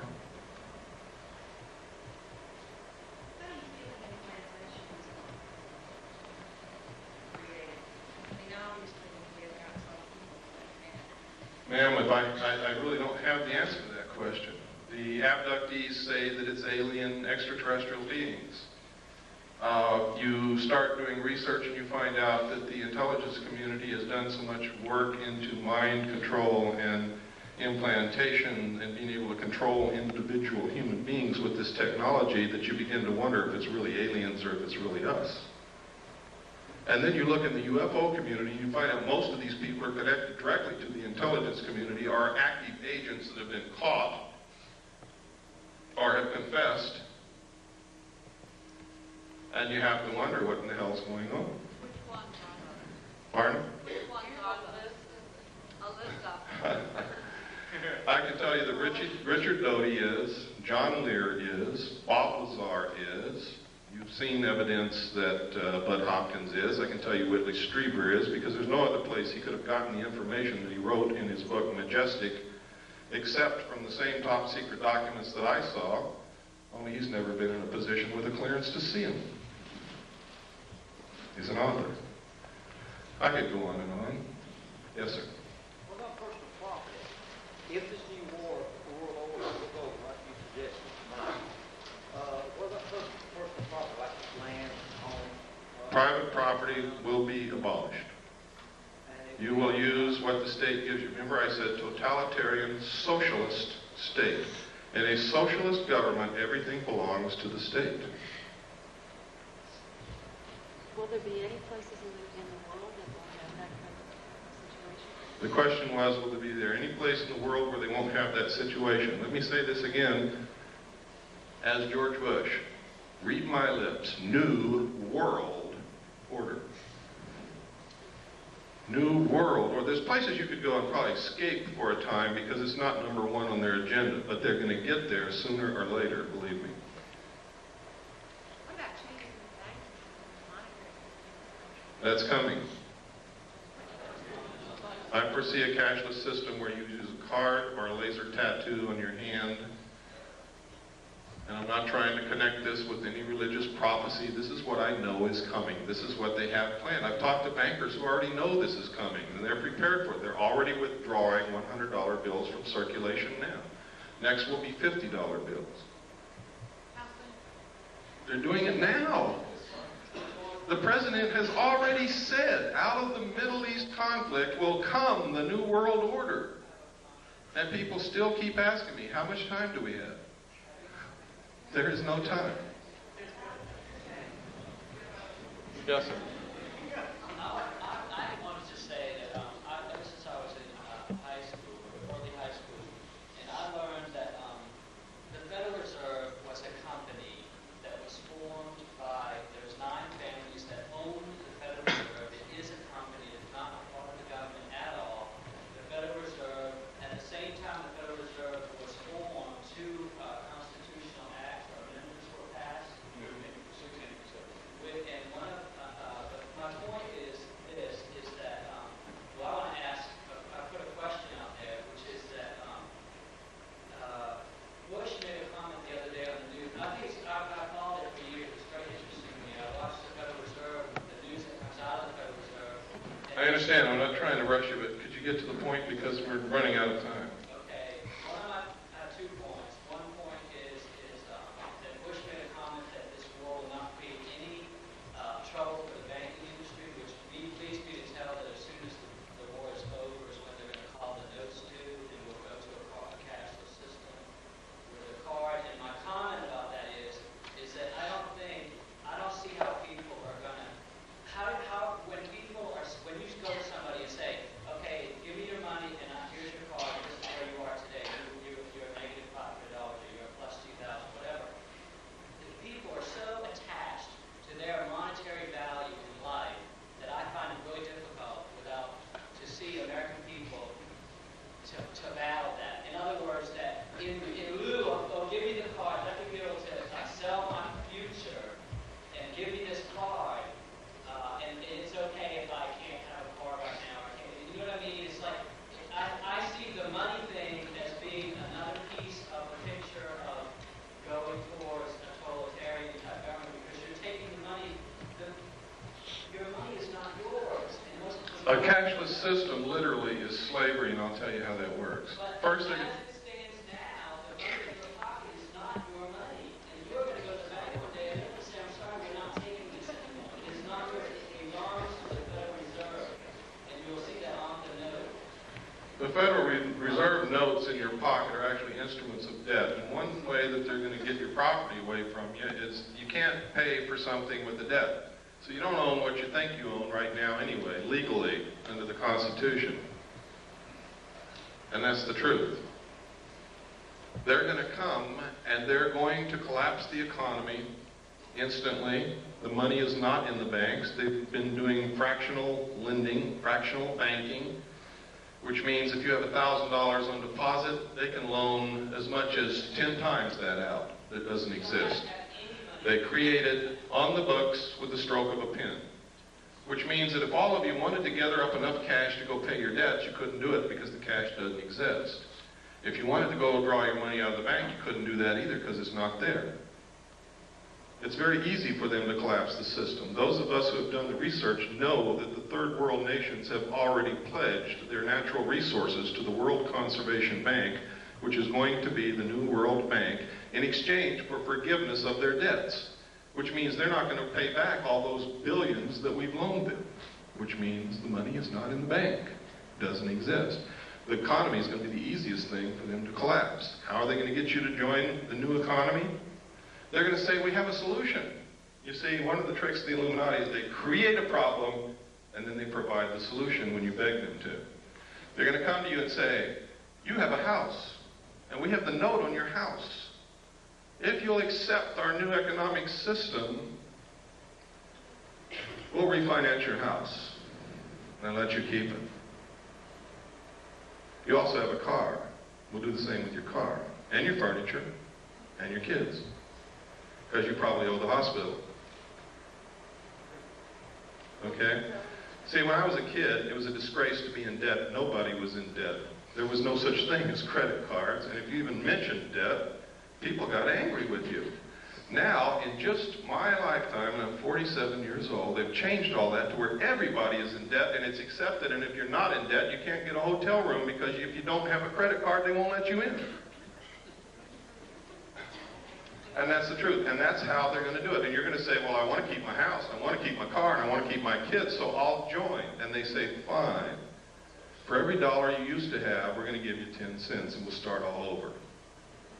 They're going to devalue the money at the same time and eliminate the middle class. And there will be two classes of people, the rulers and the rest of us.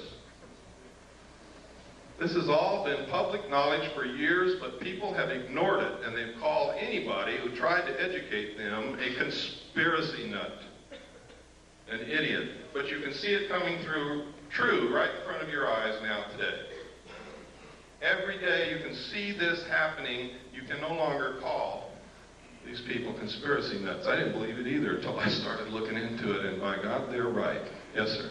Yes, I just want to share with everyone something I had read in Current Laser magazine, and under development, there is a barcode scanner that will not be able to be seen with the human eye, that will be seen with infrared technology. So that you could have a barcode scanner on yourself and no one. That's right. It's an invisible tattoo, but it can be scanned. I'd like to say also that the reason I left California, took my family and left, I went to vote in the last election, and I saw on the voter registration form, next to my name, the Universal Product Code. I packed up my family and I left California. I now know, and I just left California, I was just speaking in Pasadena, I have seen them, it's true. The driver's license in California now have the Universal Product Code on the driver's license. It's not far off. The UPC, yes. The barcode, for those of you who don't know what Universal Product Code is. Yes. It's been used in over 700 cities in Europe for over 7 years now, where they inject plastic under the skin in the right hand or the forehead. It's going to be the new world. It's going to be your accountant. It's not going to be any more cash. There will not be any more swap meets. There won't be any selling your mattress to your neighbor when you buy a new one. Everything will be registered. They're already starting it in Oklahoma and 21 other states. You will register all your property. If they come to your home and something's missing, you're a criminal. There will be no black market. You will not be able to work. You will not be able to buy. You will not be able to sell. You will not be able to get medical care. You will not be able to do anything except with your number through the computer. This is the truth, folks. I'm not making this up. If you have a banker that knows you well enough to be honest with you, he will tell you this. I don't know, man. I don't know.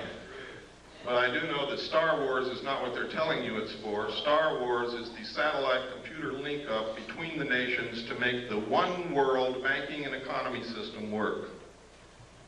And it's paid for by American tax dollars. If they want to imprison you in a 2-square block area, all they have to do is zero out your computer account outside that area. And you won't be able to live if you walk off your 2-block square area. If they don't want you to leave your city, they can do the same thing. Your card will only be good in your city. Yes? Is it possible that they have developed this kind of system that is very similar to what's talked in the Bible as a psychological effect to get people to sort of... Of course. It's like I said a while ago, they're following the book of Revelations like a script to neutralize opposition against them. If you believe that it has been prophesied and it's ordained by God, you won't oppose them. I'm a Christian, and I'm not buying it. I'm going to oppose them. And I don't think that God or Jesus Christ would be very pleased with me if I didn't, even if it was God bringing it to pass. Because they're not going to like it. Let me take 3 more questions, and then unfortunately, we're over time. I'd like to stay and talk to you more, but we really can't. I have a brief question. Okay, and your hand has been up for a long time. I'm sorry. Go ahead. I really came here for some answers, and this is the one question I really would like to know because you've been going through such a learning experience through your research. When you saw that large ship come out of the ocean spread, it came up. This day, do you personally think that came from outer space off this earth? Personally, I don't think it was built on this earth, knowing what I know about the state of aircraft technology and about submarines. But what I think doesn't make a bit of difference. It's what I can prove that counts. And I can't prove that there's anybody here from outer space, although there's a lot of evidence to support it. What I can prove is that there's a lot of manipulation to put us in a one-world government and destroy this nation and enslave all of us in a cashless economic system. That I can prove. And that's what we better be looking at. Yes, sir. You seem to be getting a lot of people earlier that seem to be involved in MUFON and some of the other organizations. And every time that people in India, they all seem to be ex-military people that seem to have an incredible amount of insight. Is it basically just staff military people that are just here to tell you whatever you want to do? I don't know. I know that MUFON is not doing what they claim to do. I know that evidence has disappeared when it's been sent to MUFON. I know that physical evidence of UFOs is one of the hardest things in the world to collect, and when they collected liquid that dripped from a saucer in Gulf Breeze, Florida, and sent it to MUFON, it disappeared. That's what I know about MUFON. I know that if aliens are really here, and the government wants to keep it a secret, all the publications dealing with the information and all the organizations investigating this would be infiltrated and controlled by the government to suppress the information. I know that if aliens are not real and the government is perpetrating this hoax, then they're doing it through those organizations and publications and through people like me that innocently was passed documents through my hands and tried to come out and talk about it.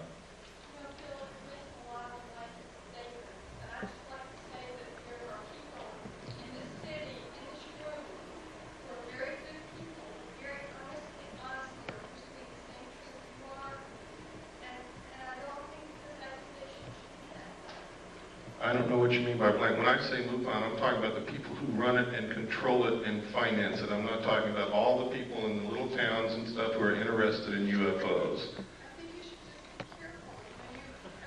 It's too late to be careful. I'm fighting a war and I need people on my side. And damn it, if somebody's on the battlefield in front of me, I'm going to run right over them. I am sorry, but that is exactly what I'm going to do.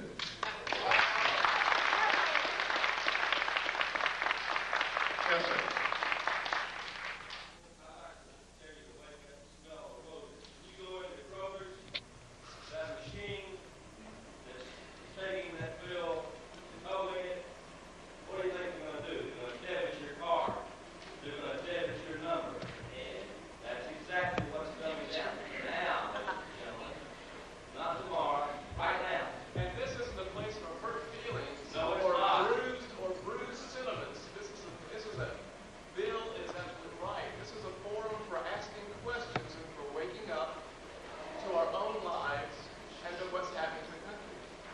I also know that not everybody's going to agree with me, and I don't expect you to, nor do I want you to.